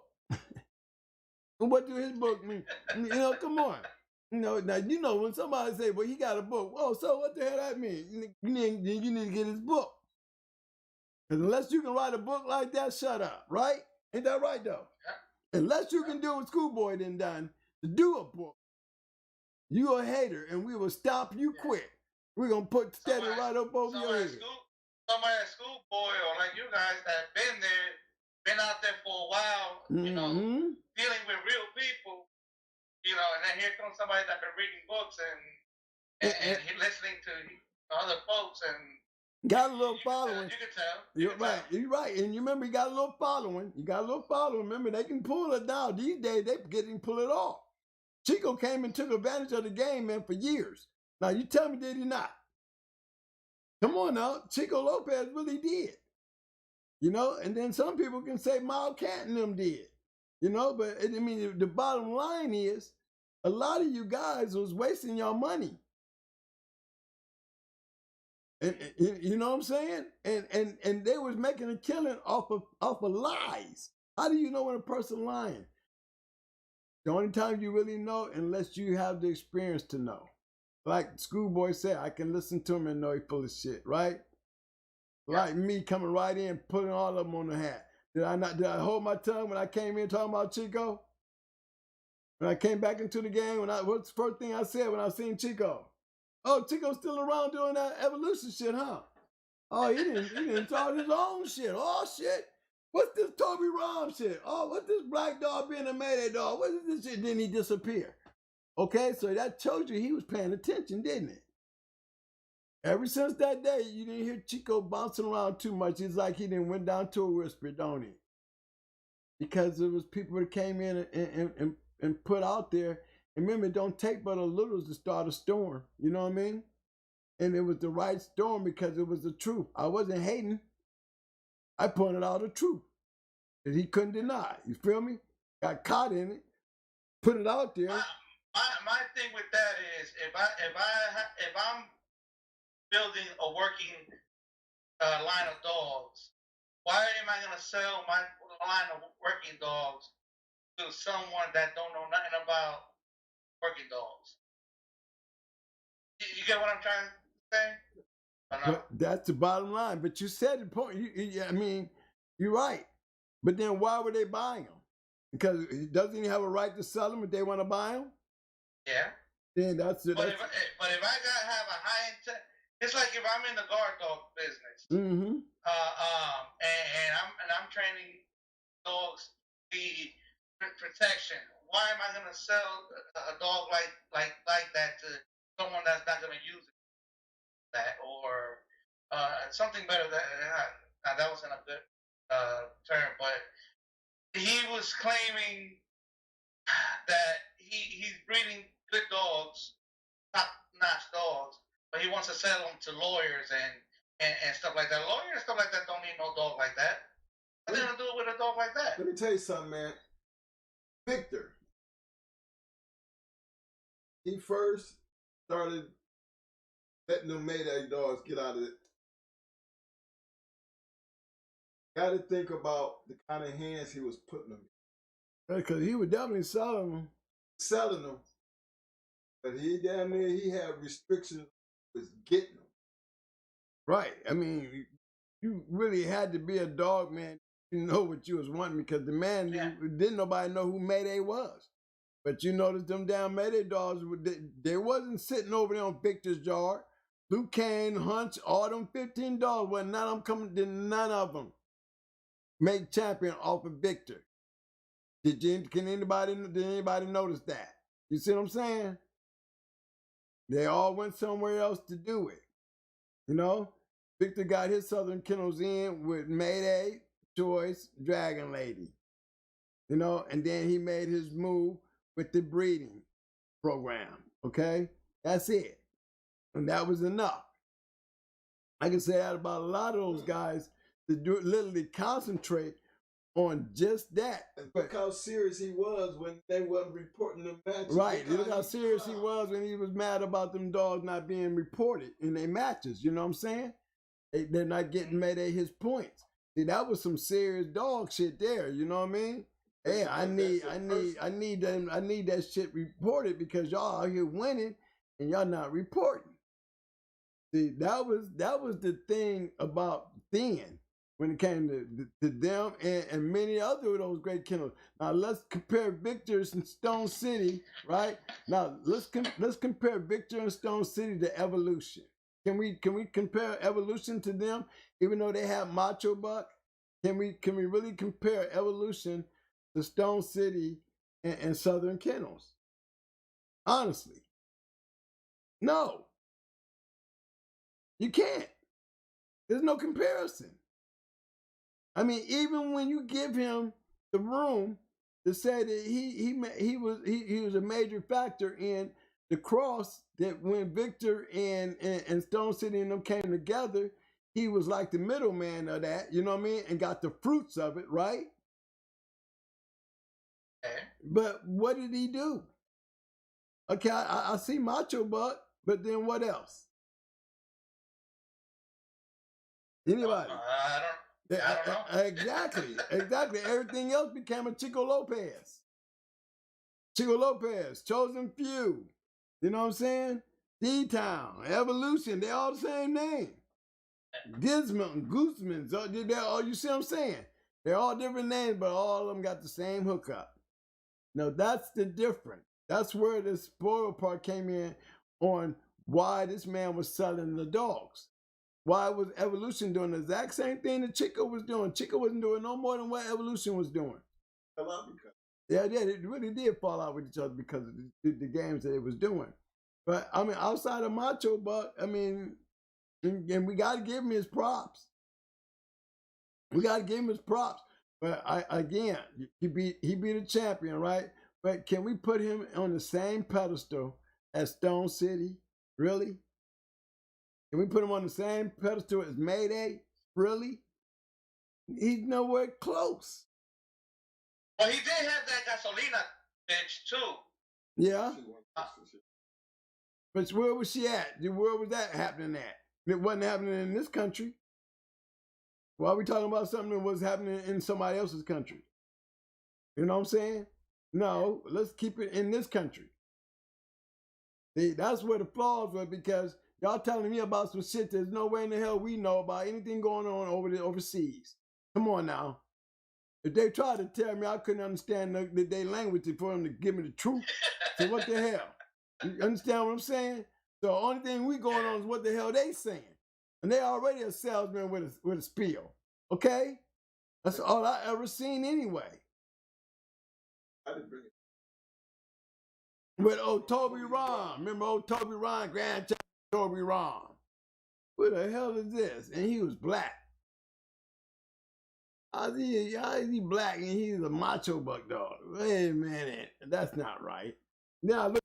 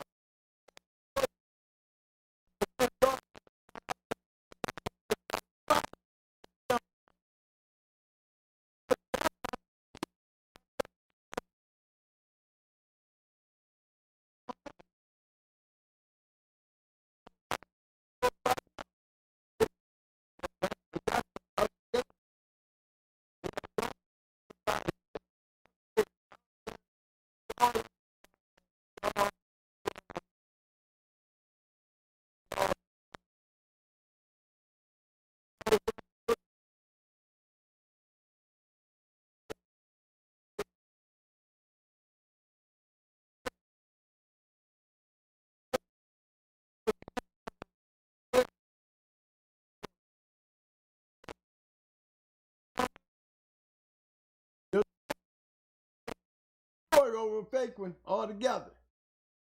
Because that fake.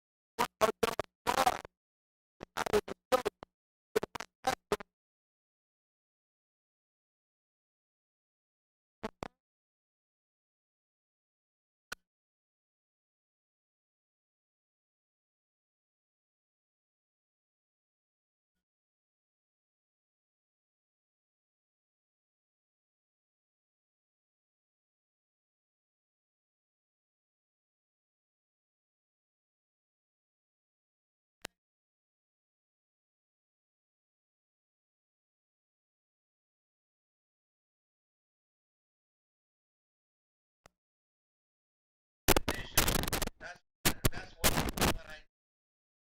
Whenever I learn something new from you guys, Schoolboy, I'm always listening to Schoolboy. I was Hellcat. He did that. He gems there too. I don't know if you guys put that one in. Yeah. Into that one. Yeah, he gave up his whole key. That's the one you're talking about, right? Which one? The guy that gave up his whole, it was telling him to give up the whole key. Honey Man. Yeah, he was Hunter Man. He was doing the conditioning. He was talking about looking at the dog's mouth, the tongue, the way, the feed, watching the, when he the animal's digesting it. I mean, he put a, key stuff in there, in conditioning. But discipline, that's the major part. He should have the discipline. How you gonna do that if you're not doing everything at the exact same time in a consistent basis? You can't. You know what I'm saying? And that's the only way you're gonna get those type of readings that he was talking about. You have to be consistent to get the right results of the information that you're putting in. You know what I mean? Yeah. You gotta be consistent. You know, and he really laid in on that, but he didn't push the discipline of it. You feel me? Give him the story, but see, I don't think the guys caught the discipline. If you're gonna be at 8 o'clock, you got to do 8 o'clock every day. Can't let nothing interfere with that routine. He said it, you don't do nothing half-ass, because if you do it fully or don't do it at all. Don't do it at all. Commit fully. That's right, fully. Yeah.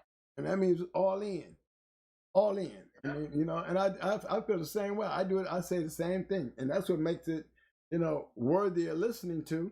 Because if you're paying attention and not trying to look for something wrong, guess what? He gave a lot of good information. Kind of information that I've been keeping a secret, because I still ain't told you how I feed that shit. You know what I'm saying? I still ain't told you how I keep the motherfuckers to being able to get up the next day and be able to get back out there and do that same crazy shit again another day. You know what I'm saying? You know what, Mo? What's that? You could give people the recipe, but they the majority of the folks won't do it anyway because it'll be too much work. Right. Too much hard work. Yeah. And it really, I mean, they got to first. I mean, I think for a new guy to come in, I can see a guy like a Marine, a young boy getting in, but he's a Marine. Yeah.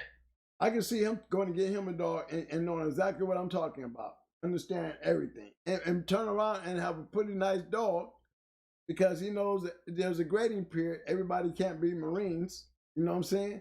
And he's going to take that experience because he's one of the few in the prop. So when it comes to him picking his dog, I can understand him picking the right dog. You know, remember, all he's using is the basic concept that he already know. Friend was a Marine. So there's some points in there that I feel him. I can meld with him just based on what I know and what he's talking about. You know what I mean? And his understanding of how to bleed it into his, bring up his dogs. A lot of that he might not really understood, but come to him as he's growing with the dogs based on what he was trained as a Marine. All the way down to the concept of being disciplined. We ate chow every day at 7 o'clock in the morning. The whole time we was on Paris Island, we ate chow at 7 o'clock in the morning. But another thing, this is another thing though. You spend this money on this animal. You doing the work and everything requirement on this animal. This animal don't make the cut. Now, are you how you call it? Is the person blind, kennel blind or whatnot? You can call it kennel blind, or do they move on to the next animal? Or well, I mean, here's a lesson. They have the eye. Here's a lesson for me to pass on to y'all. You always hear me talk about relevant dogs. Now, how do you get to being talking about relevant dogs if you don't talk about nothing else? That's just the bottom line. If you don't make it, then guess what it's supposed to do? Keep it moving. Get rid of it. I mean, what point do you want to start making excuses unless you're doing more talking and what you're saying ain't showing up? You're doing more talking and you're putting yourself in a position the way you can't. You know what I'm saying? You talk so much like you got all this and all that, and then when it starts falling apart, you know, now you want to get kennel blind because you're trying to hold face. You know, no, that's, you know, no, if you're not relevant and if you don't make the team, that means you're not relevant. That means when I was in the Marines and the guys that fell out didn't make graduation, I didn't remember their names because they didn't finish with me. You know what I'm saying? They're not even in the yearbook. You see what I'm saying? So they don't even exist. So if you're trying to do something and you're trying to build on it, then you got something to sit there and make an excuse. 9 times out of 10, when a guy's making excuses for his yard and start being kennel blind, it's because he's talking more than what his dogs are doing. You see what I'm saying? He talked his dogs into something that they weren't, but he don't want to face the facts. A real person like myself, I told you, I started off with Snooty dogs and Molly B dogs and, you know, those that got taken, you know, and ended up with Red Boy dogs. You see what I'm saying? You know, I grew. And the only reason I grew, I was able to tap into some hell of a guys that, remember, I didn't even start digging into the game, y'all. I was dealing with James Pope. And remember, James Pope is the one that had Shirley. You know what I'm saying? I'm dealing with him and the Rascal dogs, y'all. Came out of the Carolina with those dogs, with the Snooty and the Molly B stuff, and now I'm running the Pope. I'm dealing with the Rascal dogs. So where in the hell did I jump from Rascal and Snooty to Yellow Giant? One dog. One dog made the difference. And just run around breeding that one dog, bumped into Mayday, and that's what changed. That's what began history. But the Going Hard dogs, we was winning. We was already winning, but guess what? Winning one win. See, one-time winners. Judah was the only 2-time winner. Bruiser. I still had Bruiser, but they was all one-time winners though. No, when I got to the Mayday crosses, everybody was going. You see what I'm saying? That's a whole different story. I ain't parking a bunch of shit. You feel what I'm saying? Oh, we getting somewhere now, you know? That was the difference. Those snooty dogs weren't great dogs. They didn't look. Judo took all those dogs out, him by himself. He took out the Pope dogs, and he took out the dogs that we came out of the South with blood in them. You know what I mean? And he was one of those dogs. His caliber was just better. You know, you got to grow past that. And that's all I did. I just ended up going past it and just kept getting the dogs that were matched dogs and just matching the dogs. If you was matchable, then you got matched. That was it. That's just the bottom line. Or if you didn't match it, well, we talking about you. Remember, I had May 2, and you didn't hear me talking about May 2. May 2 started producing for everybody else. I was breeding May 2, and I was getting out of the dogs to all the females. As the bitches were leaving the yard, they was coming in heat. I was breeding them and then selling them full of puppies. That's what I was doing. Breeding them and then selling the female full of puppies off of me. But prior to that, I wasn't breeding May 2 for anything in particular. I bred May 2 back to Brat. And I bred May 2 to Baby, and them was the only breedings that I made with May 2. Outside of the one breeding, I had that one puppy off of Sir Kel, but outside of that, that was it. I didn't breed May 2 because he wasn't a match dog. You see what I'm saying? Yep. I bred May 2 back to Brat. Then I bred May 2 to Baby. And then I bred May 2 to Sir Kel, the whole purpose of Sir Kel there. You know, the whole time I was trying to get Sir Kel bred to Buck Rogers. You know, that's Little Buck and Mayday. You know, that's that one of them that Mayday Stone City Cross. So we was trying to put it together. You sure was. We was trying to put it together. But in the long run, what was relevant was the dogs that came out of it. All the other shit, we don't even talk about them. You know, and the could-have-beens and all that shit, they ain't nothing. You know, because there's nothing there to talk about. You know what I'm saying? That's why when guys say, well, what's the percentage? You can have 3 pages of dogs on Pairs Online.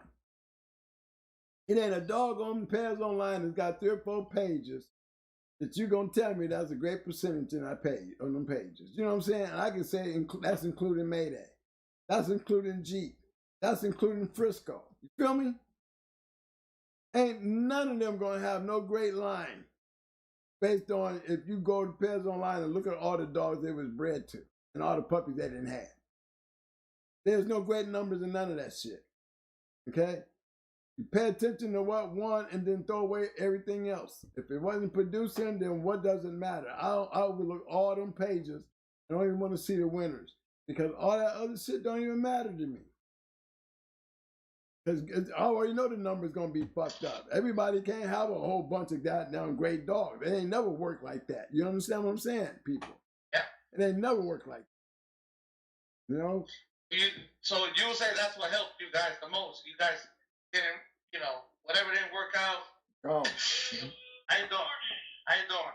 It was lost and that's it, huh? That's it. Yep. We don't talk about it. We don't talk about the breedings. Tell you, man, when we got them 5 acres and we bought all them, we had 80 dogs. There was a total of 80 dogs out there. We done raised every last one of them. We didn't sell one pup. We collected 80 dogs. And that day came to where we knew we had to break that yard down. And one weekend we was down to 40. So we knew what we was keeping, and we realized what we was gonna get rid of, and we stuck to that. And never again went back to 80. Oh, I'm sorry, what was that?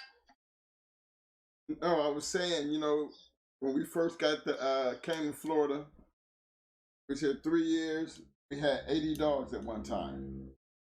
And one weekend, we broke that list down to 40. I think about the 40 that got away and the 40 that we kept.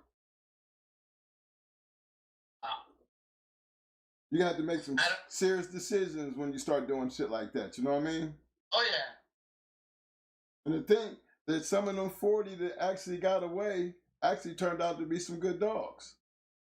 Mm-hmm. But at that point in time, when they left the yard, we didn't care. They just didn't make it on our yard. That's all. Yep. But the 40 we kept, still talk about them. The majority of them. Mm-hmm. I think that's the difference between now and back then. Back then, you know, easier to have more animals than it is nowadays. I don't know. I mean, to me, I don't understand why you got a yard full of dogs and got a yard full of nothing too, though. Because remember the kennels, the yards that I was walking on, like Windy City Combine and all them yards, you walking on yard full of great dogs. I never walked on a yard that didn't have a bunch of great dogs. And that's for real. Never walked on one of those yards that didn't have a yard. That means I was walking on the right yard. You see what I'm saying? Mm-hmm. I wasn't stumbling through the game. I was already hip to the game. Because I came in the game already seasoned by seasoned dog men anyway. You know what I'm saying? I was literally carried to the game to right up to the ladder, put right on the top. I'm talking about Vietnam kennels that I'm talking about, again, all these kennels that I'm saying, y'all. And every once in a while they ran into each other. Somebody had to lose. Like I lost the B Crest, I lost the BLB, I lost all them, and all them was part of them great kennels. We all, I had to lose somewhere along the line, You know what I'm saying? So I wasn't indestructible, but when it came to them Mayday dogs, you weren't gonna whoop those dogs because they weren't there to be whooped. You see what I'm saying? Remember I said Mayday offspring didn't lose, but one of the ones that I knew were, and I knew most of all of them, So I could honestly sit there and say that, you know what, twin, your dogs was like that too. You know what I'm saying? Gotcha. And this because I copied and got the same results by following the pattern. I wasn't trying to change shit. I got hip to the steroid shit. And when you ain't trying to be better than everybody else and you're being grateful, they tell you things that everybody has something to tell you. And I was too busy listening, you know what I'm saying? And came up there with a plan that really everybody was using. I think all of them was using this pace on steroids. I mean, that was a part of the game that they depended on. That's why they always seem like that they can go get grand championships and championships now. Hardcore Mike found it hard to get a grand champion. But all the great dogs that he had, grand champion was a hard thing to get for him. You know what I mean? Not always because they didn't want to go into him. He was having bad luck. Like Redman, he was definitely a shoe-in. Redman was a shoe-in. He ran away. But Bozak, Milo, Mystique, you know what I'm saying? There's a lot of champions in there, right? But 9 Milli, it took a bitch to come along and make his first grand champion. That was 9 Milli, and that's a lot of dogs to do that, and it was not an easy task. I never made grand champion, not me personally, but there's a going hard dog out there in my line that I say I had a going hard champion, grand champion. You know what I'm saying? So I mean, it's an honor to even see your name under a grand champion. You know what I mean? Oh yeah, never had a grand champion. Y'all never made grand champion. Nope. Nope. We had a lot of winners, but there's a grand champion out there off of Brat and Maytu. Brat and Maytu's daughter produced a grand champion, a 7-time winner. She was a bitch. But it didn't happen on my yard. It happened on one of the dogs that I was breeding on the throw out. You know what I'm saying? But a lot of Maytu's daughters are the ones that produced a lot of those champions. People have to look into that. A lot of them was off of Maytu was a really, you had sons of Maytu out there that was champions. I mean, some winners. I say winners. And you had some champions coming off of them, but most of those champions, were actually coming off of kids of Maytu. What a Day, she bred to Bebe, that was a champion. And 38 Special, he was a 4-time winner. But these are sons off of Maytu, you know what I mean? A lot of those other dogs that's out there, they were off of daughters of mates. A lot of them other champions was coming off of offspring of mates. He did his share. You know, I know two that came off of my yard, and that was What a Day, and that 7-time winner off of Bratton May too. I mean, even that one was a daughter. Came off the. But other than that, man, it's you got to be a hunter, and when you're living in a hunter's world, it ain't really a breeder's world. You know what I'm saying? We have so many 1-time and 2-time winners that we didn't take time to stop and look at it. No, we would just match the dogs, man. You understand?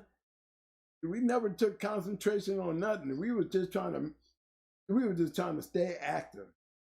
Because we did have a lot of, I always came in the game trying to match a dog. I don't understand how y'all can feed a dog and the hunger don't get to you. You know what I'm saying? Imagine me feeding 10 dogs and I can't match one of them. You know what I'm saying? Yeah. I mean, at least I had Ratchet, I had Blood, I had Bruiser, I had Judo, I had Solo, I had Dusty, Crybaby. These were all 1-time winners. Mikey, you know, these were still winning dogs. You know what I mean? I was just grabbing them and going out there. That's all. I mean, it felt good to be out there and getting it in. You know what I'm saying? Oh yeah. Once I got past that part right there, you know, it was all about being, you know, I wanted to be great like the people that I was admiring, and the best way to do that is do what they was doing. And I'm gonna tell you, the Florida boys had the better shot at it. Stone City and Hardcore, you know, they took my fancy over everybody. They did, because they had dogs like me. They did. They had dogs like me. I liked the Big Mike's dog because they were yellow dogs.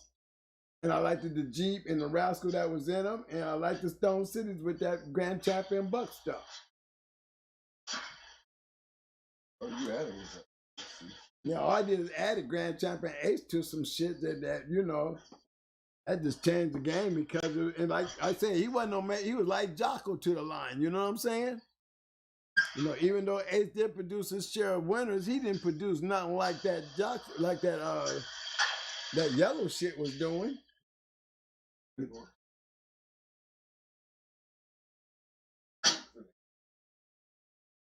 He was a what? Only reason he was a troop because he had the line of dogs. I mean, yeah, it's what I'm saying. He was a troop because he had the line of dogs. Remember, I had Satan's little mate brother. We got those dogs together. It was them dogs. He wasn't a troop. It was the dogs. The dogs made him look good. I'm telling you, don't be for my kennel partner. That's where BJ and Charlie come from. BJ and Charlie come from through my KP, going in there getting the Jeep dog. I mean, he's the nucleus of a lot of the story. He's the nucleus to a lot of the story. Without him, there's no BJ, no Charlie. These are champion dogs. Other than that, you know, Satan and that stuff right there, it was the line of dogs. He was the truth. It was the dogs. He was nothing. It was the dogs. Dogs made him good. And, you know, I ain't trying to be funny about the shit, but it's the truth. You know, he couldn't recover from that. He had good dogs because of those were just plain good dogs. Bottom line, we bred one of them to mate to, and he was a 2-time winner himself, best in show winner. You know, those dogs were just special dogs. Yeah, I was gonna ask you that before. I was gonna ask you, in your opinion, does the dog man make the dog, or the dog make the dog man? To me, it takes a dog man to make a dog. Because if it's a good dog, it's up to the dog man to make him a great dog. So I would always say the dog is the factor. You guys gotta have an eye to know when you got it and what to do with it. Remember, I was taking great dogs and knew what to do with it after I was seeing so many good dogs. You know, first thing I had to do was get like them. Once I got like them, it wasn't hard to figure it out because now I got the dogs to do it with. You see what I'm saying? You know, it's one thing to have the dogs to do it. You don't know what you're doing. Yeah, but then that you don't never talk about those, do we? That they're irrelevant. You know, you can come on here and say, yeah, man, I had one of them made dogs. I just fucked mine up. You see what I'm saying? And what would you say? I would say. No, I don't think that's what they will say. I think they will say, I had one Mayday dog. That was garbage. Well, some of them do. Some of them do because they roll them out, and you know they just don't know what to do with them when they got them. But then I mean, a lot of the guys that just didn't make history with them, you know, didn't know how to do nothing with them or didn't do the right thing with them. Remember, we never talk about those because we got a lot of those in all lines, don't we? Yep. We got a whole bunch of them, so we don't even waste our time talking about them because they are really totally irrelevant. Always, no need to even focus on them. Let's focus on the ones that work. You know, so when you say, like he said, Bush was the man from BLB, right? No, let's really look at him a little closer, and I can run them names off. You know, I can go with Satan, I can go with BJ, I can go with Charlie, I can go with the little females, you know, I can go with Ernie, you know what I'm saying? And then I can go with the breeding to Grand Champion Sable. Then outside of that, you had Baron, you had Black and White, those are all champions, right? But those aren't coming through BLB no more. You see what I'm saying? So when you really look at BLB, what did he really have? No, he really didn't have nothing but Satan. And the females that produced the BJ and Charlie and them, but that, again, coming by way of my KP, when you don't be for him getting Jesse, the Jeep dog, you know what I'm saying? The Kentucky Wizards, Kentucky Shine dog, you know, he wouldn't have had BJ and Charlie. And Shy Girl, she produced Bred and Made To, she produced George. So all these dogs was winners, you see what I'm saying? But outside of that, that was it. That was it. The man, he became famous with just those particular dogs right there. Outside of that, and Satan was a big factor because Satan was going state to state smashing shit. And when you gotta, you know, remember I told you we ride together because they win in 90% of their matches, right? Yeah. Well, when Butch had those dogs, he was winning 90% of those matches. Every one of them, Satan was a grand champion. Charlie was going into Tyrone when Tyrone died. That's what Charlie was. I mean, Tyrone was going to go into Charlie, Satan's son. Charlie was a handful. That would have been a good one. Trust me, that one would have been a good one. I guarantee you that would have been the first one that Tyrone would have ran into that really had one thing to form. They had the same style. You know what I'm saying? And that would have been, I think that would have been a great matchup to talk about in history. Both of them was 4-time winners. Both of them was great dogs. Both of them beat some great dogs. You know what I mean? But outside of that, it was just a line of dogs. And again, my KP is like Earl Tudor to me. He's just as great and legendary to everything that I've done. Because if it don't be for him, and I can say that when it comes to BJ and Charlie and those dogs, this man has so many connections into the great dogs that we talk about now. You know what I'm saying? And you don't see him jumping on no Facebook. You don't see him jumping on the screen talking about, yeah, I'm with Twin and them.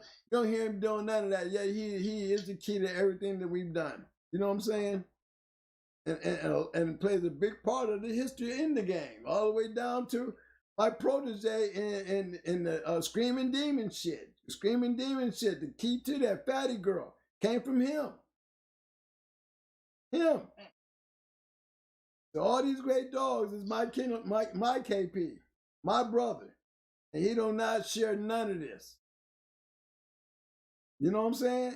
Don't share none of this. But a major part of the story. I'm always talking shit to him, telling him how am I gonna be able to tell the story without you? I gotta give him, you know what I'm saying? You always hear my anonymous partner. My KP, I don't even like calling him my partner, kennel partner. You know, KP deserves a bigger name than that because then it's like he almost like a yard man. But he is so much more important than that to everything that we've done, you know? And in so many other people's hands. Remember, I just said Satan, right? So I got another partner who got a champion off of something he put in his hands, right? And that champion Layla dog, that Layla, Alayla, bad bitch, champion. I seen her get whooped by my KP. The dog that my KP put in somebody's hand, whooped her.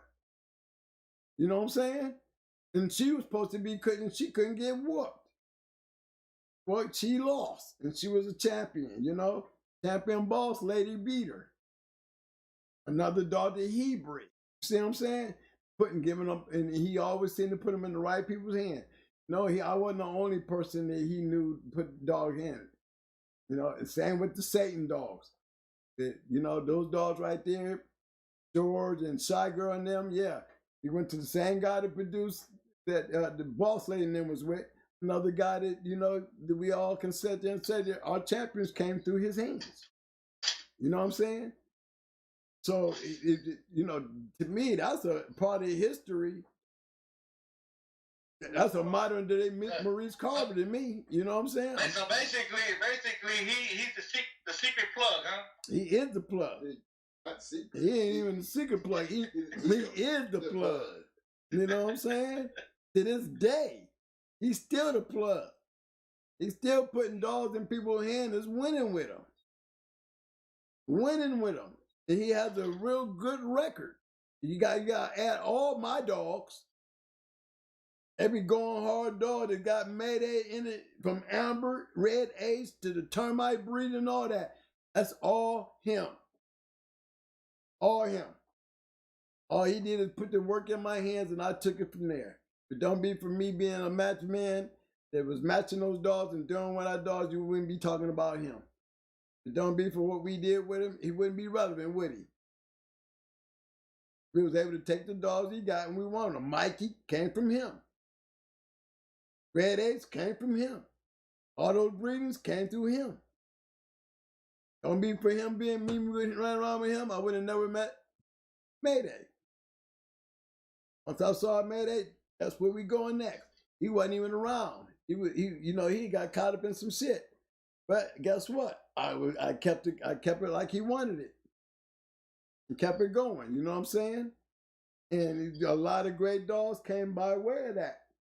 And you don't people, I know a few guys know who he is. You know, at least the guys up in where we from Akron know him. You know?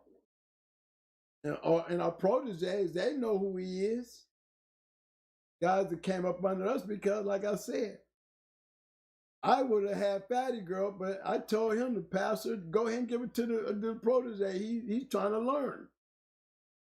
Look at what you come up with. He came up with a champion off of Fatty Girl, bred to Wacko, and she is the major piece to the Screaming Demon Dogs. Double bred Fatty Girl. See what I'm saying? So that dude is like a walking Earl Tudor that we'll never know about, but he'll be a major part in my story. You know what I'm saying? Definitely a major part in my story because look at all the dogs that I can connect to him. You see what I'm saying? I called him a modern day Maurice Carver. He got more wins under his belt and don't mind being quiet. Don't mind staying in the back room. You know what I'm saying? Don't want to be known. Don't care. He's just proud of us. You see? That's all he's happy. He's just proud of us. And that's a real dog, man. Wouldn't you say? Oh yeah. You know, you know, and it's like I said, I won't never. He'll be in my book because I'm going to put all 50 of them dogs out there like everybody else, so y'all can look at them and grow up and study them and see what I'm talking about. You know, it's different when you talk about it, but damn it, I'm gonna give y'all something to read. You know what I mean? Because then you start comparing to anybody else got something to say. Well, goddamn it, you come up with a book like Twin and these dogs that he got in his book. and show me something better. How many guys can sit there and say they can do that? Unless they one of them great ones like me, right? That's all I'm saying. Oh, I got, you know, that's the new word. Prove it. Prove the results. Here's my results. Now you gotta prove it. I ain't trying to take nothing from you. I ain't trying to take your glory. If it don't be for the guys that had the dogs that was able to do what they did with the same going hard dogs, then what would I be saying? I could only go on what I did. You see what I'm saying? And what good is that if couldn't nobody else do what I was doing? You know what I'm saying? That's what keeps my head up high, because somebody was able to do what I was doing and was able to take them dogs and did what I was doing. You know, so I know how Jesse felt when the Stone City Dogs was going in there, out there in the world winning, becoming great. You know what I mean? I know how Big Mike was feeling when Pro Set was winning with Champion Sugar and damn, I forgot his name again. Not Misty, but he was a son of Misty. Damn, I said his name. But anyway, but he was another great champion and shit that, you know, that was outside of the realm. Came from the realm, but they were able to win in somebody else's hands. You know what I mean? Yeah. And I just think that, you know, he became great because he was new in the game, and he was buying dogs and was making all of them champions. And was beating some of the best dogs in the country. And that's no bullshit.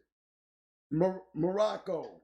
Champion Morocco, Champion Sugar, and May May. Hit them 3 dogs on the yard right there, and all 3 of them champions. You see what I'm saying? One beat Chi-Chi. That was May May. But, you know, those are all champions, and they all were bred off of champions. Every one of them. Morocco came off of Misty. Sugar came off of Bozak. And May May came off of Mayday.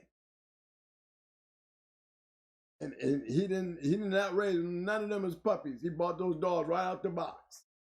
And then went on to go into great dogs and made the dogs even greater by going into great dogs. You know what I'm saying? And that's the part of the game that I'm trying to get guys to recognize on this channel. You know what I mean? I ain't trying to talk about no different bloodlines, like this line is better than that line, or this dog is very different than that dog and all that. No, I'm just giving y'all the facts of, you know, the real game. And the real game really depended on the hunter. I don't think we get a hunter enough conversation. And without the competitor, who's the hunter beating up? You understand what I'm saying? If you don't have the competition or somebody standing on the other side of the wall, I mean, where's the competition? How could we ever talk about these hunters? You know? So there's a piece of the puzzle that we don't give enough credit to, and that is the piece of the puzzle that takes the biggest hit. And that's the dog men who compete. I guess it's not, you know, any bloodline is better than another bloodline. It just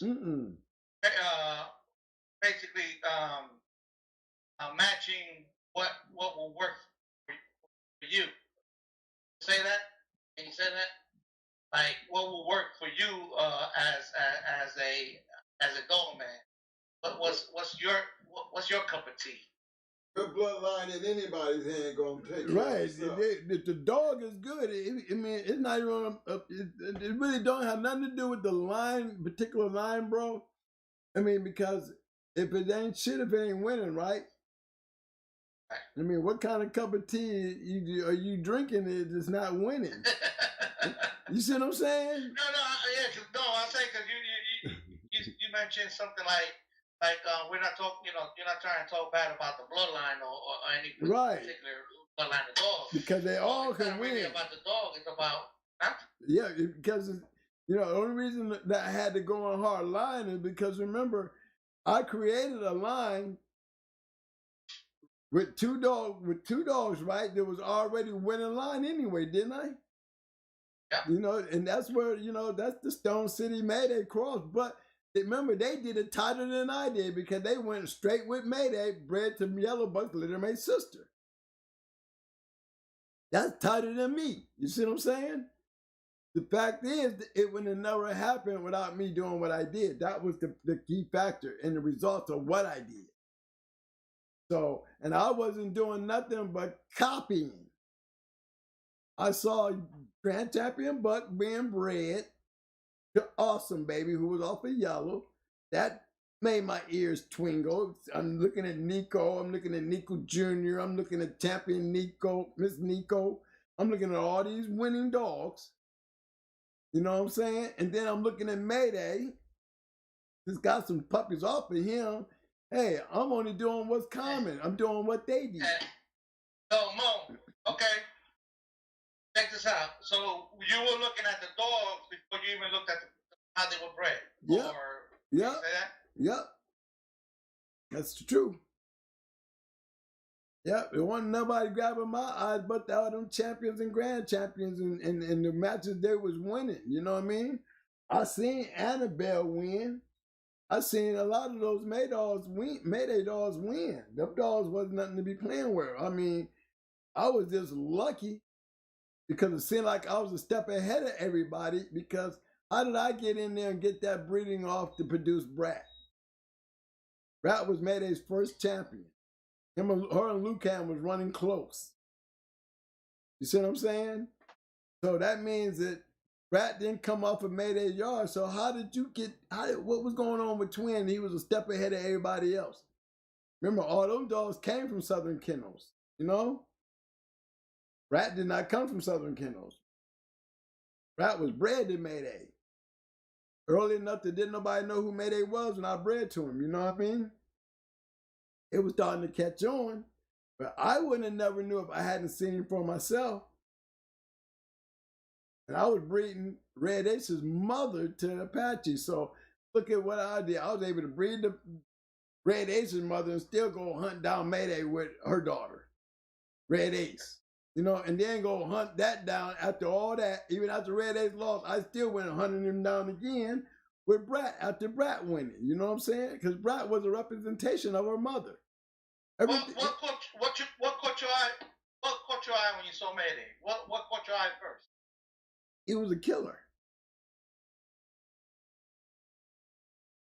When you first saw him? He was a killer.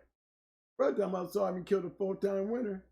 That was the one I was talking about. I got mixed up between Buddha and the other. Both the dogs were 4-time winners. Both of them were champions. You know what I'm saying? I know the one that hit him in the chest was the first one, right? And that was the one that punctured his lung. You know, that was the one that I saw first. That's and made him holler. You know what I'm saying? Made him go, yeah, you know what I'm saying? But then I saw him go right into a mode. Like I never seen a dog that was so focused in on, you know what I'm saying? I ain't never seen nothing so focused in my life. I mean, he was methodical. Period. You know, I could say that about Barracuda. I mean, I had Eminem and Black Ice on the show. Both of them lost to Barracuda now, right?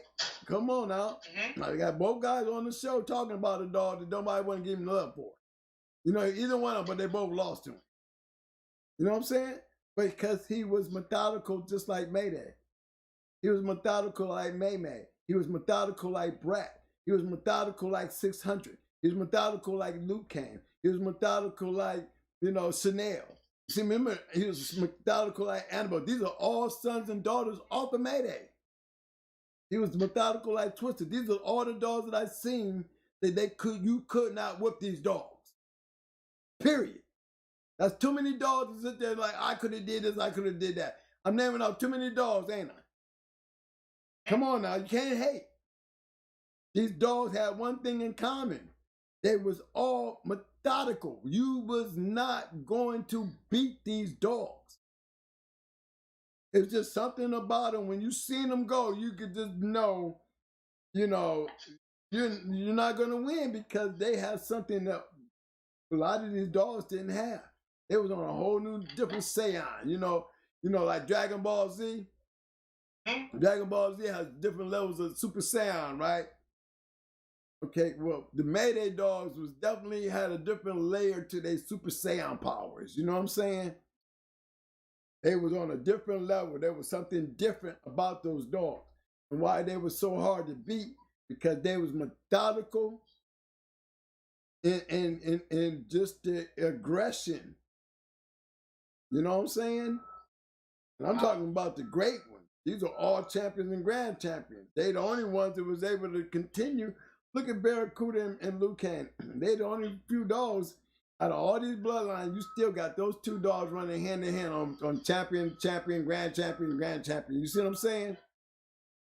There's not too many other lines of dogs that can even do that. And I got two of them in the same line. You see what I'm saying?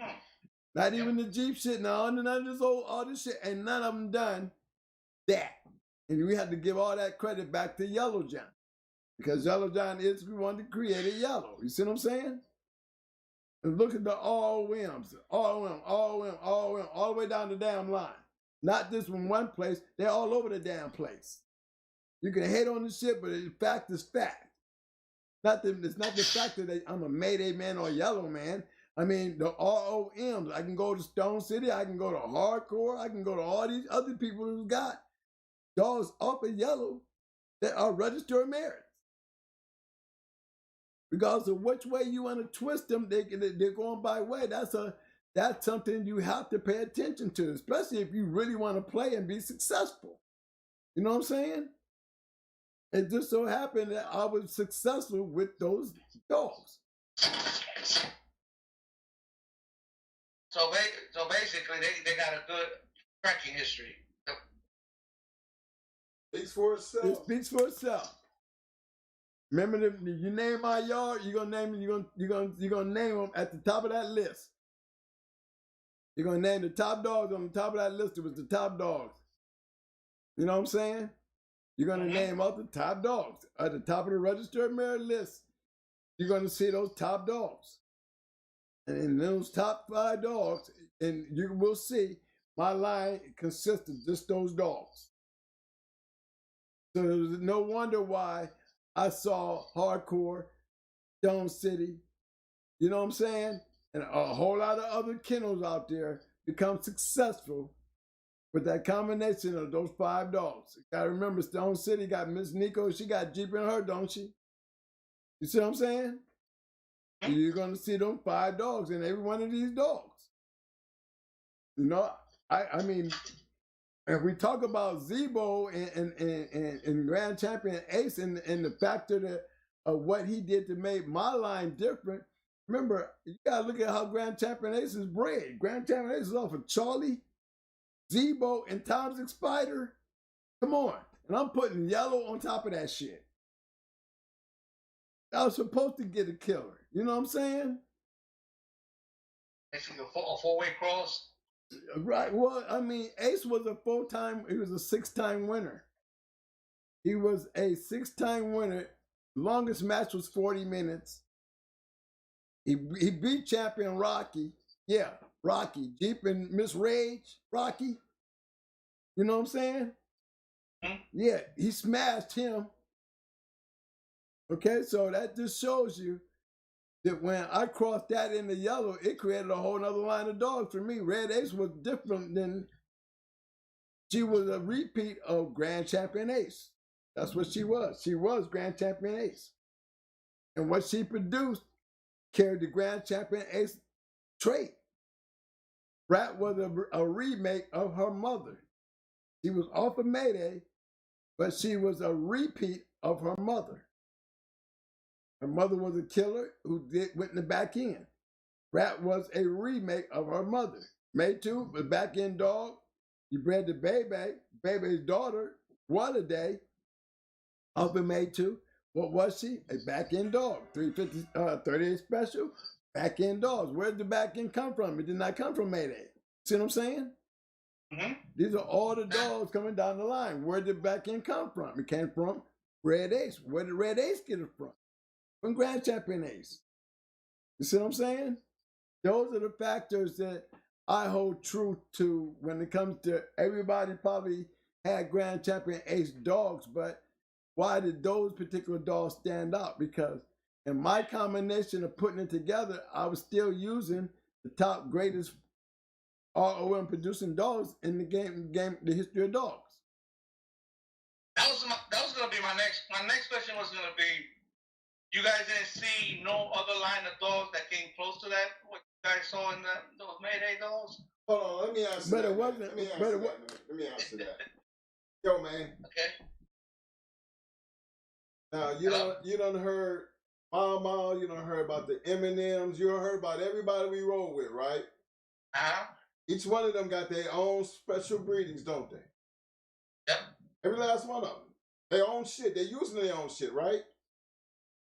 Every one of them. Tyrone. But you never ever heard us having none of that shit on our yard, did you? Nope. They never said nothing about them having that shit on our yard, right?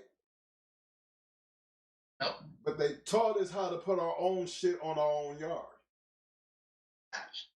And what are we using? The top 5 dogs. What was we using? That's what it boiled down to. Not only did we figure out what they was doing, why they could say what they were saying about their own yard, they also told us how to create our own yard based on what we could see. They also told us what to do with it. And that's why when they get on the show, they can always feel how proud they was of us, because we didn't need them to do it as far as trying to copy off what they had on their yard. That means we got a chance to be part of their fraternity and fit right in and hang out with the boys because they could stay, taught them niggas everything they know. They did it with their own shit. So the key is not seeing what was out there, because if you look around us, everybody who had their own shit, didn't they? You heard them on the show. Yeah. But they ain't never hearing us talk about what we had at theirs on the yard, except for what we did when we were down in Puerto Rico and end up coming back with that shit, and then hooking up with Hardcore Mike and hooking up with that shit, and then running around with them. Deep South hooking up with that shit, and then going over there and hooking up with Michael. And I mean, we hooked up with everybody. We were hooking up with everybody. That was what we needed to do to keep creating our shit. So it's not about, what else was out there. Because remember, we're beating people. We're beating people. We're not asking you how your dog is bred. You see what I'm saying? Shit. I know we whooping their ass with the shit that we was breeding, you know what I'm saying? So, that's all that mattered to you guys. That's all that mattered. And if you notice, I'm saying that about all the other kennels that we riding with. You know what I'm saying? Yeah. They're champions and grand champions. They're beating people. And you can see them all on the Register of Merit list. You know what I'm saying? Remember, we can find M&M on the Register of Merit list, can't we? Them 17 wins didn't go unnoticed. They made the Register of Merit list. You know what I'm saying?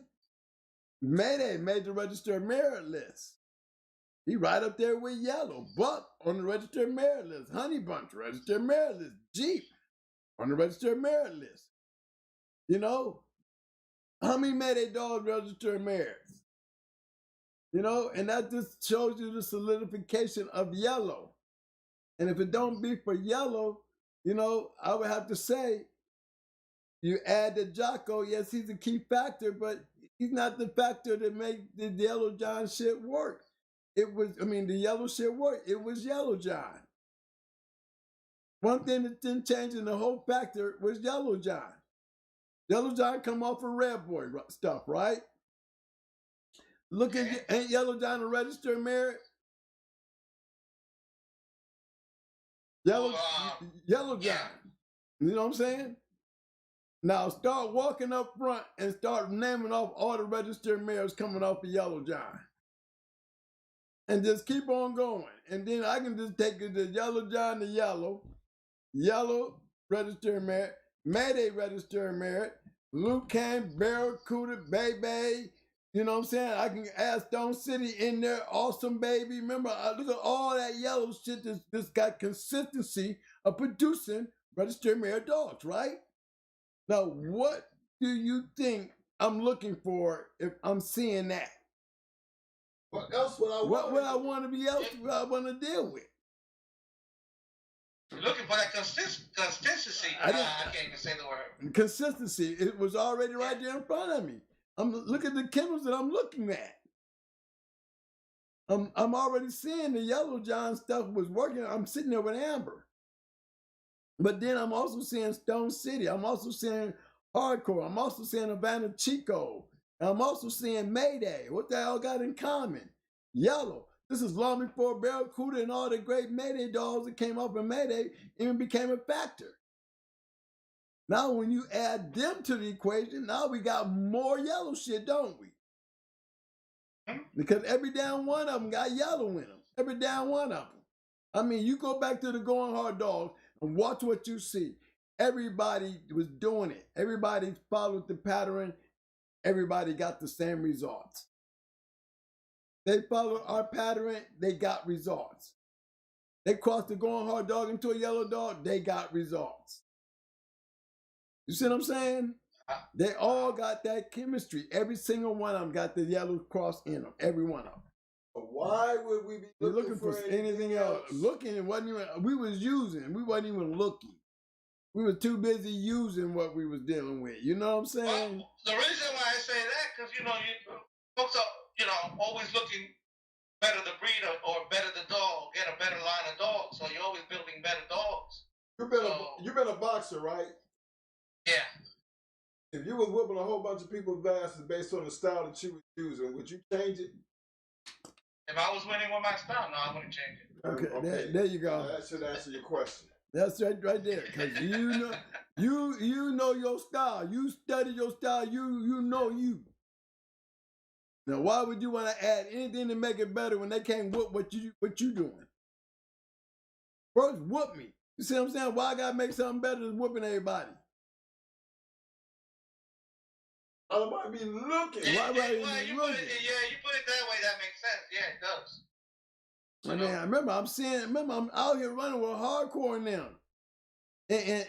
And Missing Link in them. Remember, all these dudes has got, remember, I mean, even I can even say Black Ice, even though Black Ice is really not in no comparison to these guys on the real tip. Do your homework, you'll see. Good bread, and he had Baby. Baby was a yellow buck, Miss Nickel type dog, you know what I'm saying? And she was a great one. She was a winner. She was a champion. And they beat Killer Cali, Killer Clown with that bitch. She was a bad bitch. But outside of that, y'all, with all that bragging, what else?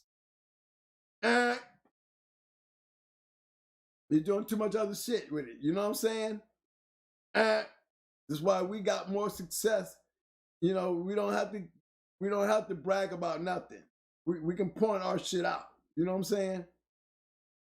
That, I mean, give him all the credit due, but he's not even on the level of none of these dogs we're talking about. None of them. Not at all. Nowhere close. And that can be proven not by being said, do your research. Again, you're listening to somebody who got you in amazement, but you cannot give him the legendary status that we share. That's self-proclaimed legendary. I'll give it to you because you asked for it, but when you got to do your homework, you will see. You sound good, but outside of all that sounding, what am I seeing? You see what I'm saying? What I'm seeing ain't what you sounding like. And that's where guys, to me, is like, I love everybody. And you definitely came to my yard, and I definitely respect you for that. But you have never been me. And I'm at the bottom of that totem pole of greatness. And you see, I don't mind saying that. And I don't mind putting myself down there in that position because that's where I belong. You know what I mean? I'm not trying to take over nobody's seat especially on the coattails that I was riding. And the only reason I got there because I was smart enough to do what they was doing and taking the chance and realizing that it worked for me too. You know what I mean? All the way down from conditioning, the whole way of thinking, the mindset. I had a shot at everybody in me. Everybody. I seen what it took for all of them to win. You know what I mean? All these guys were winners. It wasn't a loser in there nowhere. Can't nobody even name a loser. Remember, I'm friends with Loctite. I'm friends with some of the greatest kennels out there. They all know me. And they tell you I bet on every single one of them. I will go wherever they go once they got a good one. I'm on that wagon. You know what I'm saying? I'm on the wagon of many great dogs. You know what I'm saying? And I'm running 90% because I'm running with a 90% winning record. Why? Because I'm running with 90% of dog men who win 90% of the time. Oh, not saying that they gods, but guess what? 90% of the time they won. Somebody want to challenge that? Challenge my words. Challenge my words. I open it to the whole show to anybody out there. Challenge my words. You're going to find out that you're going to see I'm right. Every single one of these guys, you know, when you add them up, none of them. Every one of these guys were 90% winners. 90% of their dogs won, and they all got great, famous dogs. You see what I'm saying? I mean, that's not bragging. That's being a real dog, man, being honest. You feel me? We was the fast lane. That's what it is. Shit. Oh, wow. It was like that. It opened the door for anybody who want to think different. They can go in there and look. Noonie, all of them. Big Ralph, everybody from Detroit all the way across the country. Twin know everybody because Twin was brought in the game. I think like you know, like I'm Bethlehem. You know what I'm saying? I was Jesus in a manger because I got dropped in. I got dropped in among some of the greatest dog men, and never knew nothing else but greatness around me. Nothing. I mean, I can say the names of great dog men. If y'all did y'all research, y'all be like, where's these guys in the books when they bigger than the guys that are in the books? You see what I'm saying? Literally, they are bigger than the guys that were in the books. And got a lot of great dogs out of them. You know what I mean? I can name the champions. Like, look at Vietnam. Y'all, everybody would still been riding on Stallone. If Spike hadn't came down here and shocked the world, Stallone was killing shit. You know what I'm saying? Everybody was riding that Stallone. It didn't, but guess what? He wasn't scaring everybody, was he? You see what I'm saying? He wasn't scaring everybody because he got a chance to get on, and he lost. And he lost in the worst way. He quit. Quit. How you say he quit quick? You know, that's bad when you say quit quick. You know what I'm saying? I'm talking about a dog who was making lunch meat out of champions. You know what I mean? But you're not scaring everybody. I was dealing with them type of guys. We were the fast lane. You know, I know what fast lane looked like. I was telling my proteges, that's why they came in the game rocking like they was and doing like they was and really elevated the game themselves. Because you know what it looks like. This is what it takes to win. You can go home and fool yourself. And the only way you know that you fooling yourself is when you go out there and start losing. Because you can go out there and whoop some of them people. But you want to get out there and get into the fast lane. Because them is the ones you got to look for. The ones that's looking for you, them sleepers. You know what I'm saying? Who think they got something. Yeah, we want you too. You know what I mean? It was a couple of times I walked in there and knew, you know, that everybody got a chance to beat me. You know what I'm saying?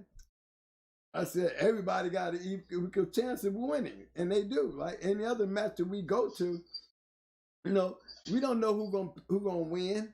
We wish, you know, the numbers tell us something different, but the numbers also tell us we can lose, right? You never know when that 10% shows us true colors, right? That 10% might show up on your greatest dog. Am I right?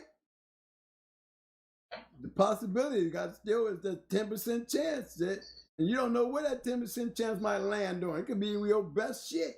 You never know where it falls in at. So, you know, you ride hard on the 10%, the 90%, and hope like hell that when the 10% come, it's on a great show. You know what I mean? Because if you're gonna lose great. If I'm going to lose the great one, like, to me, I won a great one when I beat the Gator dog, but I lost a great one when I had an opportunity to be the 4-time winner going for a grand championship real quickly and very easily. You feel what I'm saying? Where I lost that opportunity. But that was the only opportunity that I ever came close to losing again. You know what I mean? And that's something to look back on, because that day I could have just the same been bigger than that if I'd have came home with that win off of Tommy Boy. Any other day, any other way, I could have, I know what I had, but it didn't come to me like that. But down the line, it all paid off. Maybe it was meant to be that way. Maybe the sports guys didn't want me to come in there and kill Tommy. They wanted to show the world what was going on, because that's exactly what I came back and did. I came back with Brat, and Brat did everything her mama was supposed to do. You know what I'm saying? If it don't be for that crazy Mayday in her and the things that makes Mayday dogs, hard to keep, and a lot of them don't make it if you don't maintain them, because they chew up their teeth and always biting and real hard to keep. She probably would have been a grand champion too. You know what I mean? Because she definitely had it in her.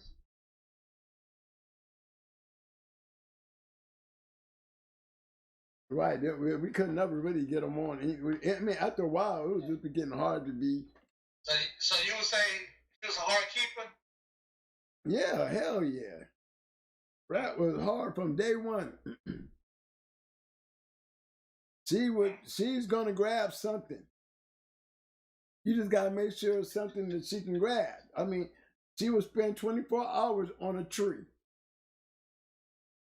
She would beaver a tree down.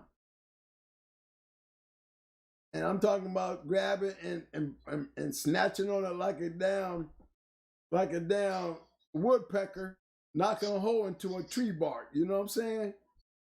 She biting holes. She's literally biting the tree until she chops the tree down. Wow. She had a nasty mouth. She would do her doghouse. She would do a tree. She would dig a hole to find a root, and she would dig that whole tree up just so she could have something to yank on. So she was a very, very, very hard dog to keep. She's always hanging from something. She's either standing there. When she didn't have no teeth, she gummed the tree to death.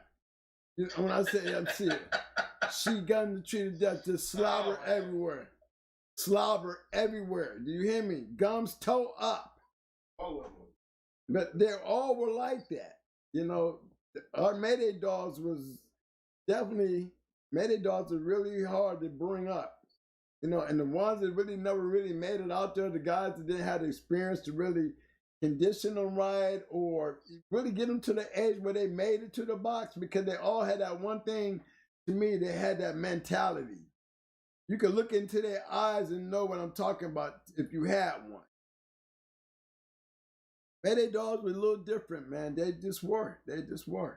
I could see where Yellow and Mayday could have surpassed Yellow easily, because Mayday did definitely put out a different line of dogs. And I honestly believe it was because of Tater. I think Tater was the factor.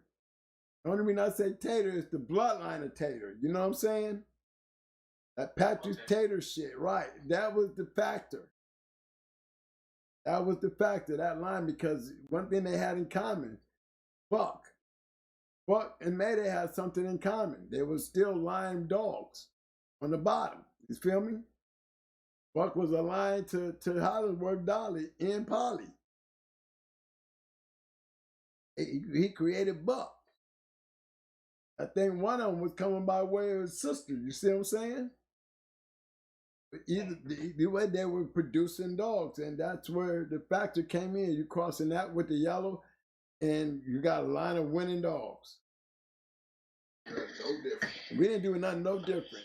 Super Kennels did it with 357. Everybody talks shit about the 357 shit, but you better look at the record. Don't exactly. And if anybody got the nerve to talk about that, pull up something that you can find better. You won't see it. You know, we're talking about the Gaston dogs.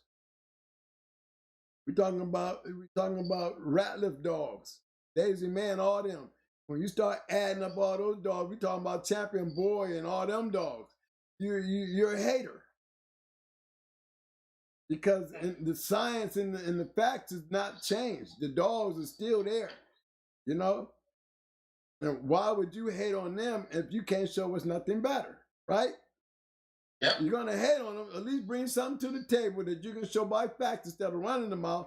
Show your mouth by putting it down and showing us why you feel like you can say that and be effective without sounding like a hater.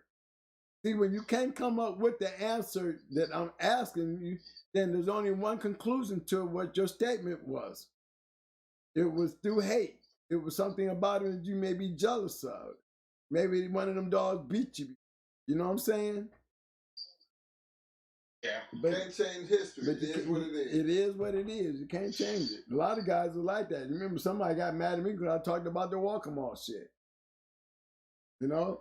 And I ain't got nothing wrong about no welcome all, but again, I said it to my own homeboy, and you know I love him like a brother. I said it to Tony Wade. I said, y'all wasn't running into them hunters either. You feel me? Because you ain't got none of y'all records show none of us on the motherfuckers. You know what I mean? Even though we all may be cool, some of us, you know, you could have took your shit and ran in there. You know what I mean? I mean, Crossroad, we went in the Crossroad. Crossroad beat us, you know?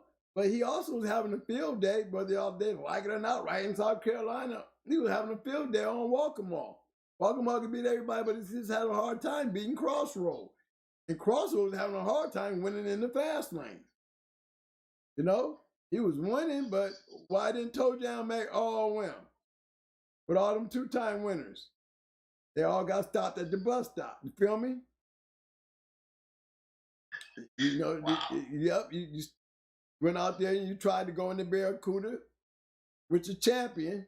Remember Champion Fatty? You know, he was a champion already. He took a shot at Barracuda, you know what I mean? And then all the other two-time winners, you know, they started losing too. That was Fatty was just the beginning. But that's because he was trying to get into he wanted to break his line into the next stage. Remember, his dogs looked just as good as Welcome All dogs to me, you know what I'm saying? And if anybody can brag about beating up on Welcome All, Crossroad is one that can talk shit about beating up on Welcome All, okay? And when I see Welcome All, they got some great dogs, but they just didn't work out for us. But even in our dogs, we got Welcome All dogs that produce winners. You see what I'm saying? Cross with our dog, we do have winners off of it, but it's not as strong and inconsistent. And if you do your research, you know, Welcome All dogs do not, if you can't carry the same amount of numbers or better off the yard in somebody else's yard, then it makes you wonder what's going on the yard, right? Yeah. And that's all I'm saying. I'm not knocking them. I'm just saying that you don't get them kind of results off the yard. You have a few guys that can win with them, but everybody couldn't. You know, they wasn't a standout. Maybe it's for South Carolina, but there was not really a standout anywhere else. You know, not just because of me breeding, because we still got winners out of it. You know what I mean? But we didn't get the kind of winners that we got on the other breedings that we made. And not taking nothing away from Welcome All because they got a lot of winners. But again, like I was telling Tony, you show me in your winning record that you ran into any one of these type of headhunters, any of these hunters right here. And we're relevant to talk about because ain't none of them shortcoming. You know what I'm saying? It ain't like I'm picking and choosing. I'm just saying, when you want to talk about something, look at these dog men here. And look who they go into, and then look what you go into. You see what I'm saying? There was a difference. Not saying that the competition was easier. I'm just telling you that these were different times.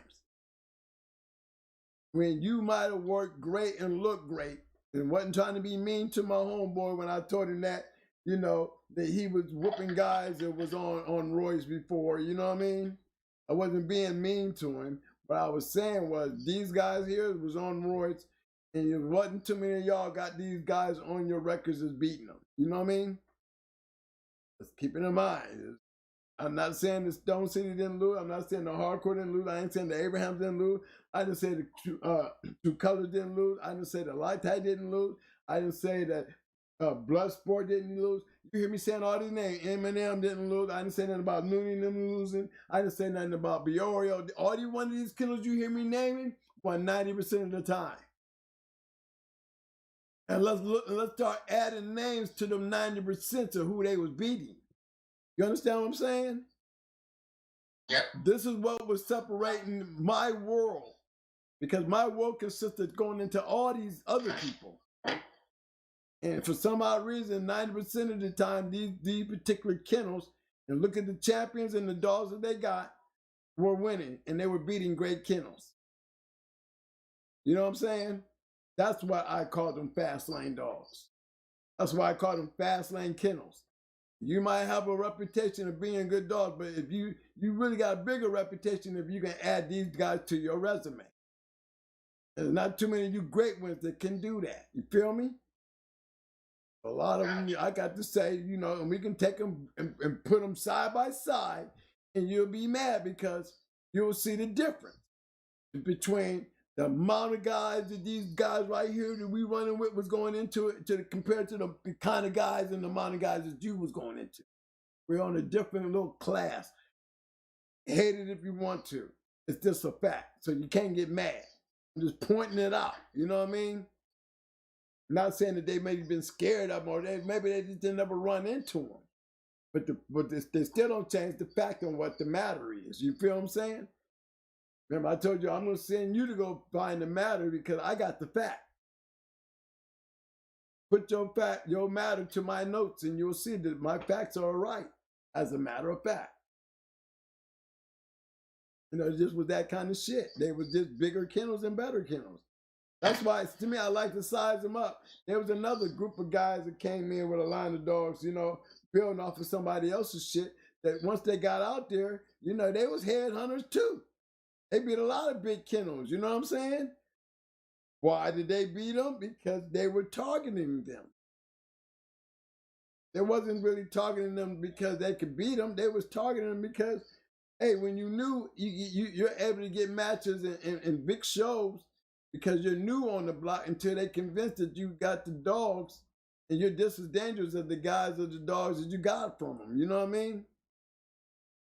And that changed the game a lot. You know, guys like the Geno boys, you know, like Gator boys. These dudes came up as young guys, but they came up with fast lane dogs. You know what I'm saying? They put them right in the fast lane because they can put these dogs on anybody. And being that they was young and had money, they did that. You know what I'm saying? Okay. And they was winning. So these are the young bucks that was coming in like Tom, like when I told you about Pro Set. He was like that too. He was young in the game, but look what he was doing. He had the money, he got the right dogs, and he became one of them fast lane guys that, you know, he was knocking off great kennels. How many people can say that they added him to their repertoire? You know what I mean? A couple of great dog men lost to him, you know, because of the dogs he had. It wasn't that he had better dogs. He just had the fast lane dogs and he had the right kind of dogs. And it's not every day that those great kennels that was, you know, not running into the fast lane, they had their day. Not saying that they couldn't have won. They just never had, you know, you won't catch none of them big kennels on their name. And if you do, they probably they lost. You know what I'm saying? Dude, my boy from up the way with George, he you know, he been into a few good kennels, but you know, he brags about beating the Latin boys, Latin connection, you know? He feel good about that, you know what I mean? And he has a right to feel good. These are guys that are fast lane. So when you get a chance to beat one, you know, I mean, look, these dudes we were fast lane. And like I said, look at the guys that we beat that are big lane dog men now. You know what I'm saying? But back then they weren't that to me. You know what I mean? And then I'm not sitting on a losing record in none of their backyards. You see what I'm saying? But they had a chance to go into our great dogs, you know. But they were able to go on, and they created. Look what they doing. All these dogs was. I heard one of the guys from Never Say Never is dead now, but you know they was young. They came in the game swinging like good. You know what I mean? These were great dog men in the end. I think we caught them in the early stages, but they was going into fast lane kennels. You know what I'm saying? And they finally got their hands on the right dogs and started making a difference. Or they was going into the people who tried to go into them and was just seeming to beat them. You know what I mean? But these are all, a lot of those guys, they grew out of doing that. And they learned and they knew how to separate the two. You know, there was a level to the game. You had the fast lane. They had got the dog. Same with us. All the little things. Right. You learn along the way. It's all a learning experience, but you got to learn how to lose. I mean, I learned how to lose. I didn't learn how to lose a lot. I got that shit straight quick. I'm a Marine. We don't lose like that. I take that shit serious. For real. I mean, especially when you got a plan. And remember, these guys was winning because they all had a plan. Every one of these guys, man, were great conditioners. Every one of them, man. Every single one of them. It was just something about their dogs. That, you know, them with a good condition, you're not going to win. I don't care what you bring. It's really like that. And they tell you the same thing. Yep, I can tell you, man. I mean, they talk shit about Jigga and Pandy, and I keep on saying them are major dogs that people really didn't want to bother with. But hey, man, I mean, what's so scary about me saying that? I mean, do you think Brad could have beat a Pandy?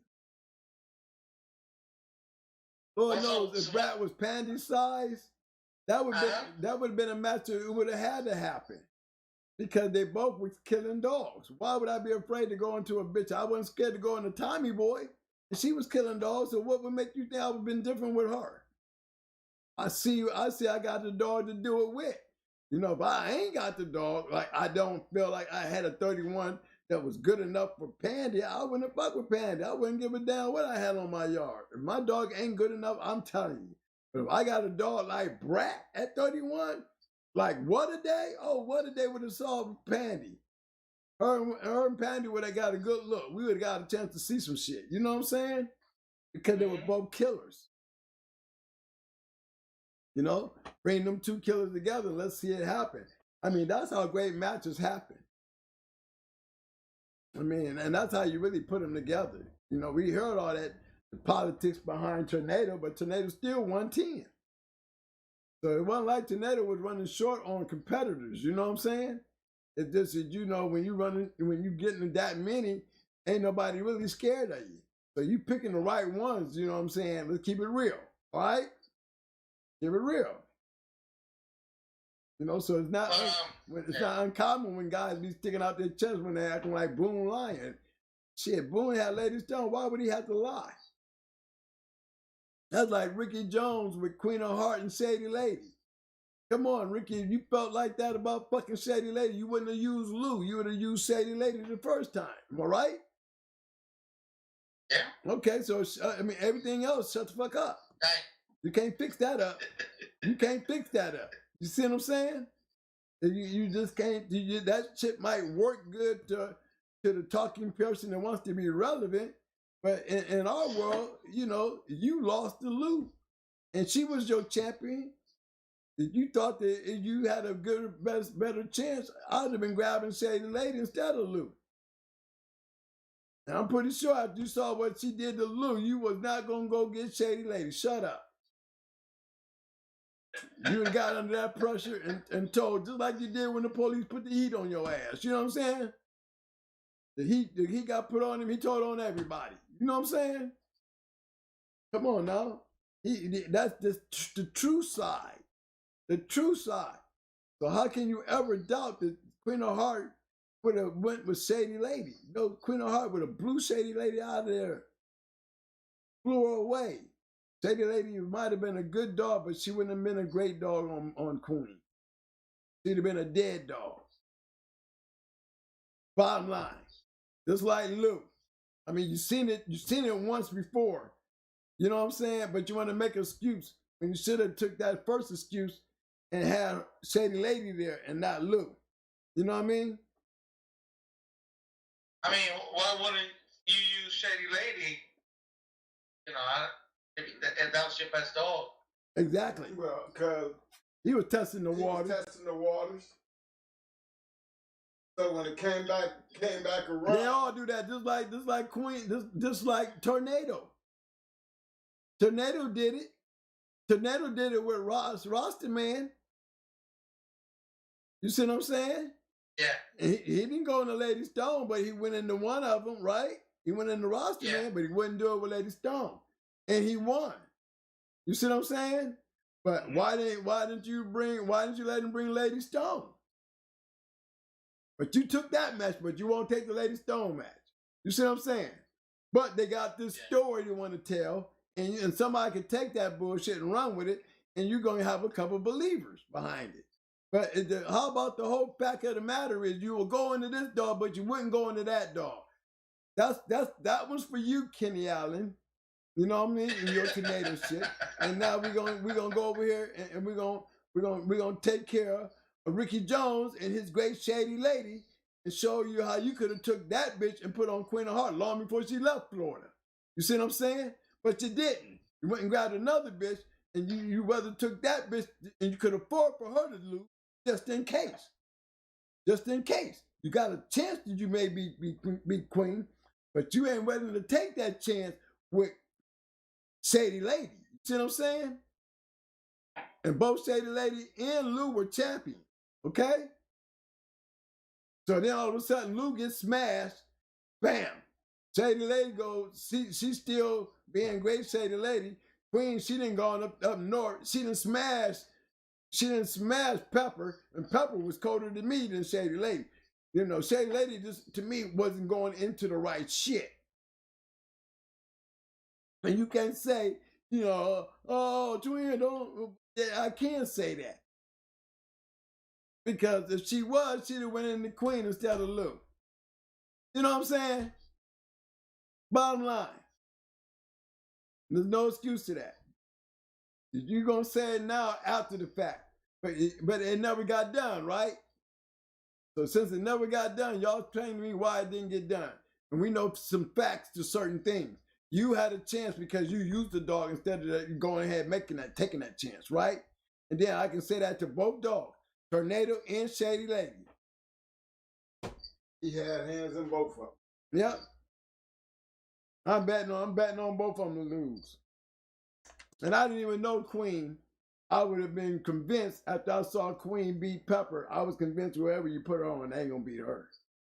I didn't even have to know about Queen. I know I saw Pepper beat the shit out of one of their best bitches. And be damned, they came back and they got their money back.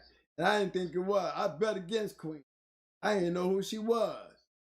I just thought they was some dudes, they was mad because they got smashed by Pepper. They get ready to get smashed again. Look at this little red and white bitch here. She ain't gonna do shit. Shit. Let me give me some of that red and white shit. You know what I'm saying? That bitch is a killer. Murdered her. Right? Man, she came in there destroying shit. Just plain and simple. And that's what, you know, that's the kind of shit that I like. Queen was definitely a bad dog. But she wasn't, to me, she wasn't cold as Pandy. Pandy was more decisive winner. Not taking nothing away from Queen, because Queen could beat one real quick. But Pandy was guaranteed to smash everything you put on her. There's not no, you know, Queen down there went an hour. I think Queen went over an hour one time. You know what I'm saying? No. Yeah, Queen. Did it once in a while, after a while, Queen, they couldn't get nothing on for Queen? Nobody want to go into Queen? I mean, as an 8-time winner, I mean, there was nobody left.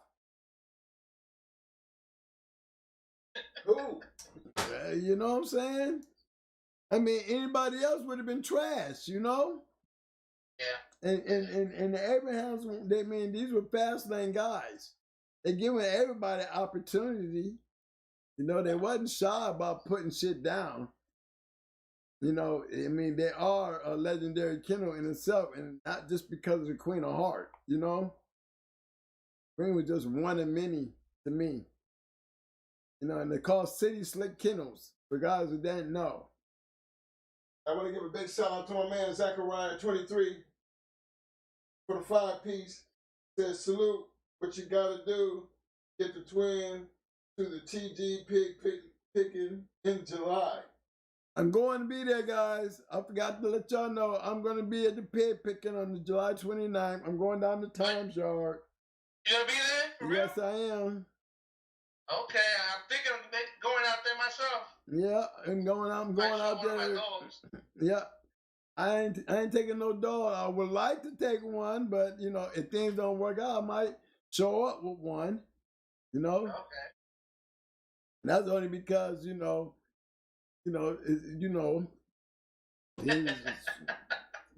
fall through. You just might as well go ahead and take them to a show and let him run a tree or a wall or a treadmill or something. You know what I'm saying?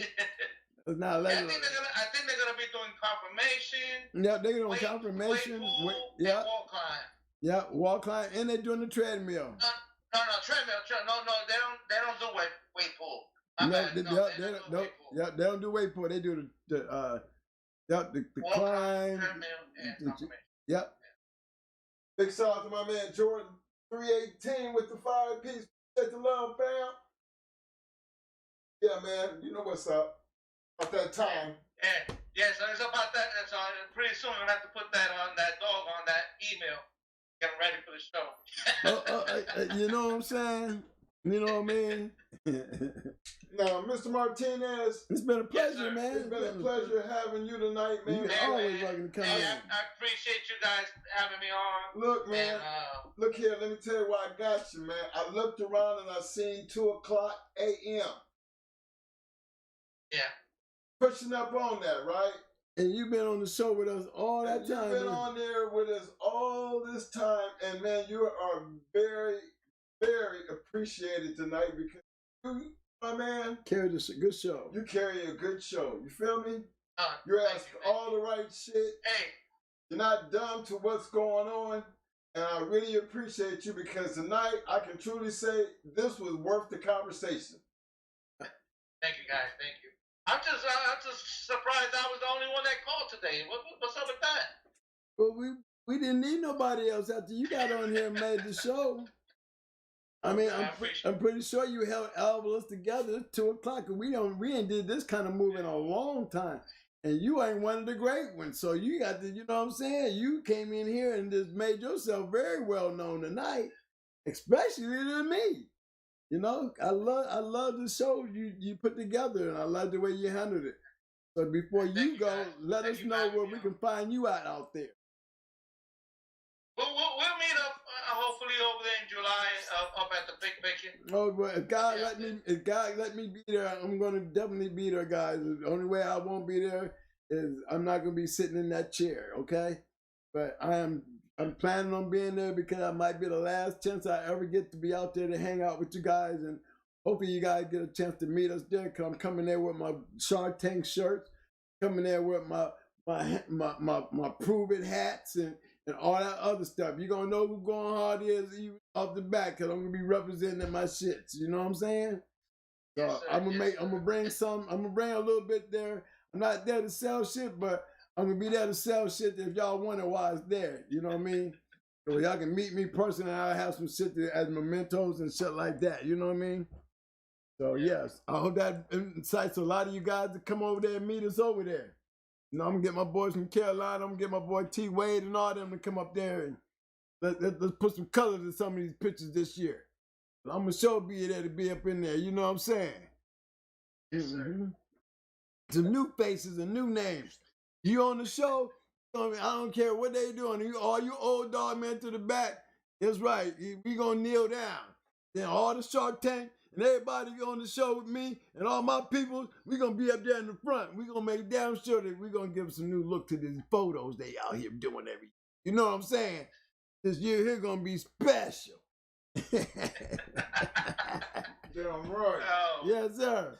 Put them on notice. That's right. They're gonna be like, hey, it's gonna be somebody other than Perry Powell in there. Yeah. Old Perry. Yeah, it's gonna have a little bit more. We're gonna make sure that they know who these other little people is. Yeah, okay, I know them. Yes, sir. I hope all the right ones come up in there so we can get these pictures taken and give them a new look or the new style. And you know what I'm saying? Because I want that to really be a major factor this year. You know, really. I want to be able to stand up and give some of these guys history. You know what I mean? Especially now, you know, because one day I'm not going to be here, and I hope the guys that had a chance to take that picture with me can fall back on that one day. You know what I'm saying? I want to give another special shout out to my man coming through, that long time supporter, my man, Ghost 850 coming through with the 10-piece show of love. Appreciate the love, fam. Think they really liked it, you, Mr. Martinez. I appreciate everybody, man. They got, thank you. They got you with the thumbs up. They got the roses. They done just killed the screen. Roses. Come on, fellas, while I got you on the move, I need them thumbs up, thumbs up. Thumbs up, thumbs up. My souls, my souls, my souls. And for those who lasted to 2 o'clock, I need the roses. Yes, this is for y'all too. The roses, just throw a bunch of roses. Give me, Mr. Martinez, some roses. And don't forget yourself for being here, roses. Yes, you got to throw that, spread that love, man, because this is 2 o'clock in the morning, y'all. We did a hell of a Friday night special. And don't forget, scratch. To win. Baby. Always. Hey, Mr. Martinez, don't forget to give us your website. You said you got a podcast, you got a show. Please let everybody know where we can find I just got a YouTube channel, Martinez Game Dogs. You know what I mean? On YouTube. I need you to make sure get that link put up the next time you show up and anytime you get ready, because we will support all our true supporters. And you know how this Shark Tank works. We follow each other. You understand that, right? Okay, that's Martinez Game Dogs, y'all. YouTube. Martinez Game Dogs, am I right? Yep. Okay, though, we're gonna have to look. He did us a great favor tonight, gave us a good show, so we're gonna have to go over there and raid his crib. We're gonna have to go over there and look for we gotta go in there and see what's going on over there. Tag him up. And before you leave out, Mr. Martinez, I want you to check out the poll, how the poll ended up tonight, okay? Okay. In case you want to comment. And just in case, my vote was both treadmill and carpet mill. Yeah, that was mine. Mine too. Yeah, the question was, when conditioning your American Pit Bull Terrier, which piece of equipment do you use for stamina? A, slate or carpet treadmill got 26%. B, electric treadmill got 11%. C, both A and B got 35%. Believe it or not, D, none of the above, came in second with 28%. Damn. What the hell is they using? I guarantee you they doing to go Crenshaw. I'm walking 10 miles, knowing damn well Dan Crenshaw can even barely walk right. You don't tell me that, man. You know what I mean? Man walk like an old, you know when you getting old, you walk like this. You know what I'm saying? Talking about he walked 10 miles every day. Y'all come on, man. Come on. Y'all know better than that. If you ain't using either one of them, you know what you're doing. You know what you're doing. You got a swim tank, or you doing a hell of a lot of walking. Bike riding. Or we had 28% lying. Hey. Hey, well, guys, I'm out. Me too, man. Starts. Hey, I enjoyed the show. I'll talk to you guys on the next one. Thank you, guys. Thank you, man. It's been a pleasure, man. Thank you so much. I got, you know me, I always got to throw that clap out there right there. You know what I'm saying? I'm always going to stand up and put that clap out there for those who step up, step out, okay? So that was a good show. I mean, I wasn't expecting to be on this long. I didn't even know it was 2 o'clock. The boy just hit me up to it. I got family waiting on me, and they mad. Who with daddy? Yeah, I don't know where daddy. Where daddy just run. Yeah, fellas. You want to go ahead, man? Let's go ahead and put this thing to the rest test. Yes, man. We got 217. I was 217 voters too. 217 votes too. I mean that 28%. I mean that none of the above. Man, we should have got that conversation in because there's all kind of different techniques. I just want to know what other techniques y'all can use to give your dog maximum performance. You know, it'd be good to hear some of those. You know, if you're not using none of that equipment, I used to didn't, but I used the bike and some other things that you heard me.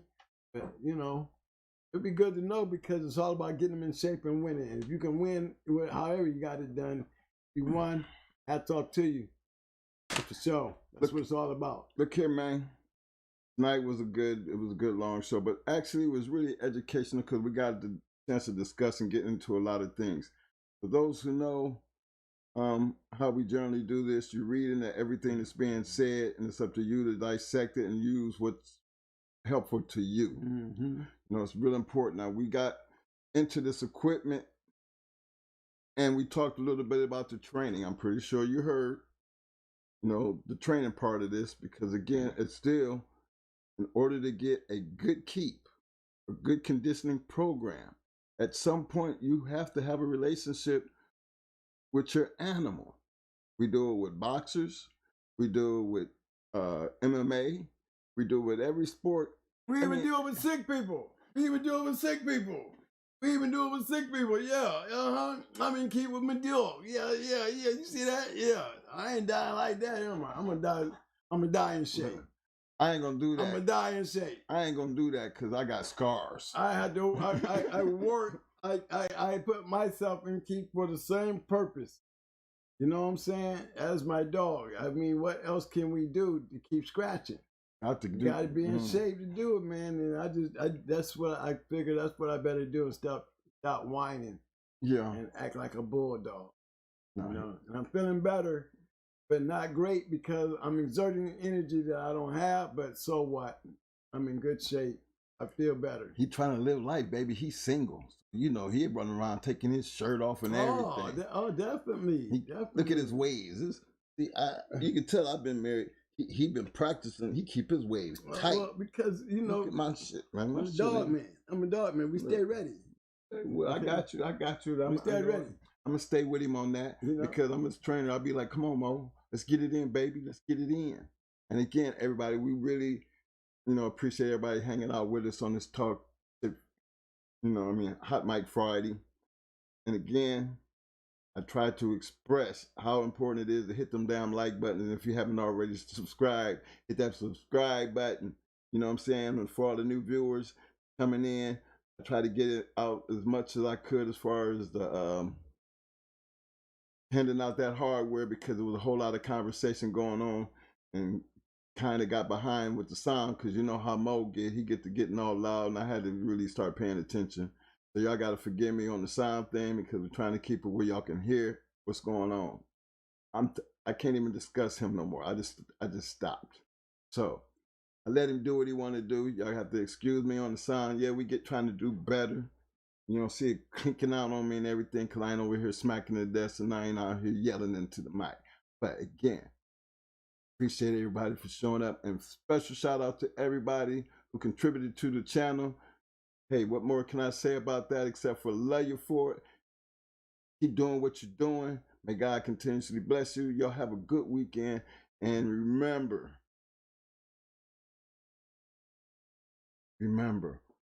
always.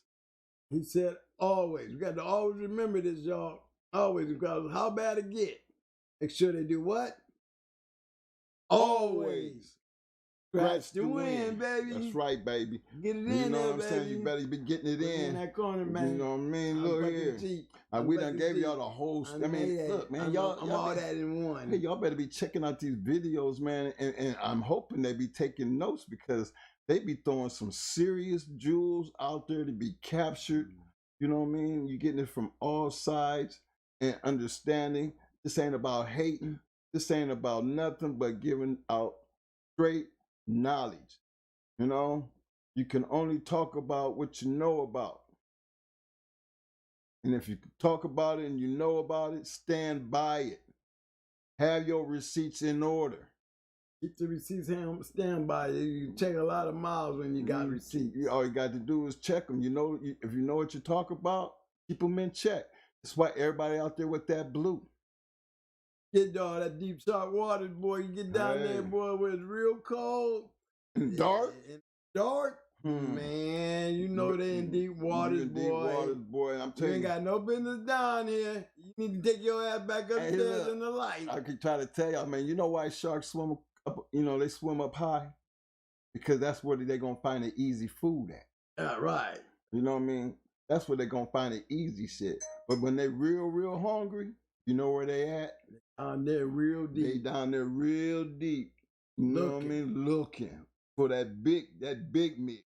Because that's where they going to find it at. That's why I love that Shark Tank, because they stay in them deep blue waters. Yes, sir. Y'all just keep doing what y'all doing. And to all you viewers are sitting back just chilling, participating in the poll, because I know I got 217 votes out there. I got 813 views. So I know there's a whole lot of people have been out there watching. We appreciate the love and we appreciate y'all coming by. Don't forget, we're going to be back here Tuesday night. Talk Shit Tuesday, 8 p.m. Be there. Mike check. Yeah, I'm still good.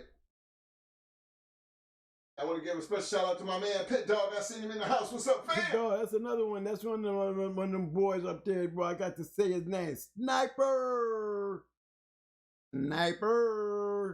Semper Fi, baby. You know, that's another one need to get on the show there and do a show with us, boy. Yeah, you got to come back, baby. Come on up in there and join me, man. You know what's up. Yes, sir. Good to have you guys stepping in, man. I enjoy that. I wish a lot more of you guys can get in, hang in there, and jump in there and do that, man, because that really makes it interesting. He asked some good questions. He asked some good points. Yeah, I know. I see that kind of action going on in the Shark Tank all the time. Come on the show, man, and let's show to some of these viewers, man. Everybody don't like watching the chat. Everybody like listening, you know, to that good shit. I see why, because I get caught up watching the chat and listening, and sometimes I find myself forgetting about the chat, you know, because I'm so busy listening. But I always go back through the chat and always enjoy the chat. I just wish y'all could bring the chat out here for some more listeners, viewers. Big shout out to my man Ghost 850 coming back through with a 10-piece. I must be thinking he's in love with us because he's been coming a long time and one of the most reliable supporters in the channel. Thank you, big bro. Appreciate that 850. 850 all day, baby. And we know what that 850 is. We rocking that South. That's right, baby. I feel you. I feel you. Trying to come through that panhandle way too now.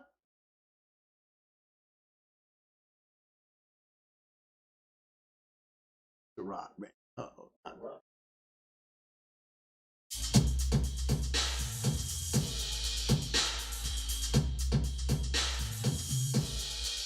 Yes, sir.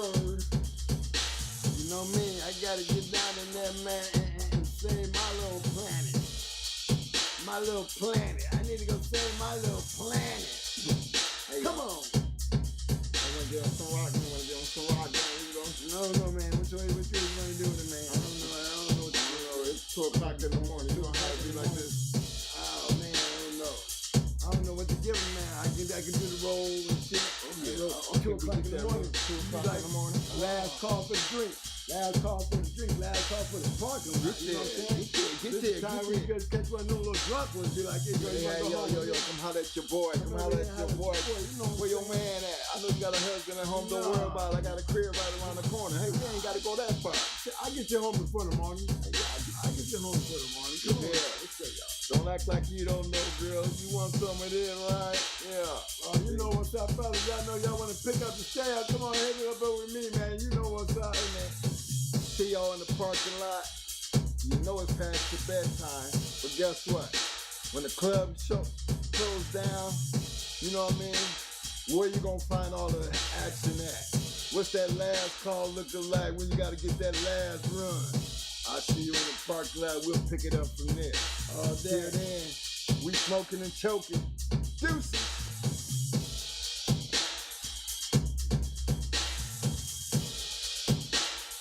All day, baby.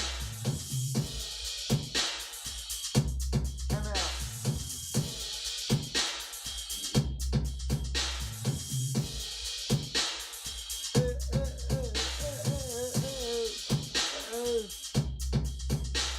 I see you. ODG food on the hill. What up, fam?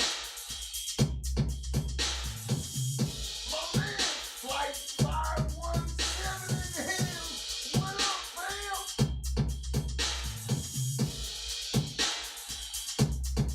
I see you, my man. Joshua Hurts in the house. What up, fam? Come on. Big shout out to my man, Mr. Prentice Cars in the house. What up, fam?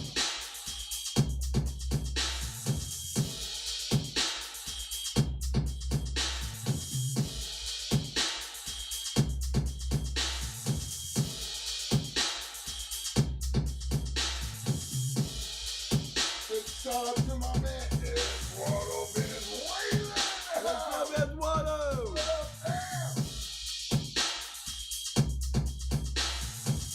My man, Cedric. Yo, Cedric. Time out in the house. What up, fam?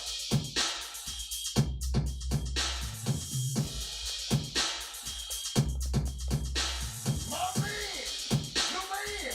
What up, fam? Big shout out to my man, Travis in the house. What up, fam? Big shout out to my man, Nation's best killers in the house, representing United in the Shark Tank. What up, fam?